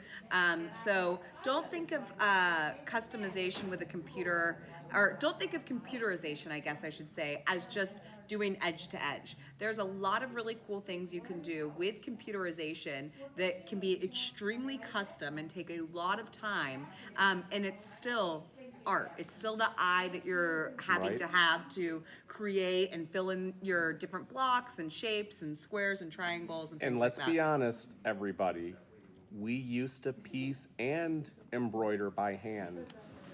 We're not doing that anymore. I never did that. Well, she's much younger. I've always had a sewing machine. And that is so true, and I want you guys to go check out the new website next month, because we've got some great historical photos going up, and there's one that I just absolutely love, and it's Jessica in 3rd grade, her Kindergarten. Oh, kindergarten. How old were you in kindergarten? 5. Okay, 5 years old, and she's sitting on her grandfather's lap at his store next to the first embroidery machine ever, and he took an ad out in her yearbook, and that's where it was. So you're right, you've never seen hand embroidery. No. Well, no, I take I mean, that you've back. seen it, but you've never My you've never had to great-grandmother experience used it. to make all of my clothes, and she used to hand embroider a puppy dog onto all of my clothes, like a little tiny one. And I'll tell you something else. This is wondering what how you can do. This is how you can find out if you are a millennial like us, like her. Really? As Brian always says, millennials do not judge, and we don't put people in boxes. That's a very non-millennial thing of you to put me into an age box, and I'm getting a lot of chatter from the popcorn gallery over here. Millennial by extension. So I really think that we're off on a tangent. but I Betsy is wanna. almost ready to go over Is she there. almost ready? I don't know, Brittany. Are you guys close So to? Okay. she's about ready, but I want to finish this here. Oh, so you this want to is, defend your millennialness? No, I don't. So once again, I didn't get it out, but what I was going to say, if you want to test your age, and everybody that's here should do it, if you're signing to someone that you want to get on the phone and make a phone call, what do you do? What do you hold up to your hand, or what do you hold up to your ear? Crazy, right? All of us of a certain age, we put it like this, like a telephone. People Jessica's age, they don't know what this is. They hold their cell phones like this and put it up. That's drinking.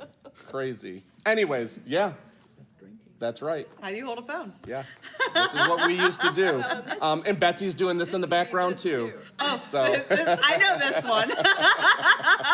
Anyways, okay, enough of this. This is what y'all tuned in for and have been Not waiting us, trust all me. day long, is to see Miss Betsy get on this Q-matic and make that machine sing. So let's cut it over to Betsy. Yeah. All right. So we're going to start actually, and I'm going to pop off this ruler base. Because remember we had that on? So I'm just going to click, take it off, give it a turn, and off. And you see it's got a bumper on the front, and that comes against your front bar so that you don't run into bad things, all right? So ruler base off. And now we're gonna look at Q-matic, but also I'm gonna show you channel locks, because I showed you that improv quilt, but we have a couple things we can do with just the channel lock. So I'm gonna go to the back here. Well, yeah, because she had one, yeah, but when she was in first grade. And get this underneath. And on the back of the machine, I've got the white belts, and they're like an old timing belt on a car with grooves. So I am going to click into that belt. But the first one I'm gonna click, this is Y-axis. I'm gonna go ahead and click that one in place. Now look at, when I try to move it, it doesn't just move for me. So instead, on a quilt like this, where you end up doing the straight line quilting, because basically the theory behind that is then I'm not taking away from my piecing. When you've done that improv piecing and stuff, if you start putting feathers and textures in there, it's a whole nother area for the eyes to process. So we totally anticipate that at least this year Houston will be back on. Hopefully your Dallas show will be back on, your quilt show. I used to always go through and look for design and color, and then I would go through again with my friend, the long armor, and I would show her what I found in design and color, and she would show me what she found in long arming. Now, when I work quilt shows, I have very little time. So I take a picture of the whole quilt, I take a picture of the close-ups, and then I go back and I study, how did they quilt it? What made that difference, all right? And even here, it could be closer designs and things. I know a very well-known improv quilter, and here's what she does. She actually hires a long armor to go along. She loads the quilt up for her, and she does straight lines every 6 or 7 inches. Then this quilter can come back on her sit-down model and maintain the straight quilting.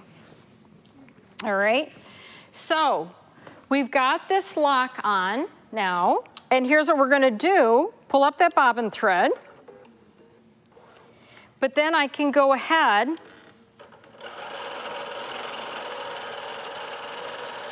and do this straight line quilting. We're assuming I'm going to off the edge. We've got different camera angles we're trying to work with. So then I can even pull it down a little bit, come back, and those lines are perfectly straight across from each other. Make sure the needle is up. Now you can decide if the needle stops up or down. So stop, see it's up. I can pull my machine a little bit forward. So there you go, straight line quilting, easy peasy. And again, if I put that in basting mode, then I could come along, and for somebody who's still quilting on their domestic or whatever, I could go ahead and baste quilts for them. I would have paid 40 bucks for that in a New York minute to have somebody help me out doing that. All right, I'm gonna go ahead and I pull up. Notice how I was able to pull my thread right through because I released the tension. Pull up one more time. I pull up with my other hand, and by doing that, I've just pulled up my bobbin threads, and I'm going to snip so I can go around. I'm gonna go to the back, and now I am going to click and lock in my X-axis. So now, look at, my machine is in one position. And we're gonna come over to Q-matic. Q-matic is our computer system that helps us stitch perfectly with automated designs. And I'm going to say to it, create safe area. Please move the sew head to the top left corner. So, and on my screen, so you think, well, wait a minute, other machines have those computers here on the head. You've got a computer way over there. But all my directions came right over here to this screen. So it doesn't matter that I'm away from this head. So I'm gonna go up here. What I do is I go all the way to the back, then I pull forward a little bit. And why is that? Because if that quilt, as we quilt along, we roll up.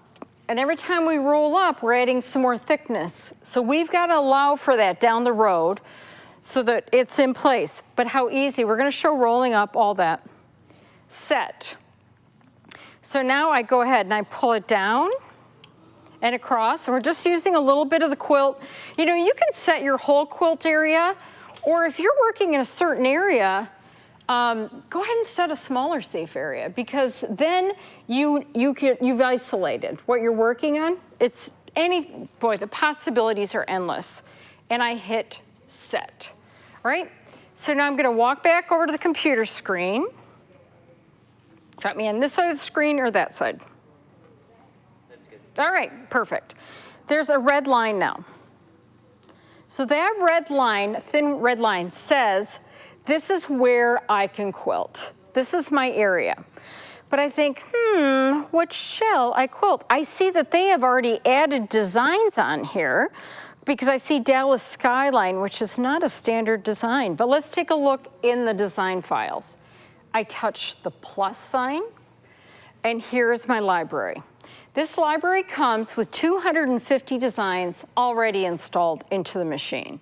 And they are wide-ranging. Blocks, pantographs, which is an edge-to-edge, corners, borders, sashings, Tula Pink designs, different designers, Sarah Vetteler's in here. In addition, I can go by designs. So I go to Urban Elements and Bright Designs. Oh, this is bad because I'm Christy Dillon. I just bought something that I'm going to show from her where it was a whole project. So I say, I would like to show my friends an edge to edge. So I'm going to tap Pantograph and then match tags. So now everything that you see appearing is an edge-to-edge design that I can stitch out. So let's go through. This is a fun one. I'll throw that on because that looks quite modern. What else could we do? I've always liked scrap paper. Geckos, they're a big hit. Okay, so now close, but they're over here. They're in my design center for me. So I think, all right, we want to show you something quick. So I'm going to grab scrap paper. And it came up. Now, do you see the hand? The design right now is attached to the hand. So if I move the head, look at that. It is moving with the design. So I could have just moved it with my finger, but isn't that a great visual? Because you know where your needle is right now. There's your needle right here. That's the crosshair. So red is ready. So I tap once to make it an active design, and then I go over and I tap plus, plus, plus, plus. Now I have enough of that design that it goes all the way across my quilt. And I say, well, I need more rows. So what do? I go right here and I add another row. And I look at it and I say, do I like how they fit? And I think, you know what? I think I'd be more comfortable if they were closer. So I don't have to think about whether it's horizontal or vertical because I go to the arrows. The arrows are so simple. Do I want it closer together, farther apart, stretched out, scooched together? Or do I want to offset it? Some designs you've got to have them offset so they snug together. And as my goal when I do an edge to edge, I never like an area bigger than my hand unquilted because we've got that batting and it says it can go 8 inches or 10 inches unquilted. but I don't believe it. So there you go. It's my theory. But with washing and use, I want this all stabilized. And we see some of those antique quilts that we get, and they are just, the batting has shredded. And certainly batting was a different quality, but it needs to be stabilized, okay? It's fibers put together. But let's experiment and say, what if we put them closer together? Now, if I do that, is I look at this, the spacing this way between elements is similar, and this way is similar. I like that better, because that way, what if it's a quilt that can turn different directions? Now we've got all our directions covered. So now that I got that organized, and the 0.25 represents a 1/4 inch, I could change that. I could make it an inch movement, I could make it a 1/16 of an inch, whatever. But that's what those numbers right there represent, okay? But now I need more rows. And remember, safe area is only what I can sew right now. So years ago, what I tended to believe was that I really thought, I think, that the quilter put on the quilt, on the frame, loaded a design and hit a button, and it started up in the left corner and ended in the right corner. And I don't know how this mythical thing would happen, because then everything would have to be rotating. Nope, safe area is how much I can quilt between my rails. So when we talk about sizes of machines, a Q24 will give you 18 to 19 inches of space. And what does that translate to you as a quilter? That's a 12-inch block on point. So for me, this is good. If I go to Q20, I get 14 to 15 inches of space. So see, I've gone down that 4 inches. So I went ahead and got the Q24 with the theory that I can use bigger pantographs. And by bigger, I don't mean that just this one row would be bigger.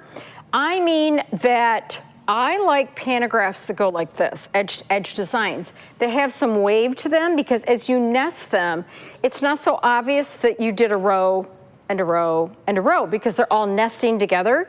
I try to go for the most efficient way to quilt, so sometimes I am putting my quilt on sideways, where it's head-toe as opposed to head-toe. On a 12-foot frame, you can get a king-size quilt on that way. So something to consider. Many, many people doing businesses have this.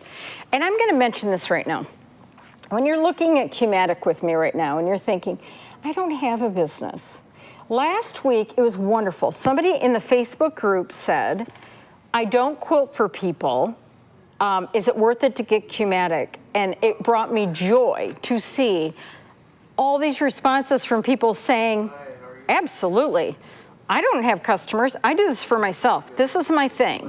And I enjoy doing all of these different options. And so don't, when people walk by, it shows, oh, you got to be a professional to do that.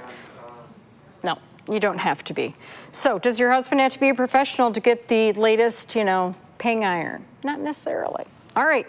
Now I hit plus and watch what happens. The next row came in perfectly. It didn't have to be respaced. Because I spaced those first 2 rows, now every row that I add goes right on there, okay? And it's telling me that it is a 4-inch tall design individually, and it's 36.87 wide. I'm gonna say, okie dokie, that's good for me. Now, if you're curious about that size of the quilting, go 1 to 1. And there's the actual size of the quilting. So again, using your hand as a reference, it just helps to get it up there and go, that's pretty good. I've been even known to put a measuring guide up there, like a hem gauge or a ruler, a quilting ruler, to say, oh, okay, good. I like that spacing. And I'll show you another thing. Remind me. Just send me messages. All right, I can hit that, and it will give me the whole view. I can come in a little bit. Right now, these are all grouped together. They all belong in the same spot, so I'm going to grab them, and I'm going to center them within my safe area. Well, they keep jumping. So instead, what I'm going to do is use this nudge, which are the arrows down here, and I'm gonna come up, and I'm gonna cut those tops off. And why is that? Because I don't want spacing in there, all right? But I'm gonna go ahead and I'm gonna start farther down. Let's just go ahead and we'll stitch some out. All right, so we're gonna look right now, where's my head? And I'm gonna go ahead and just move it up so that I really have an idea. Because if this is the top of my quilt, I wanna truly know where is it I'm starting. And I can cut my scissors, say horizontal, and I can do it, well, let's do this first one with sew head since we moved the head in place. And again, all the instructions went here and I hit set. And I could even micro move this to have it in position, all right? So I go ahead, chop, and I've taken off the sides. Now I'm gonna go ahead, and I don't want everything to work at the same time, so I'm going to ungroup it so that I can actually come on down here. And I'm gonna sew this one right here. So I'm gonna go ahead and trim the sides. So vertical, and I can do it based on two things. I can do it based on the screen or, again, the sew head. See how that's black? That means that's gonna go away. So I invert it. And if you're questioning, what am I really trimming away? You just hit preview. Check. Go over to this end, do the same thing. This time I will not have to invert it because it's the other side and that's just how it works. And I'm gonna go ahead and I am gonna DQ all, select that one row that I did, DQ all because I went ahead and I hit the wrong one again. I just, DQ all. I want to make sure that I only have this one selected. And it's all doing it. So I'm just gonna go ahead and let's try this. There are designs outside the area. This is what's fun. Even though there are all those other designs in the area, I just said, go ahead and just do what I asked you to do. So at start point, so now what happens is the head moves to the beginning point. It drove itself over. Again, my instructions came over here, and by tapping the screen, I can pull up that thread. And now, even within the program, this has programmed itself so that it is going to start by doing some secure stitch for me because I've already told it in there to do it. So I hit the green check mark.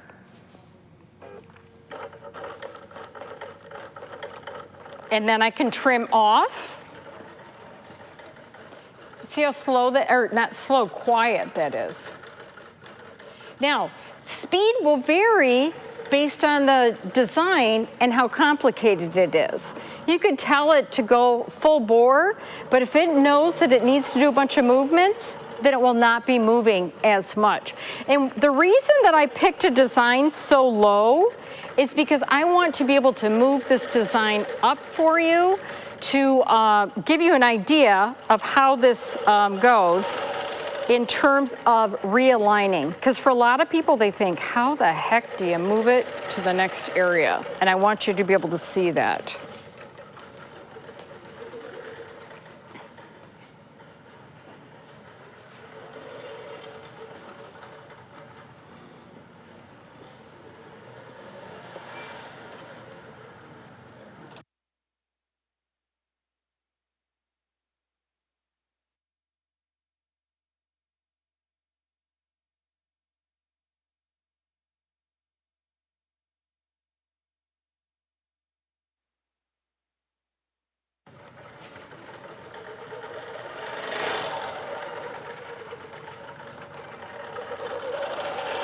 If I magically knew which questions you had, I'd be answering them, but I don't have a question asker right now.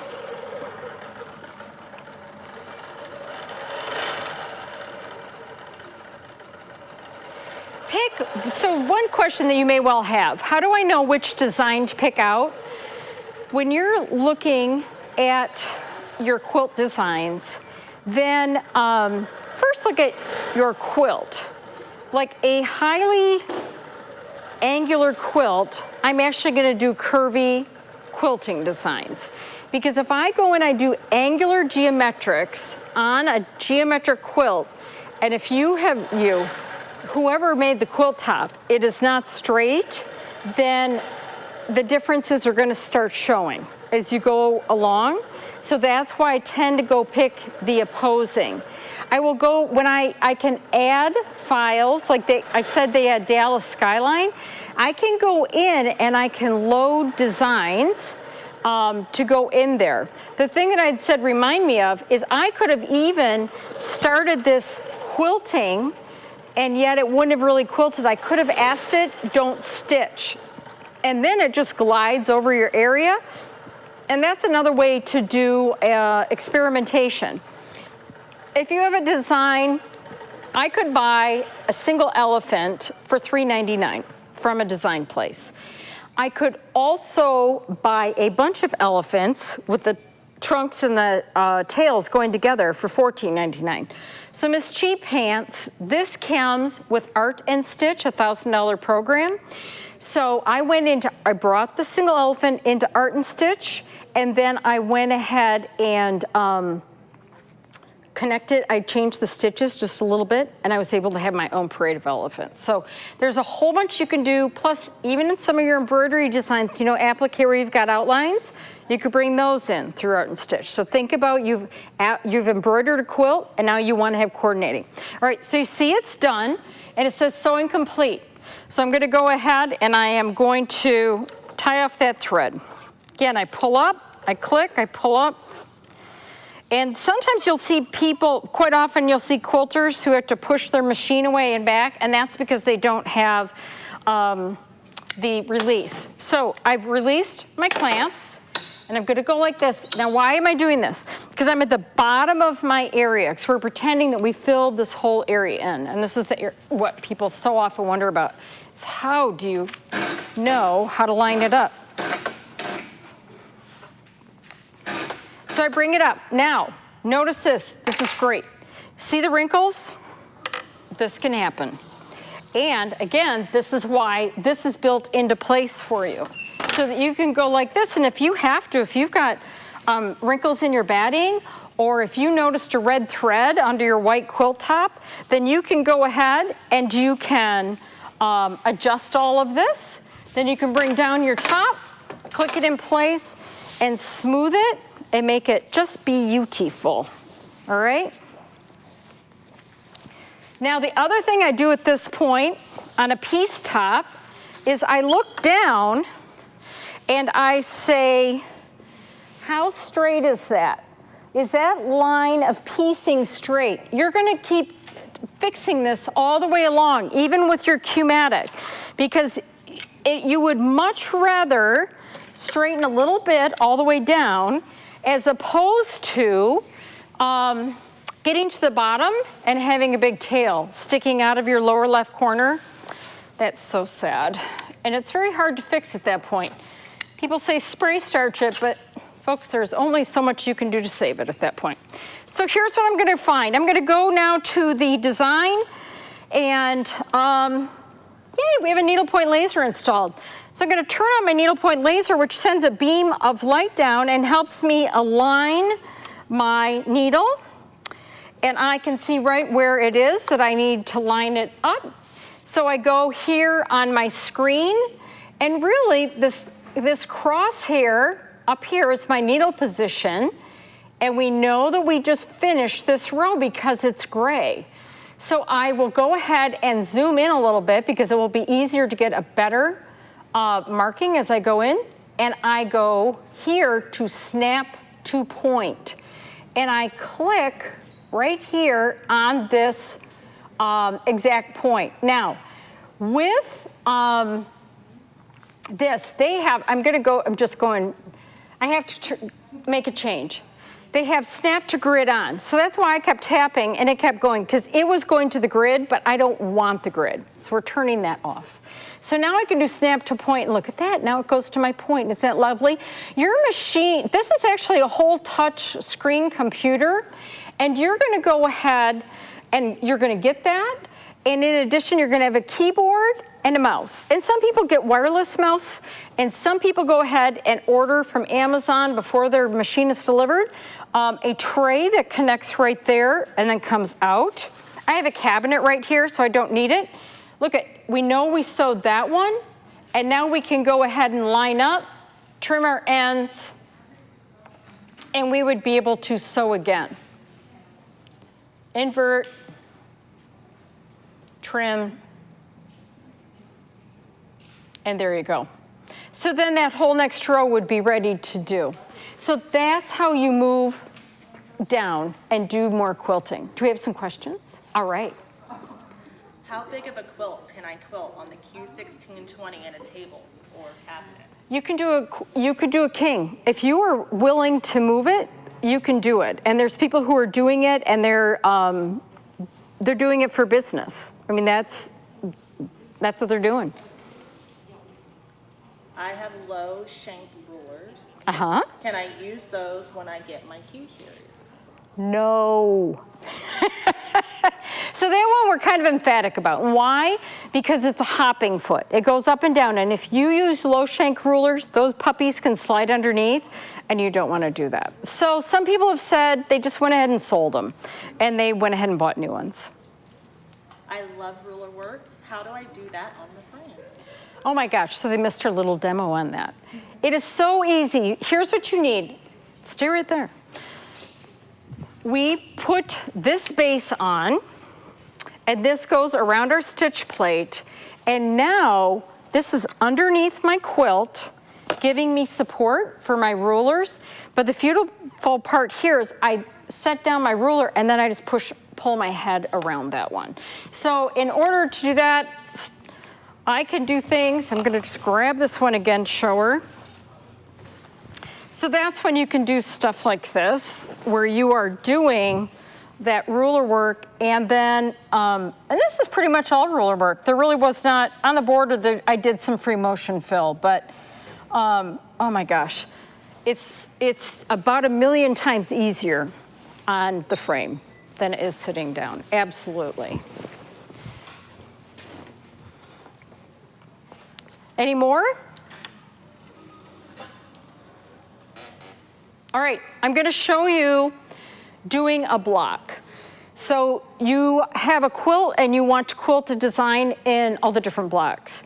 You can set up the whole darn quilt in advance, but then on each block when you get to it, because remember as we quilt we suck in, so we wanna just be sure.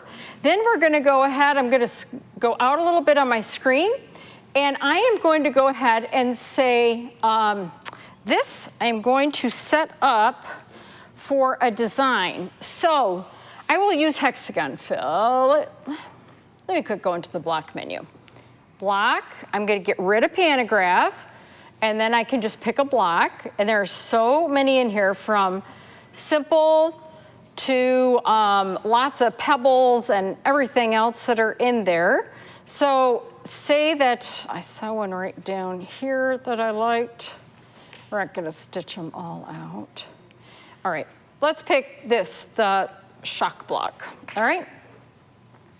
So I go ahead and I, hock block, interesting. I put that on, and look at that. It is centered again right on my needle. But now I'm gonna go ahead and I'm going to say, I need to go ahead and show where this is that I need to be. So I'm going to hit right, highlight this, red is ready, highlight this, and using the sew head, I'm gonna go ahead and set the actual corners of the block. So here I've got the set, and notice this, the little dots, I can do teeny, and then tiny, and then little stitches. So I'm just gonna pretend I needed to move it, and I will set that. And my handles even help me do the movement. I can tap the screen, or I can use my handles, and I hit set. Then I do have to X out so that it is not doing that anymore, the small adjustment. All right, so sew head. Went too soon. All right, so set, set, set, and then I'm gonna deliberately go off over here. set. So you can see that I've created a design that's wacky, but we're going with it. So that design came in all altered. It reset to size and it morphed to fit. Now I did it in a big dramatic way, but this happens. Quilts are not all pieced perfectly by any stretch of the imagination. The other thing we can do is we can use markers. So I did a quilt this summer, last summer, where I did all this ruler work around my blocks. I did ruler work within the blocks. I did free motion, and actually the last thing I did was my sashings. So now I had sashings that no longer were even straight. So I can set those up. I can go in and with markers on the screen, I'll go ahead and delete a couple of these so we're just not in our way anymore. And with the marker, you can use this for blocks or borders or whatever, but I can go in and I can set up markers. Now I did this when I was filling in little blocks on a screen, and that's pretty straight. Okay, set. And then I can go in and I can say connect markers. Yep, you didn't read me, but I can just go around it. It's no big deal because that line through there doesn't mean anything. But now I go ahead and I bring this over, but see the difference? I could put it in and now I could stretch it, but it didn't morph to the size that I needed. But that's all right. I mean, sometimes that's what I need to do. So you get all sorts of options as to how you're going to go ahead and fit them in. We can duplicate designs, we can rotate designs. There's so much that we can do. Do you have any questions yet, Mr. Brian? I know Q-matic's your jam. I do. I love Q-matic. Some of the questions are coming in asking, we touched a little bit on the idea that you can be even more creative with Q-matic. Yeah. And so some of the questions that have come in is, how do I combine designs, or how do I cut out certain elements of a design and then put them together in the way that I want to? So kind of total customization. Yep, so you might be looking at, like I said, that in your sashings, I want to do circles. So what's the advantage there over rulers? I can use the markers and I can go literally mark where those sashings are. Even if they're a little angled, I can set an angle, I can move it. And now I can do the circles and combine them. And as opposed to a ruler, if you start at this edge and you get to that edge and you're a little bit short, well, sorry, you're a little bit short. On here, you can take those circles and say, don't do it in terms of, I'm gonna stretch you out, but I don't want you to maintain ratio. Instead, I want you to keep that height, but I need it to go over an inch this way. You're never gonna see that difference, and you can just drop in your design. The other thing you can do is if you've got this background fill, and then you've got this crazy design, which I'm gonna make straight again. Then we can go in and we can use this icon right here. And what that is we can create an area. We'll just go up in this part of our quilt. And we can say that we want to create a region.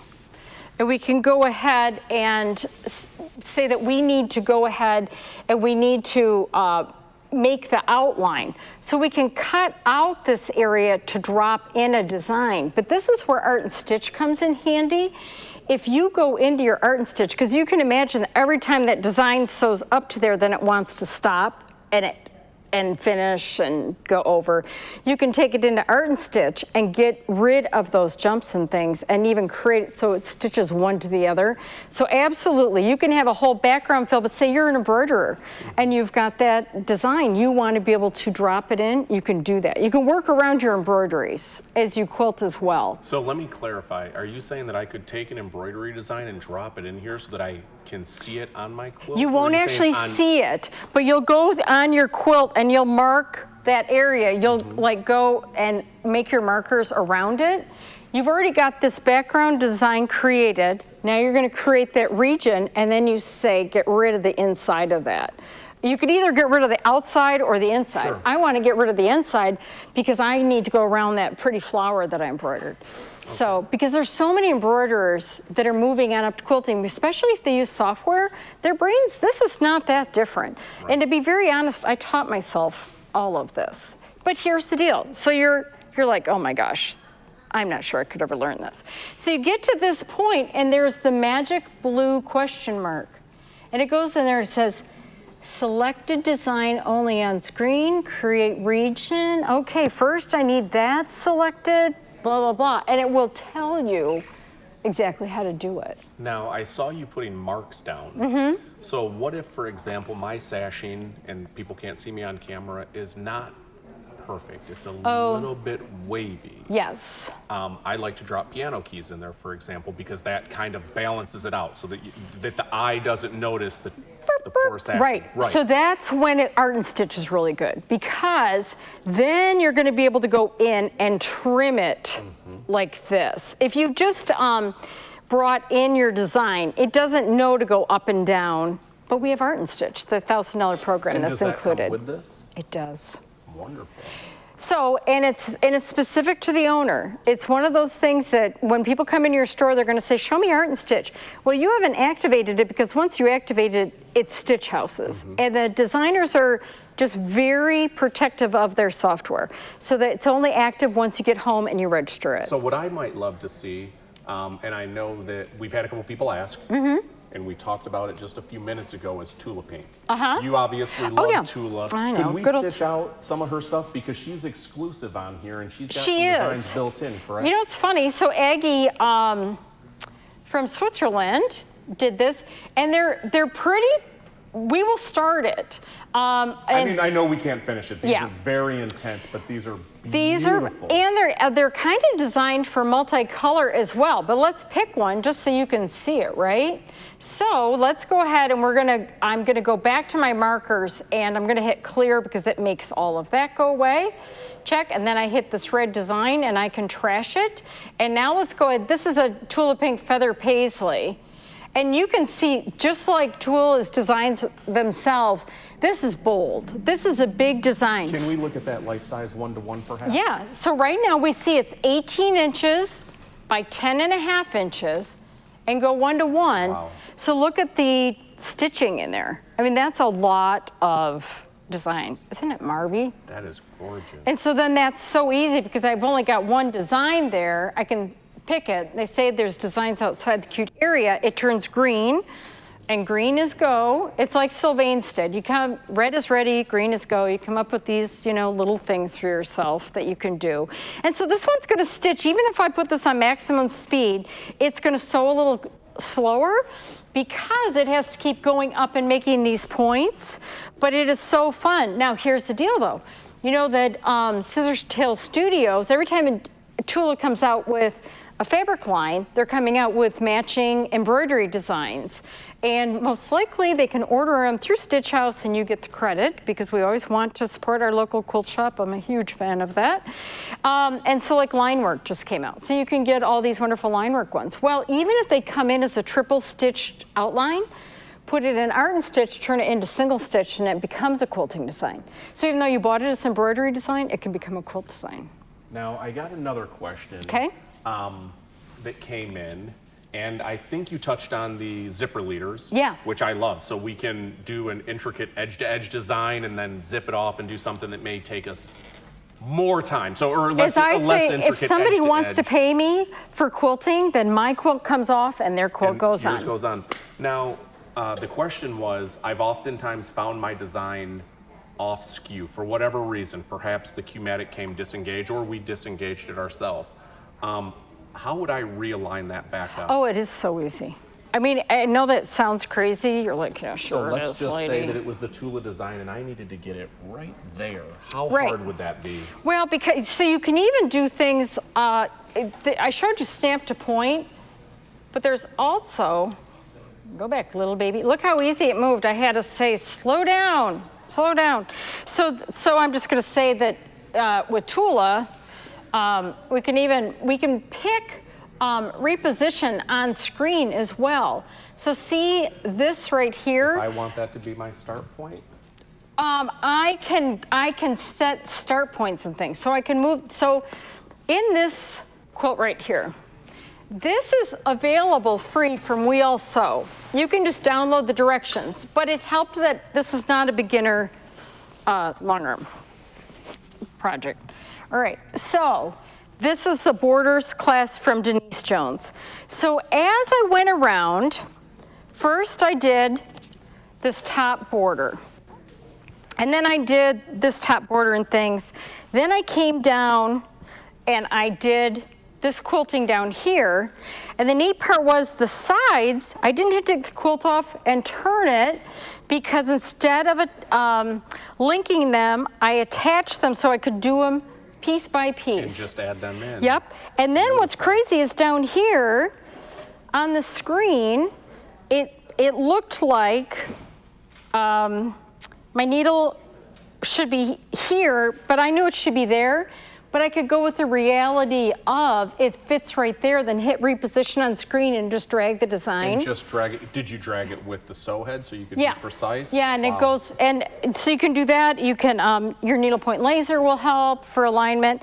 And so this quilt looks like it mysteriously, magically went all the way around, but all of these were attached as I went around. I think that's really cool because oftentimes we find ourselves off from where we want to be, it's a reality. It is, and thread breaks and machines come disengaged and all that stuff happens, and it feels very advanced to get your design back to where it is, but I love that I can take the machine head, move it over. Exactly, because on the quilt, I know where I want it to start, right? So, I can look at it. Say something weird does happen. I mean, so I was talking about how I set my safe area and I come forward to make sure to allow for as my quilt gets bigger. And sometimes people forget that. So as it goes back, it snaps off, and now it's just going back and forth because it doesn't have X and Y. Well, so then I can come here and I can line it right up there. And then I say, you know, sew this one, which of course is out of the safe area, so it's not gonna play well. Oh, plus I'm in there. Well, and actually what I could do with that is even the reposition on screen and things, and we could drag it up, but I can bring right to that point. I could just say, it will say start at the beginning or at the closest point in the design. I go, oh, just start at the closest point of the design. Wow, that and boom, makes it so and I might tie off a easy. thread. Wow. So I hope we've given you, in like this flurry of information, just an idea of what we can do with Q-matic. The world is your oyster. As I said, I just finished this and I thought it was just so fun. And with this one, I did a faced backing because it just struck me I used a heavier batting so that you could see the designs, but it'll be a great, you know, table cover or something for spring where you could set it on a table, but a great practice piece for learning. So just piece, and as I said, lots of solids, because solids show your quilting. All right, and so what do we have next? Do you think people might want to know how to buy it? I think you might. All right, so as you know by now, I don't do pricing, so let's cut over to people who do.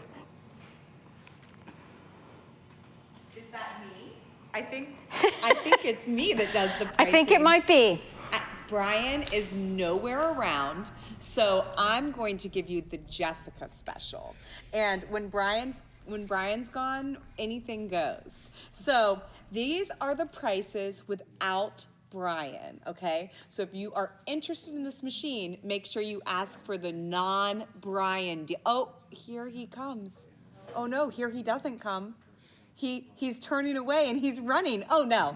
Well, guess I get to give you the special pricing. Okay, y'all, so doesn't she do a great job at demonstrating the machine? I mean, Q-matic is such a cool feature to add to quilting because it really allows you to be creative with the computer. You can add things inside, like stippling inside circles and shapes that you create. It can be a really, really fun tool to be really creative and with a little bit of help. So I really love the Q-matic, and I think you guys will really love the pricing that we have. Again, these are the non-Brian specials. So make sure you specify, because if he comes back, he's gonna be really upset with the pricing that I'm giving you. I'm just kidding, Brian. You wanna jump in? He said no. Okay, he's gonna let me do it on my own.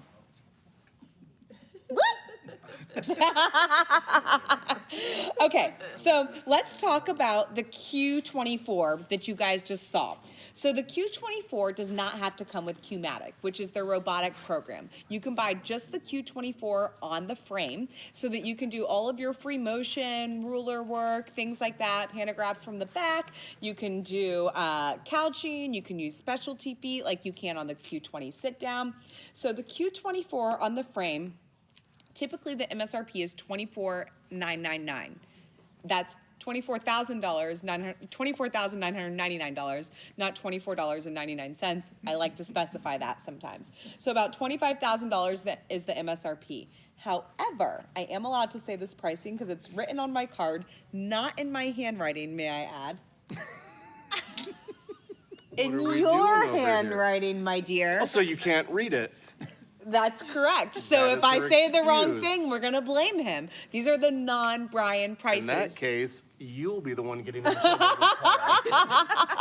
These are the non-Brian prices, don't forget. So the Stitch House price during the summit is $20,999. So if I'm doing my math correctly, and luckily you gave me the easy one to do the math on, hello to my brother, who is the math major of the two of us. You are saving over $4,000 with the summit pricing. So that is the non-Brian special or the summit pricing. All right, let's get in and take a look at what she's doing. So for the summit, for the Q24 on the frame, you are looking at a $4,000 savings. So that is the Q24. This is, the frame cost alone is $8,400. $8,400? Well, that's crazy. So am I telling them the right price? Well, with the frame, I think, yeah, you are telling them the right price, but we're way down there, yeah. Don't show them the magic sauce. Okay, she hasn't had an afternoon coffee because I don't know what is going on. I've got caffeinated on my right and overly caffeinated on my left. You guys just can't see Sylvain right now. So I really can't keep up. I'm like the ping pong ball between the two of them. So am I at the right Stitch House pricing with $20,999? Now you said it earlier, so bundles included. Okay. I got a call for that. So this is my specialty here. During the summit, we have an awesome bundle that includes a few things that we can't say on the air. So if you want to know more about that, give us a call here at the store. It's 972-596-5628, or send us an email at support@shopstitchhouse.com, and we'll be able to help answer all your questions. Or if you leave a comment on Facebook, YouTube, Instagram, Stitch House Live. We don't have a Twitter. And I just saw we're filming and there's a 2-minute delay, and I just saw myself plop onto the couch here on camera, and we're lucky this thing held. This is not the most durable thing in the world. This is from IKEA. I came in a little hot. Yes, you did. Brian is not necessarily the lightest human in the. He's not the featherweight. He's the 880. Well, when I used to do triathlons, you'd be in the Clydesdale division. Big hoof, huh? Take that as you will. That is a real thing for anybody that does triathlons. Is that a double entendre? I'm not going there. Okay, so did I get the pricing right? Is everybody did, okay? yes. Let's move on to this is what people are loving. The Q-matic. Okay. So the Q-matic, like we just talked about, that is our computerized system that goes onto the Q series, and it can go on to either the Q20 or the Q24 on the frame. So you could have either one of the machines, either the Q20 or the Q24, like I just said. Only difference is 4 inches of throat space, and the Q-matic works on both of them, right? Correct. Okay, so if you want to add computerization to your Q series on the frame, typically that would cost you $14,499. So let's say $14,500. Okay. Right? Let's say it. But the non-Brian pricing.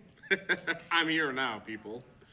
It doesn't matter. The non-Brian pricing is $11,999. All right, so what are we saving with this? So I'm gonna go to round numbers. So 12,000.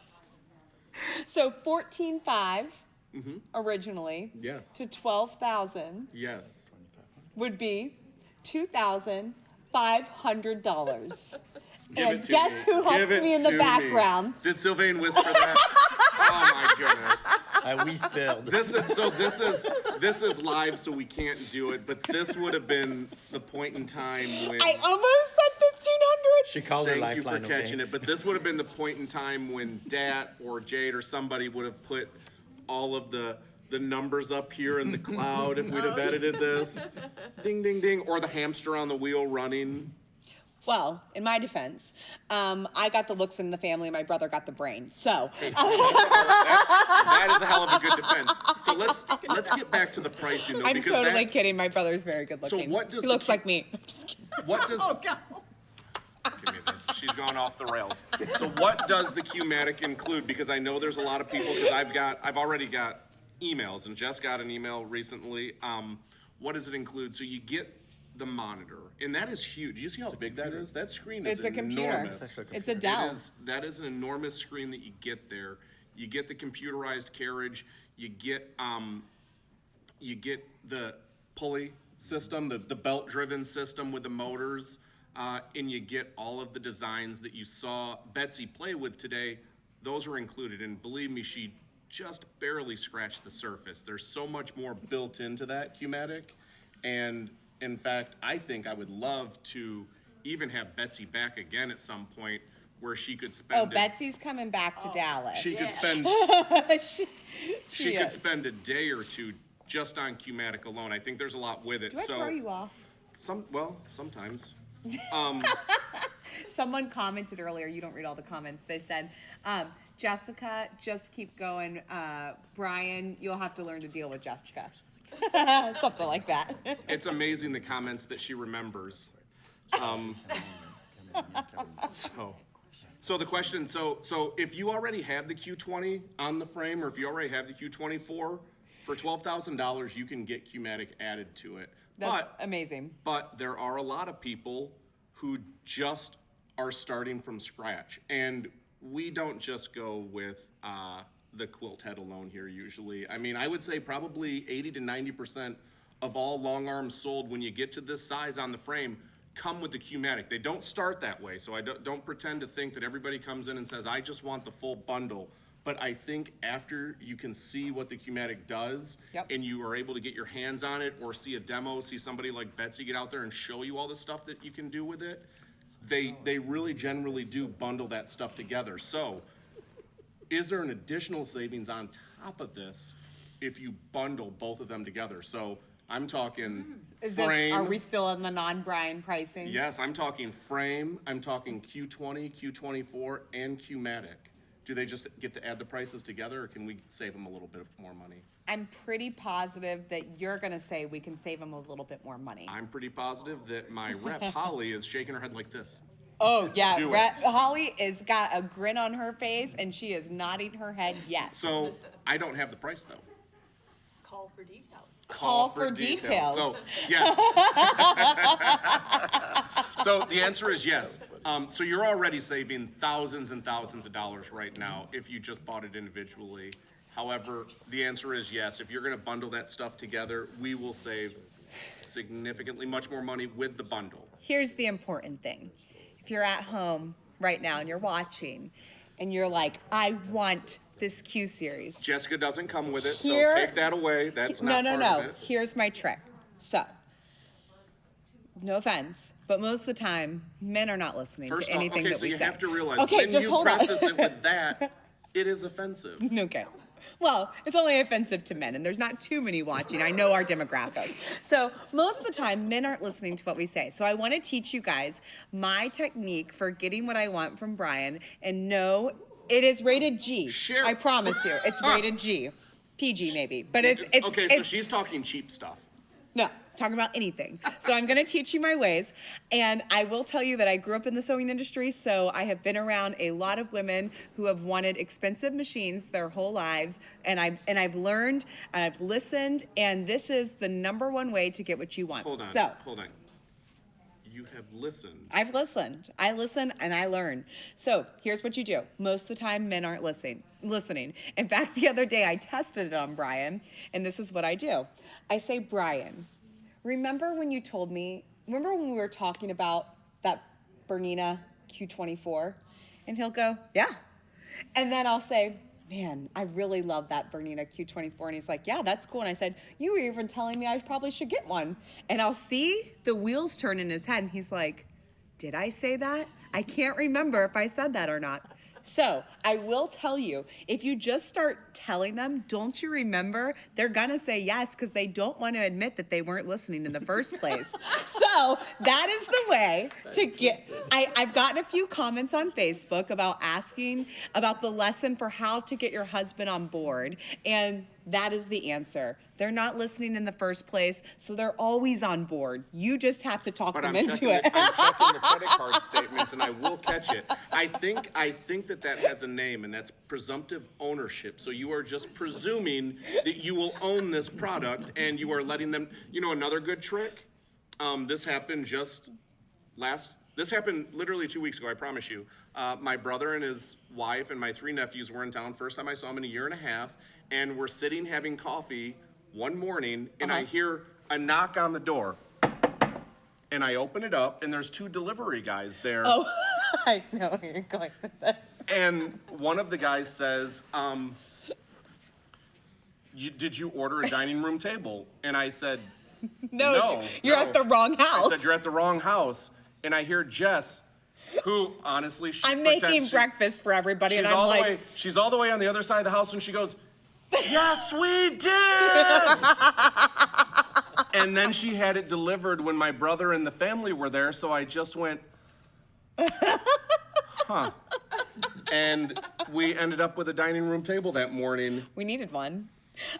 Just like you need a Q series. I will say that, yes, those are 2 really good ways to get what you want. 1, assume he was never listening in the first place. And 2, have family over at your house now that you're vaccinated, and go ahead and have it delivered while while family's there. No one's going to argue with you while the family's there, especially if you haven't seen them in a while. So Holly's in the background saying, you don't know my family. I'm telling you, those are my tips. They're not foolproof, and they may not work on everybody, but I know a few of you are listening at home, and they may work for some of you.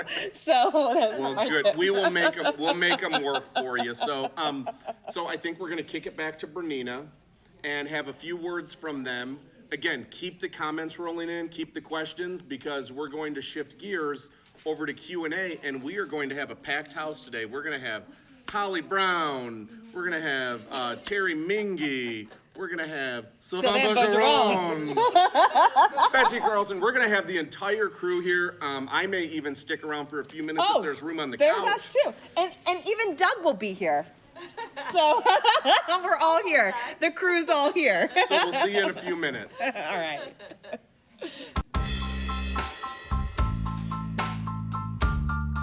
I'm Amanda Murphy, and I'm a quilt and pattern designer. I love every stage of the quilting process, from choosing the fabrics to designing the quilt, and to, of course, designing the quilting.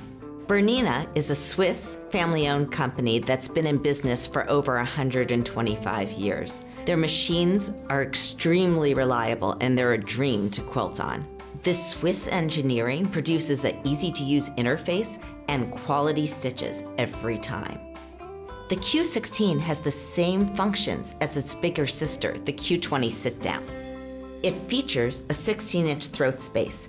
Every domestic quilter out there has struggled to get a fairly large quilt into a small throat space. I even tried to persuade my husband to put hooks on the ceiling, but with the Q16, he didn't have to do that anymore because all those problems went away. With the BERNINA Q16, all the controls are right at your fingertips. You can wind the bobbin from the front of the machine. You can thread from the front of the machine. It's all right there for you. Bernina has taken some great features from its domestics and put it on the Bernina Q16. There's a semi-automatic needle threader, and the presser foot goes up and down. With the Bernina Q16, you can use any Bernina free motion foot, and you can put it on without tools. But best of all, you can use stitch regulation with any foot. This means you have stitch regulation when you use rulers. You have stitch regulation when you couch. It's the perfect quilting companion. The kickstart function enables you to quilt without holding the foot pedal. That means you can concentrate just on the design. The built-in stitch regulator is sensor-driven, ensuring that whether you go fast or you go slow, your stitches remain consistent. You can set it at any stitch length from 1 to 24 stitches per inch, and it's all right on the screen. The built-in stitch regulator has 3 different modes. The first mode is set so that when you stop moving, the needle keeps going. This can be very beneficial for designs with corners. The second mode's a little different. It pauses when you pause, so it doesn't make a knot on the back of your quilt. This is especially advantageous for ruler work. The third mode is a basting mode. It can do 1, 2, or 4 stitches per inch. This means you can baste your entire quilt and get rid of all those pins that increase the bulk. And the fourth mode is the magic manual mode. And if you think you can't stitch manually on a domestic machine, you should try it on the Q16 because it's exceptionally smooth. I love quilting feathers in the manual mode. For beginners, the stitch regulator is like the ultimate set of training wheels. It makes it easy to keep your stitch length consistent so you can really concentrate on the design. The Bernina engineers are absolute geniuses when it comes to user interface design, and this machine is no exception. The general tools are all on the left, the stitch regulation modes are on the right, and you are set to quilt. On the Bernina Q16, you have numeric thread tension. It makes it easy to adjust the thread tension just a little bit to get the perfect stitch. The lighting on the Q16 affords excellent visibility. In fact, I can quilt straight through the night right before quilt market to get my quilts done. There are so many accessories available for this machine to further enhance the quilting possibilities. You have the needlepoint laser, which shows you exactly where the needle is going to go down into the fabric. You have a double needle stitch plate. This machine can take double needles. You have a horizontal spool pin that you can use to couch or to mount stacked threads. The possibilities are endless. Its foldable table is adjustable in height, and it can be stored away in small spaces. The Bernina Q16 is quilting magic. One of the hallmarks of a great quilting experience is when you lose yourself in your work. And that happens with the Bernina Q16.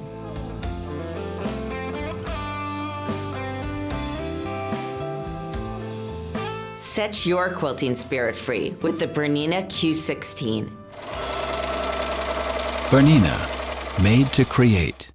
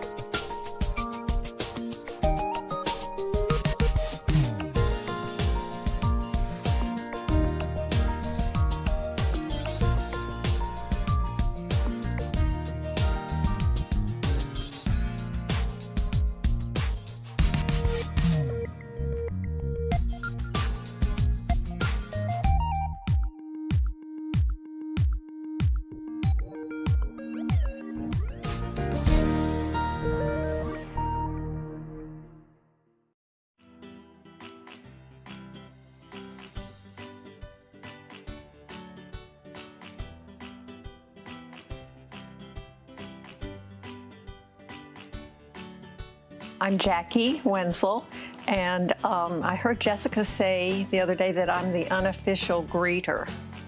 I tend to work at the cash register, and then I teach classes for new Bernina owners. I love fabric. I love to be able to touch the fabric. I love to be able to create and have unique projects, whether it's clothing or quilting. The tactile business of it has always been a big part of it for me. I like to touch nice fabric. What's your favorite part? Like, what's your favorite thing to sew? My favorite thing to sew? Actually, I like to figure out how to make something, and I don't always enjoy finishing as much as I do determining how something needs to be put together. It seemed like I had a passion for it from early on. I used to make doll clothes, but what really got me going was my best friend in grade school had all her clothes made by her mother. My mother didn't sew, but her clothes were wonderful, and so I wanted to be able to make my own clothes and have the same wardrobe that Judy Kay had, and so that's what got me started sewing. At the time I met Jessica and Brian, I was in a position where I needed to renew my lease on my own business. I had been in business here in Plano for 34 years. If I had renewed the lease, it would have put me into my 80s before the lease was up, and I have good health, so I really was tempted to do that. But the more I talked to Jessica and Brian, the more I learned about what they had as a vision for their business, I felt like this would be such a good landing place for my customers. And indeed it is.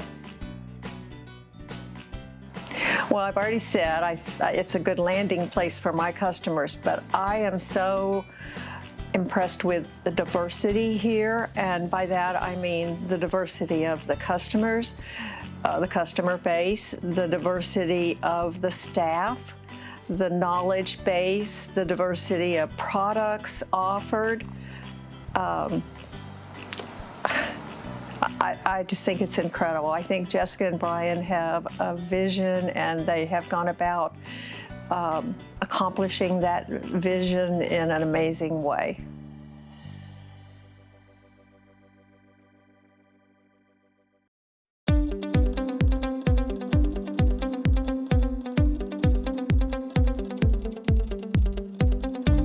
Hi, I'm Lisa, and I'm from just outside of Philadelphia in the United States, and I'm a professional quilter. I absolutely love what I do.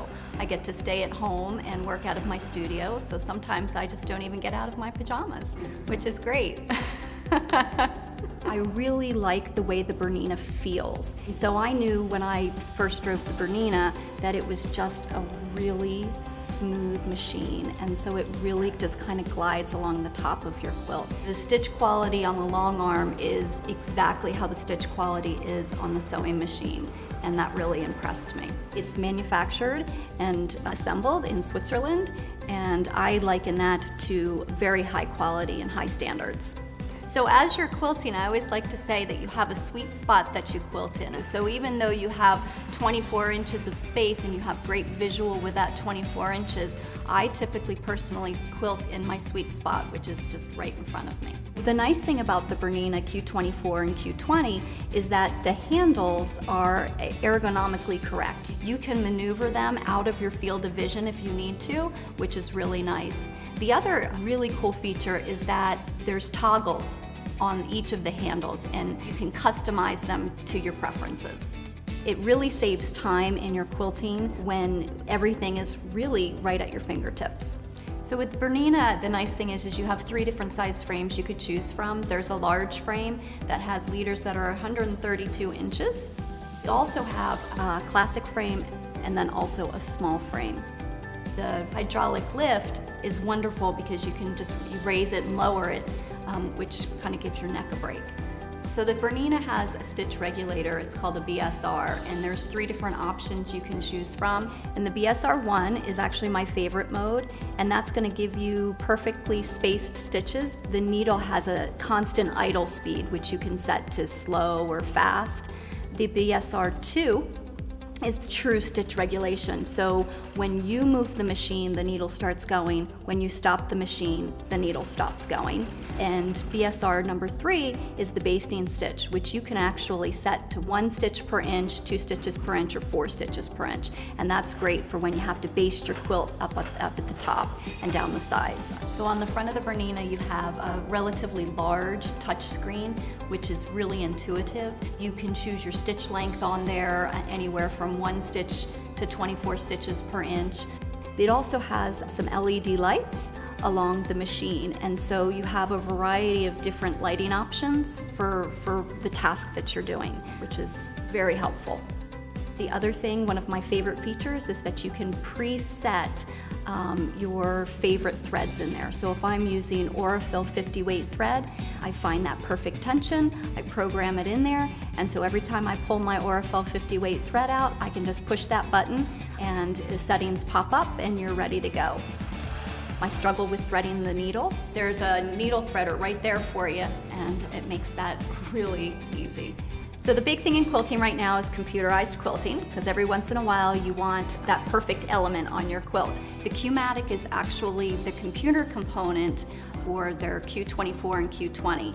Perfect stitches, the design is perfect, it makes it very easy to resize, morph your design into different areas. It's a great tool to have in your arsenal. There's so many different options that you have with a Bernina.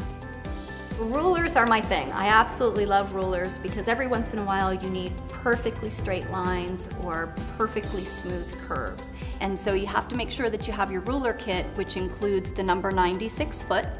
It also includes a ruler base. And you do also get 1 ruler in there as well, and it's kind of like a versatile tool. It gives you a straight edge and a little bit of a curve as well. So you'll be set to do any kind of ruler work that you want. Some additional accessories that you can purchase for your machine are the wide variety of free motion feet, and then also the channel locks. The other thing that's nice is the vertical and horizontal spool holder. That's really helpful. The Q24 has a little sister. It's the Q20, and that comes standard in a sit-down cabinet. So instead of moving a machine across the quilt, you're going to actually be moving the quilt underneath the needle. If you decide later on that you would rather have a stand-up machine, you can take your Q20 and put it on the frame. So I think that that's kind of a really nice way to kind of grow with your quilting.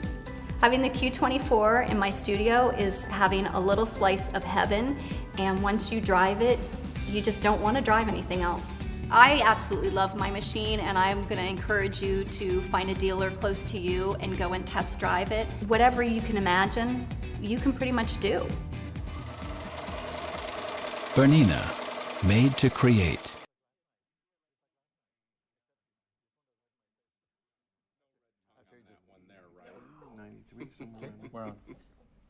We are back, and let me tell you, this is a rowdy bunch.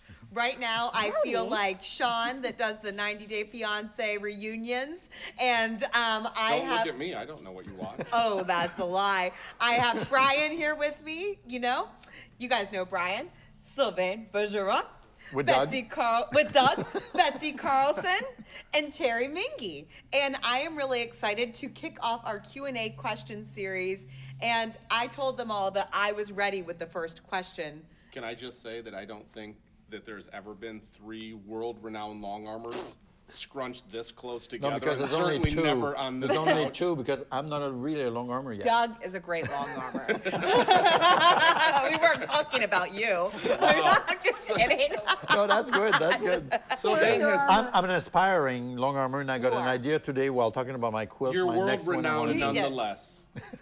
My first question, just to kind of break Kick it the off. ice, is Betsy and Brian, between the two of you, who would win at a game of euchre? Oh yeah, Michiganers. Well, I would say 3/4 of the audience doesn't even know what that is. That's why I wanted to kick it off. Never pass on a Bauer. What's your philosophy on that? So the few times that I play it, we had like a church group, and I would say I'm going alone, and they go, "Oh shit, she doesn't." Oh, sorry. That's Michigan for oh shit. No. Keep it going. That's so Stitch House. They'd say, and the partner would go, "She doesn't even know what that means." And then another time I played in a charity tournament, and everybody had to play with everybody else. And the last guy, he was so serious, and I played a trump card, and he was like, "Did you really lead? You played a trump over my trump?" And I go, "Apparently I did." And so, yeah. So what Betsy's saying is she So I plays wing for it. fun. Oh my gosh. She Yeah, wings it. If any. Yeah. Euchre is a Michigan. Yeah. I don't even know if it's a Midwest thing. I think it's like a Michigan thing. Is it Michigan only? Really? I think so. Well, isn't it special? I live in a bubble, so to me, everybody plays it. So let's review. I'm from here. Oh my gosh. And I am from here. There you go. Because our state is a hand. We'll get to the questions, state. and we'll talk longer. I'm from in a over minute, there. But again, we're in Texas, and I did this for 3 or 4 years till finally someone goes, "Why do you always point at your hand when you say where you're from?" And apparently, Texans are also nice because no one ever told me, we don't know what the heck you're talking about. And if it was the Upper Peninsula, we'd have to do that. I'm from here. You want to know something crazy is that we have a customer, and she was talking about how she's from Michigan, and we kind of got to talking. She lived 4 houses down from where Brian grew up. At the same time, we were neighbors growing up, believe it or not. Crazy, right? And it was just happenstance that someone at the checkout counter says, Jessica's talking and engaging, and says, "Oh, you're from Michigan, where?" And she says, "Oh, just north of Detroit." She goes, "Oh, where?" And the woman says, "Well, place you've never heard of, Waterford." And she goes, "Well, okay, Brian's from there. Like, what street?" And she goes, "Dill." And I heard this, and I go, "I lived on that street." And turns out, I used to play pond hockey. Sylvain, you'll know what that is. I played pond hockey in her backyard. Wow. Crazy, right? Small world, yeah. Elizabeth Lake in 59. That's where we lived in Waterford. All right. So something quilting. Waterford too? Really? Yeah, I did. Right after we got married, we moved The to topic that of today area. is quilting. we'll take this offline. Wow, this is amazing. So I'm sure you guys want to get to the good stuff, but I think that what Quilting. our viewers really like is like our banter. We do a YouTube series called Our I saw Banter that. Sessions. But you know what? When we say the Bernina family, this year is my 25th convention. It's a big family fest, like a hug fest. And we get to bond with stores and, people who come from the field. And it's like we work the same trenches together, right? And there's a bond. There's really a bond Absolutely. that forms. Yeah. I think that's the coolest thing about sewing is that it brings a bunch of people together. And, during the pandemic, we weren't able to be together a lot. So a lot of Zoom and stuff. So it's nice to get that shot in our arm and be able to hang out with people again. We seek company. Question. Okay, so here's my first question. I have low shank rulers. Can I use those when I get my Q series? Nope. I know.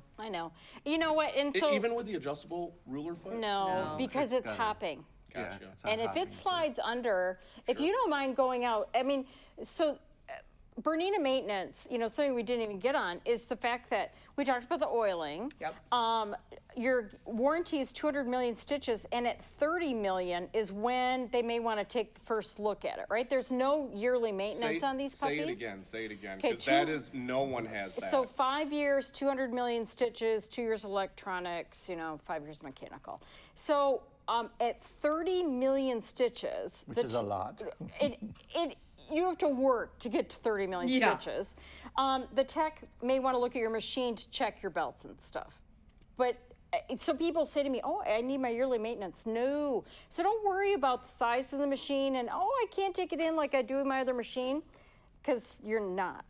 If you clean it and oil it daily, you have done your maintenance. So your low shank rulers, you may be able to sell them to a friend, for like 20% less than you paid. You're not going to take a huge hit because any discount, people are going to be thrilled about. And right now, rulers are hard to get because we're using our plastic for all those sneeze guards. So I love that because a lot of people would think, I don't even want to buy a machine with 30 million stitches, and with a Bernina, you're not even to your first service yet. Oh, you no. haven't even broken it in yet. No. Wow. And so with all that money you're going to save on not having to have your machine serviced all the time, just sell those low shank rulers to your friend and buy new ones. buy a new one. You know what? And when it comes to rulers, start with a straight and a set of circles. If you're doing Amanda Murphy, if you start with a straight in every curve, you could do amazing things like I was doing on those classes with Natalia Bonner, because I showed you can create many shapes of curves. And then circles would be my next one, ovals. You know, so you don't have to buy them all at once. And then, you know, just keep them protected. On the back of hers, we have that wonderful surface that keeps it from skidding.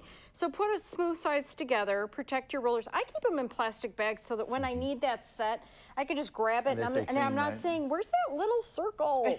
You know? Yeah. Because I've got like 7 circles. So. Terry is like, I think you probably have like, what, 5 of every ruler, Terry?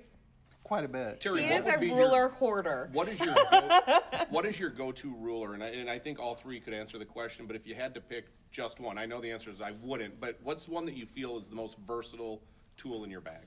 Well, the one that I like to use is the feather tool because that's what I want to do, but that's the one that I get too OCD in controlling, so I can't like creatively do it, but I can definitely do it with a ruler. He's such a liar. He's really good at feathers. For years, I've been gathering up 1/4-inch rulers in the hopes that I might get a long arm.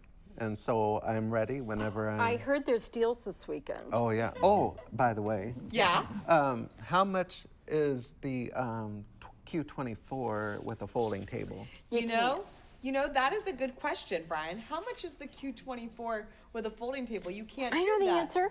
What? You can't get it. You tried to stump me, Terry. He told me. Perfect. So what I'm gonna have to do... I'm gonna get Terry back. He never goes for me. If I want We're on the same team. If I eventually want the Q-matic and all that stuff, and I want a 24-inch stored, I'm gonna have to get the 24 in that frame now. Otherwise, I could do the 16 or 20 on the tables and then gradually. Transition. But the 20. No, bigger is better. But the 20 Just is let nice us too, go. and I think for most women who are not going to be over 6 foot, that maxes out for your free motion ruler work. That maxes out your space before you start kind of bending over and fatiguing your shoulders and your back. Well, that's why we get hydraulics. And we didn't even touch on that, the hydraulic system So on we the went Q. over to it, but I mean, hydraulics, the thing is, we start to get the quilter slump, right? Yep. So it's just like on that lift table. It's not just so I can stand or sit, it's because we start doing this. If I raise it even 2 inches, you know, I've got my shoulders back again. And if you keep your physical health, then you're going to be quilting longer. Yep. So don't go beat yourself up on this. So on that machine, especially with hydraulics, that's one thing I say buy when you buy your frame. Oh, yeah. Because Or the install is awful. So I built my own frame and everything because I really wanted to understand it. And you're putting on your hydraulics when the frame is on its side and there's no machine on there. I mean, so that Q-matic can come later, but hydraulics get right away. Yeah. But it allows you to have variety if you're going to let friends use it or whatever. But the other thing is, if you want to get something like a saddle stool, and I found one this week on sale for $149. So the dental saddle stool.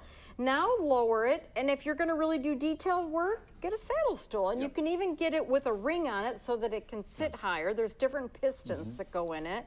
So yeah, I mean, if you're worried about standing, but some people, like I said, if you have bad back, sometimes standing's better. I love the saddle stool because I like that kind of half up, half down. Yeah. Like Terry's probably sat in his saddle stool a little too long. And for women, the way I'd rather stand. And the way I see this is we need weight-bearing exercise for bone density, and so if you stand and quilt, you're building bone density. Yes, that's what I've decided. So does that mean that the Q series is covered by any insurance plan? Oh, I'm sure it is. Check with, we'll work with your insurance company. To work your husband At our on it. creative center in Chicago, we had these long, cushy mats, you know, the floor mats. The anti-fatigue Yeah, mats. yeah. We have those the length of the frame, basically, so that you can actually work longer standing And you know, a lot of people like to work barefoot anyway. Yeah. So, but if you're on a hardwood floor or something like that, Yeah. that cushions your heels, and that's the main point. Yeah. So I saw something really cool on Facebook a little while ago, and it was someone that had both a Q20 on a folding table and a Q24 with Q-matic on a frame, and why they like to have both at the same time. They're different. I mean, I do get, because I've done this for so long, my control doing this is pretty good. You know, the quilts that I had sitting on the table, my pebbles and all that. But man, when it comes to ruler work, what a difference to have your quilt stabilized and then be just moving around your rulers or templates. Yeah. And then to fill in with free motion. I mean, what? Because if you do a whole quilt ruler work, it's an extraordinary amount of work. And you love pebbles. So you know that, like, pebbles is, people will say to me, I'm going to do pebbles background. And I go, why don't you try pebbles in a restricted area and see how you like it? Pebbles are very intensive and they take a lot of thread. And thread's cheap, really, in the big scheme of life. But, oh, my word. But you start to kind of, the reason I like them is because I just zone out when I do it. And then can. you're like, whoa, I've only made it this far. And they're going to make your quilt quite stiff. So now we get into your show quilts versus your quilt that you want to just drape on you. And so here, Quilter's Dream batting, when you get the 100% cotton select, that is that thin batting, and it's just like a feather. So you can still have a quilt in Texas, because Holly and I were talking at dinner last night that we both are the people who like a little something on us when we sit on the couch. Yeah. And you're like, but it's hot out. But I want something there. Jess puts the AC at 58, then turns on the fireplace. Yeah, I'm from Florida. Well, it's ambiance. It's the vibe. This is a good question for anybody here. It says, I have a sit-down long arm currently, and I'm considering a stand-up. But I'm concerned that I've built all of the skill moving the fabric. Do you have any tips when I go to moving the head? Initially, it's going to feel weird. It's the opposite almost, right? Yeah, but here's the deal. What she has to realize is she's already built. This is from Bill. From Bill. Don't let him mess with you. This is from Bill in San Antonio. So he, she. He, she. He, she, they. I got them all. Thank you. So, a person already has their library in their brain, okay? That library is going to transfer. One of the first things I did had these big curves. And again, 5 minutes in, an hour out. So I did like 2 or 3 of these curves, and I thought, this is not good. No. And so I need ruler base for that. But you know, with time, even I found for a little while, I put my elbows down just to stabilize it a little bit. Some people put their ruler base on because it moves so easily, they want to restrict it a little bit. There's a whole bunch of tools. And go to long arming with a sense of adventure, because even if you want precise quilting, that's fine. But I'm just saying, it's going to be fun. It's going to be a fun ride to see how many options you have. Your world opens dramatically. Terry, what about you? I know you do a lot of both. Well, one of the things I like to use is there's a ruler that I can actually grab the foot with, and so I can apply a little pressure with the little left hand, and I can draw, but I sometimes can't get that. So sometimes I'll just grab the foot and I'll just draw with it. Interesting. Also, the handles are adjustable, so you can adjust the handles a little bit. What about the paddles? Because I find that the paddles work really nice because they simulate moving on your wrists and moving the fabric until you. So you can grab that little circle that's on the paddle, and you can just adjust and draw like that. So I just have the pressure from my left hand, and I can do everything with the right hand, just gently move it. And that's what I love too, that you can use one hand. I mean, this is not big muscle here by any stretch, but I mean, yeah. And I wish we could get people in to test what it feels like to move that head, because it is so wonderfully balanced with the Bernina that I think it's heavier to move the quilt on a sit down. I mean, 2 or 3 times the weight to move that. Well, with the long arm, when you're doing it, one, it's quiet, and that's why I like to use it, but it's got a smooth kind of feeling to it, and you can move it around. But when you're on a sit down, sometimes you can actually feel the machine pushing against you because you're using the stitch regulator. So like on this 880, I actually can feel it pushing against me when you go to the long arms. That's just as that's easy as pretty can cool. And I think that it's Terry does a lot of ruler work, so I think it's kind of cool to. One thing that the person said on Facebook was, I like to do my ruler work on things while my Q-matic is going. So they could have like one machine going doing like, you know, computerized stuff. Then you can come in and fill in with ruler work on your Q series or at pebbling or whatever you want to do. So you can really be, both of them are different. And you know, you bring muscle memories. You know, gardeners approach things a certain way. I bake, I roll out a pastry dough. And to me, to sit down with rulers feels almost like making pie and, you know, rolling bread dough. So I find that flows naturally for me. With, you know, I'm a baker first. I've been baking for 44 years, right? Yeah. And it feels like just an application of the same muscle memories to a different process. Wow. But going from the sit down to a frame, one of the biggest things that this person would find is the joy of never handling the weight of the quilt. Oh, So sure. I don't know why, but I decided to take all my parts for the Tulip Paint quilt up to the scale, and it was about 6 pounds. Really? Of that I would be moving mass and quilt. So instead, I load my back, and it was 108-inch wide back. So when we talk about quilting 3.5 hours, I mean, sometimes it's, you know, how much time is it to load? It all depends, because don't forget, I can do, all right, so I did this on Q-matic, and this is a table runner, a design I bought for 15 bucks. I loaded scraps of fabric, and I have a gift for my sister when she moves into So a new place. so when you load the frame, and you obviously use the zipper leaders quite a bit, do you load the back and the quilt on the leaders first, or do you load it onto the frame with the zipper leaders attached? I usually do it with zipper leaders attached, especially if you use red snappers. It's just so stinking easy. The other thing I can do is even, just to make sure I get the order right, because sometimes, yeah, you need, I'll put even just a couple pins in and then run over, because on Bernina's we have number 21 basting stitch, and it does that huge basting. And so do that, go back. And the beauty is, if you're smoothing, you never have any pins to hit. But I put on that backing, I put my batting, I put my top, and now all I do is float over my quilt. I never have to deal with pushing a quilt under. And gosh, I did a lot of them. I did queen size quilts on a 7-inch throat when I was in my 30s, but I don't want to push. Never want to go back there, right? No. I did it because I had to, and now I don't have to. Well, speaking of size, someone asked, how big of a quilt can I quilt on the Q16 or Q20 in a table or cabinet? You can do a king size quilt. If you're willing to move it, you absolutely. And again, the horn table, because you open those drawers and you can put those extra wings on, then as the quilt surrounds you. Keeps, you know, because it happens. The quilts kind of come around you. But remember, you can just keep it all managed. And Ricky Timms once said, you're never quilting more than a pot holder. Yep. Right? So let's not just freak out about this whole thing. Let's just focus on what's in front of us. Yep. And then work on that and then move to the next spot. Terry, I know you're a big Ricky Timms fan too. Right? Yeah. I always had to work whenever he was singing in Paducah, so I never got to. Oh, that's too bad. That's fun. Yeah. Okay, so someone asks, I have a 440, a 570, and a 770. Nice. Can I really use the same feet? Yes. Yes. Would we lie? No, and I tell you, that 440, 5.5 millimeter made in Switzerland machine, like, I'm glad you kept it.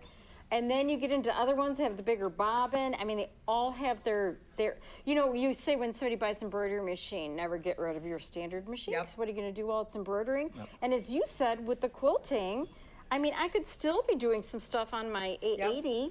And now with the Gamma Kappa feet, by the way, we came out with those for our vintage machines to do free motion quilting because there's such a demand. So. And you know, and a perfect straight stitch is never obsolete. So that 440 is a champion Beautifully piece, said. Right? Yeah. And then you know, and the machines have made progress in jumbo bobbins, and embroidery benefits a lot from that. But and the wider stitches, you know, for me it's feather stitches, it's stuff in between the blocks and all that. Yeah. So the new machines can do the fancy stuff, but when you piece, you need a straight stitch. So all your springy feet are going to go on your new machine. So don't worry, you're going to get the number 9 with it, and then if you want to add any of the others, feel free, but look in your Bernina Barbie box and see what springs you have, and they can come on over. I think that's really cool. because the feet are such a big deal from Bernina. They and are. So being able to interchange them between all of your toys in your room is a Oh my really gosh. cool When thing. I worked for a dealership, I said, I am not here for fabric. I am Here here for feet. for accessories. Yeah, and I did okay. So when I work at the quilt shows, and if I'm doing ruler work, I'll grab the smallest throated machine and do that on Oh, there. just to show 'em? Just to show them that you can do You it just on like anything. to show off sometimes too, Terry. Well, I have more control in that little space. In You a know low-key I'm kind a of freak like that. so. Yes. In fact, when we did that video, we both did the same thing. Yes, it's so true. So Terry's here at the store full time. So he's our in-house quilting expert here at the store, and he really has a little bit of mixture of everything, right, Brian? I mean, from free motion to ruler work to making the Q-matic go. I mean, Terry's really got a good handle on all that Yeah. stuff. So I'm going to ask each That's a one of you, gift. what is your favorite quilting technique? Terry, I'll start with you.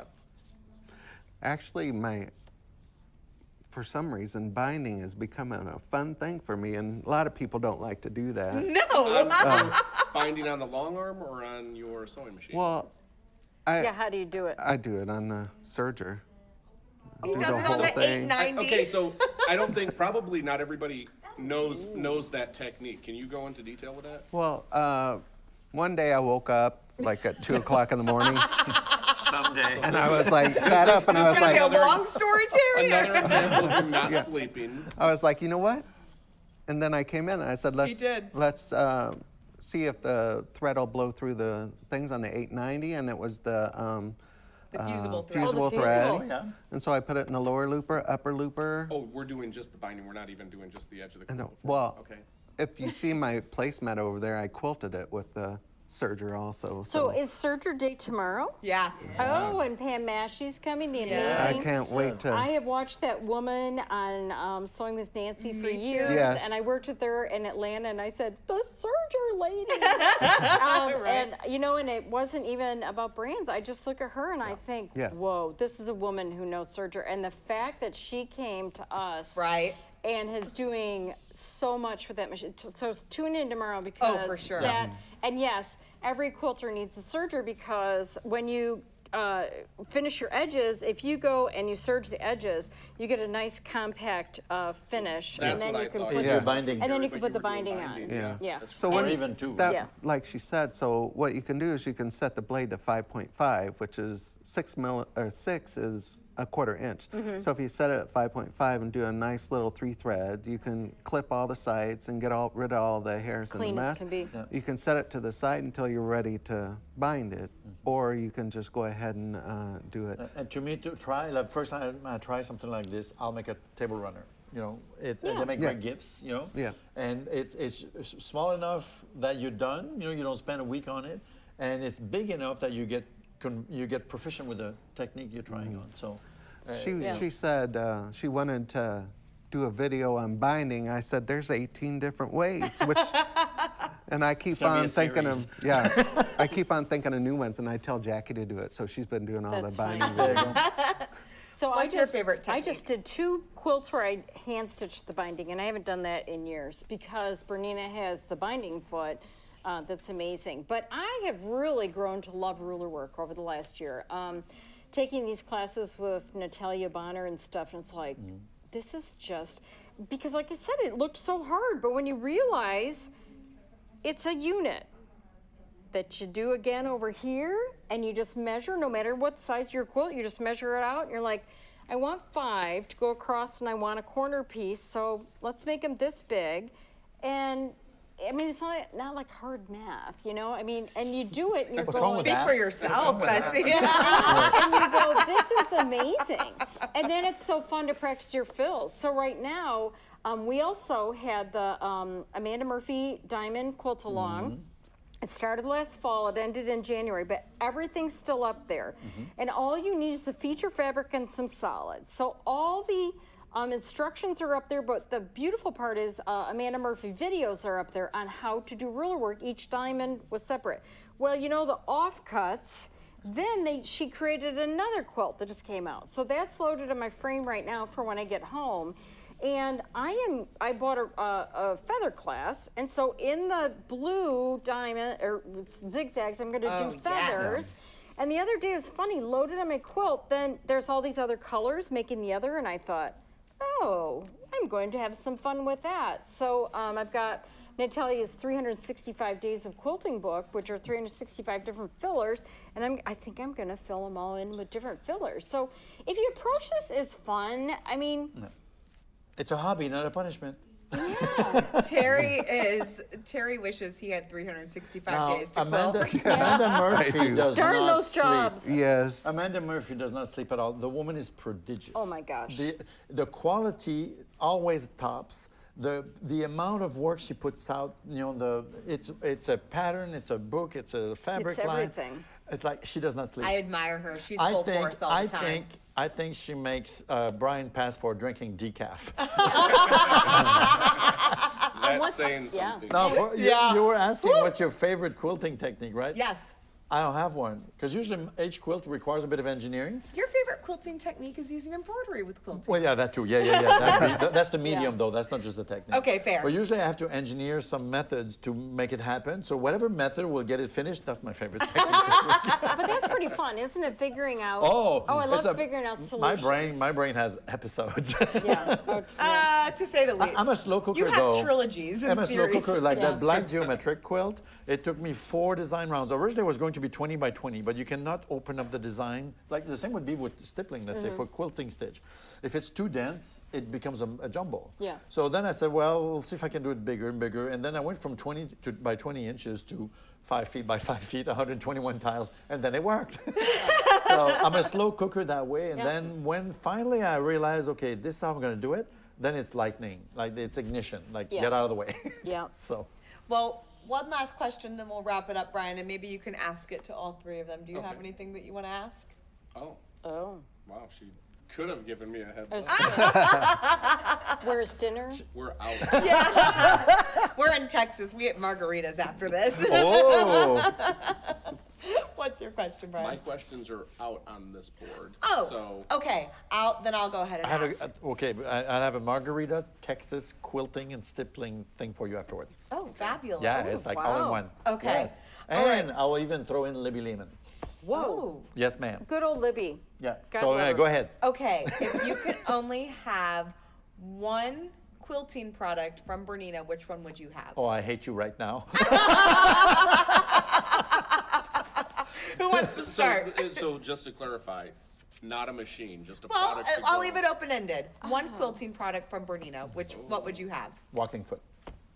Good answer. Yeah. I use it all the time. Would you? Yes. Only one? No, I That's hate, the point of a hard it's question. not fair, but I stumped her, you guys. we collect things. Yeah, yes. Yeah. Well, I mean, dual feed for piecing There you go. is amazing. There you go. It's amazing. It's and I tell people when they come in the store, you want a piece, dual feed is a non-negotiable. I know what Terry's going to say. Jumbo bobbins with 70% more thread.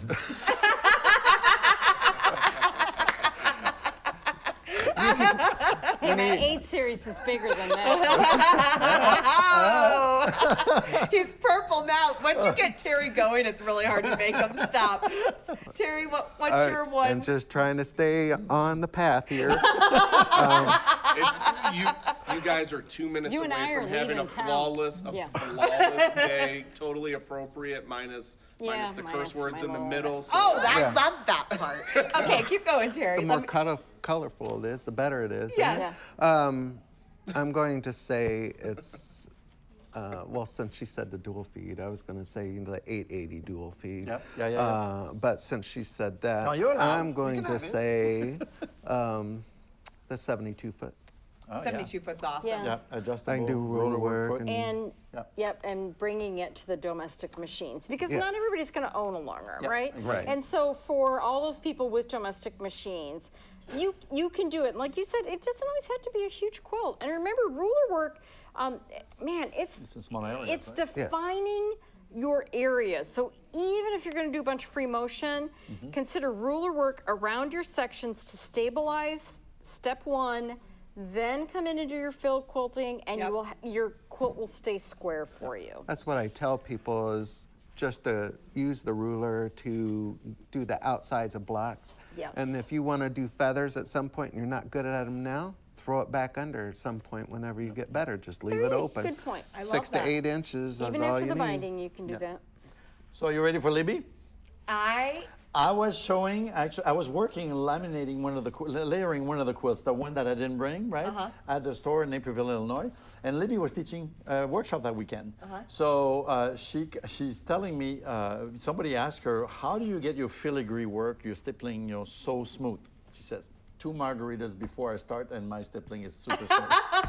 I was going to say Beyonce. So it's Libby, and it's quilting, it's Texas, and it's margaritas. Yes. Well, Betsy, awesome job today. Thank you so much. You bring the energy. Thanks for inviting me. Yes, we had a lot of fun, and we are going to be doing more stuff with Betsy because I thought that you did a phenomenal job today, seriously. And Terry, thanks for putting up with us today and You're welcome. showing us the 880 and the BSR this morning. Don't feel bad for Terry. Anything that gets him on a sewing machine, he's thrilled to do it. Anytime he gets to talk about sewing, he's thrilled to do it. And Sylvain, you'll be back tomorrow. I'll be back. Brian, will we be here? Well, I think we'll be here bright and early. But I really do think, thanks again, because I think we had a wonderful panel of guests today.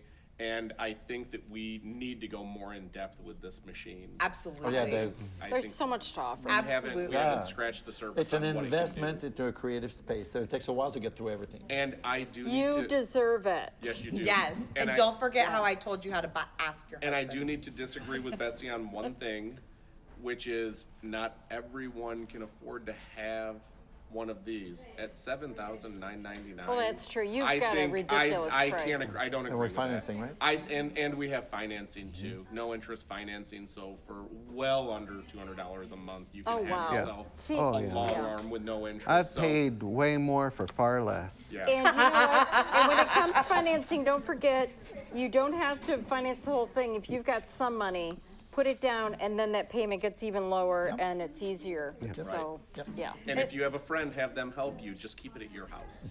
And I've had people do that with me. Sure. Yeah, 2 people have bought them. And if you have a problem with getting the yes from your husband, just have the family over and have it delivered then. We can set up times. No one will argue when the grandkids are Brian over. will come and install it. 30-minute installation time. Well, also, again, if you have any questions, our email is support@shopstitchhouse.com. You can also leave a message on our Facebook or YouTube. This will play again on our YouTube page. So we're Stitch House, Texas. Who are we? And then we're also going to be here tomorrow talking about sergers with Pam Mashi, the serger guru. I'm so excited. And we are really thrilled with everybody. Thank you to our team behind the scenes who kept today seamless again. You guys are awesome. You go far too unnoticed not being in front of the camera. We'll get them in front of the camera. We will. We'll do like a final bow or something like that. They're all hiding at this point. Gosh, all the cameras are pointed this way and they're still going behind the wall. So again, and they have control of them. So again, I said this yesterday, but since we do virtual now, what happens at Stitch House doesn't always stay at Stitch House anymore. It's out in the wild now. My call again. All right, it all comes full circle. So are we done with the PG-13 now? So we can Yeah. Oh, yeah. Now's Margarita. It goes to All rated right. R after this. Margarita. All right, you guys. Thank you for tuning in, and we'll see you tomorrow. Bye. Bye, everyone. Hello, everyone, and welcome to this wonderful Stitch House event. My name is Philip, and I'm so excited to show you today our wonderful Lorastar steam irons.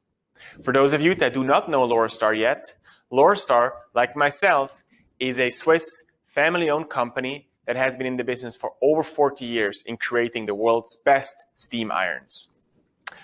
Lorastar has really mastered the craft of creating steam irons that can help you be more efficient, be more precise, and most important of all, make ironing more fun again. In the next few minutes, I want to show you what's so special about our products and hopefully get you curious and excited so you can go and try those steam irons at your local sewing machine shop for yourself. So, what is so special about our irons? First of all, it's our steam. our Lorastar dry microfine steam is really unique. It is really powerful. As you can see, it is a really powerful steam that can really penetrate deep into the fibers of your textiles. It will loosen those fibers very easily, and then with the heat of the iron, you can flatten them out very easily and fast. Second, Lorastar has a unique dry microfine steam. Yes, dry steam. I know that sounds a little bit strange, but in fact, our steam is getting double heated. That means our steam is much more like a gas compared to your steam that you have at home in your regular iron. That's a wet steam. Wet steam is aggressive, can shrink and distort your fabrics, and is not able to really penetrate deep into your fibers. It just gets the fabric wet. So with Lorastar, with our dry microfine steam, you really get a much faster and better result, and is actually also better for your fabric. And third, we also have a certified hygienic steam. That means you can kill all viruses, bacteria, dust mites, fungi in your textile just with the use of our steam, without the addition of any chemicals or any other bad things for your fabric. A lot of people actually use our Lorastar steam right now to sanitize their masks, because we also have the certification that we can say we kill the coronavirus in textiles. So our iron is a really easy and cool way for you to purify and sanitize textiles that you don't want to wash, or maybe you can't wash, and just with the use of our steam, you kill all the germs in it. But besides having a really, really great steam, there's obviously more to a Lorastar. As mentioned, Lorastar is a Swiss company, and our Swiss engineers really develop and create products that are built to last. All of our products are built in Europe. That means they're built to last and will last you a long time.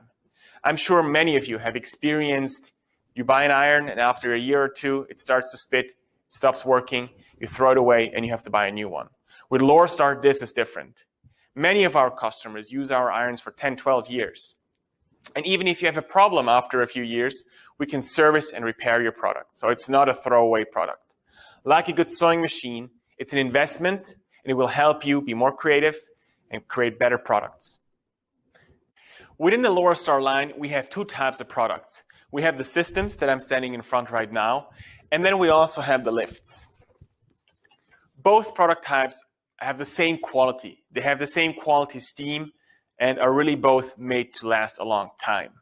The big difference is that the systems are a complete system that include this unique active board. The lifts here are more portable, they're more compact, and they're great, for example, if you already have an ironing station set up in your sewing room, for example. They're great, for example, to use with a wool pressing mat or obviously with any other ironing board. They're also great, for example, if you want to steam clothes around your house. Or, for example, if you have a long arm and you want to smoothen out your fabric with the steam of the iron, because it's so compact and portable. As you can see, the iron is exactly the same, no matter if you have a system or a generator. The steam gets produced here in the generator, then travels through the hose, and then comes out of the iron. Actually, our irons is also something really unique to Lorastar. As you can see, it is lightweight and it's ergonomically shaped. And it's really comfortable to hold. It is actually also made for left and right-handers because we have a steam button on both sides. Another big advantage of our Lorastar irons is that the center of gravity is exactly in the middle. That means when you press down, the force gets distributed perfectly all over the surface of the sole plate.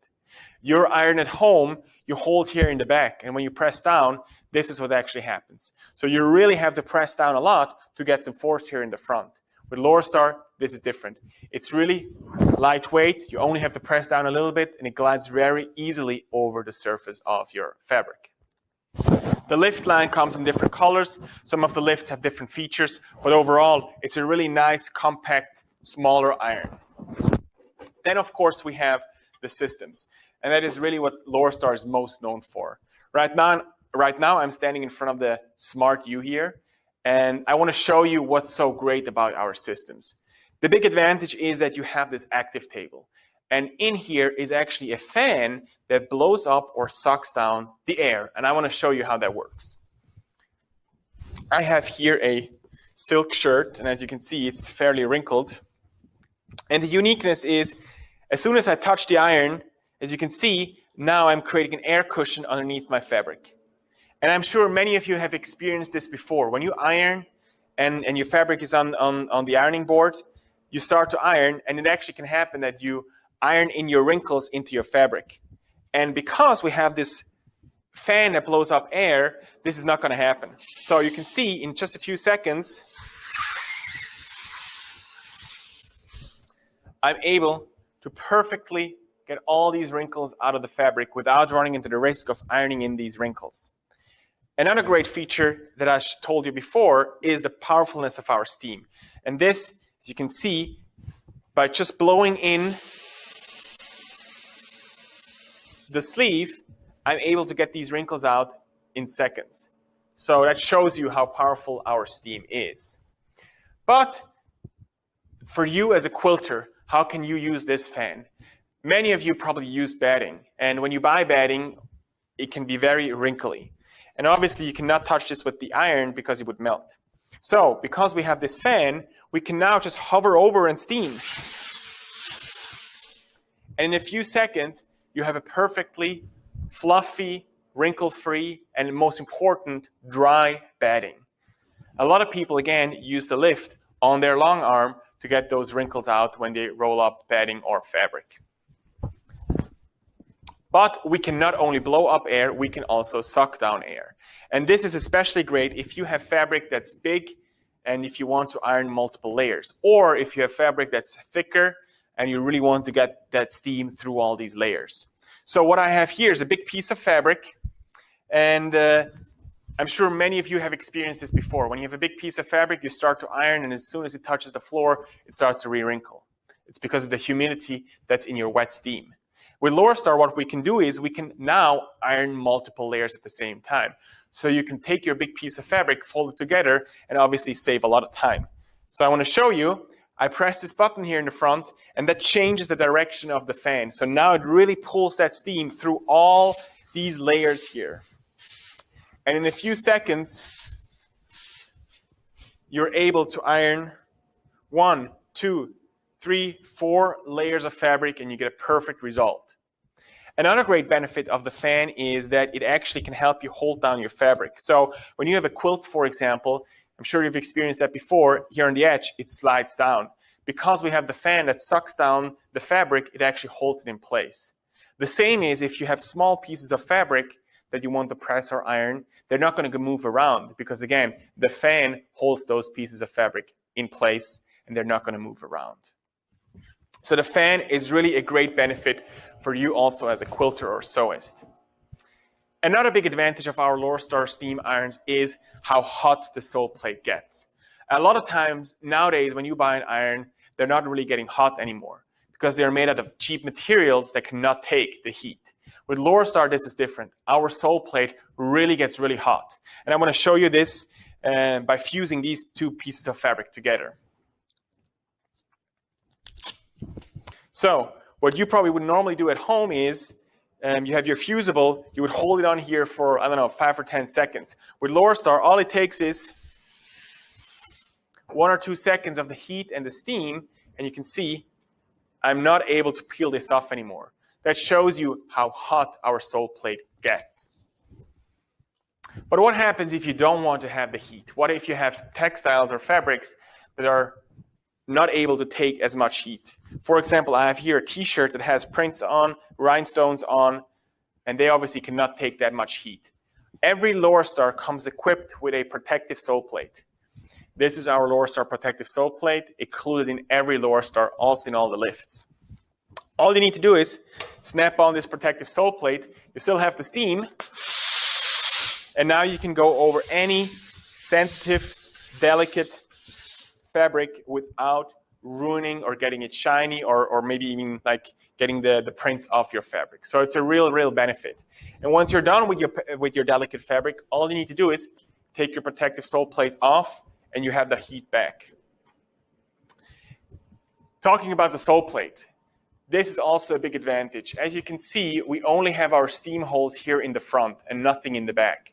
Because we have such a powerful steam, we can loosen those fibers really fast and then take advantage of the back of the iron that does not have any holes to flatten them out and set them in place. So with one swoosh, you get a perfect result. Again, a big time saver.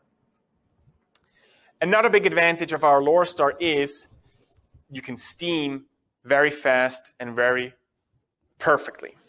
So I have here a man's jacket. A lot of people would bring this to the dry cleaner just because it has wrinkles. And with Lorastar, you can, in a few seconds, get all these wrinkles out, and you have a perfectly flat, wrinkle-free jacket. Especially important, it's dry. It's not wet. If you would use a regular steamer, you would incorporate a lot of moisture into this textile, and that's when, as soon as that moisture evaporates, the fabric starts to re-wrinkle again. So again, our Lorastar irons are really, really great steam irons. Some other great benefits of our irons are we all have in our irons a dual auto shut-off mode.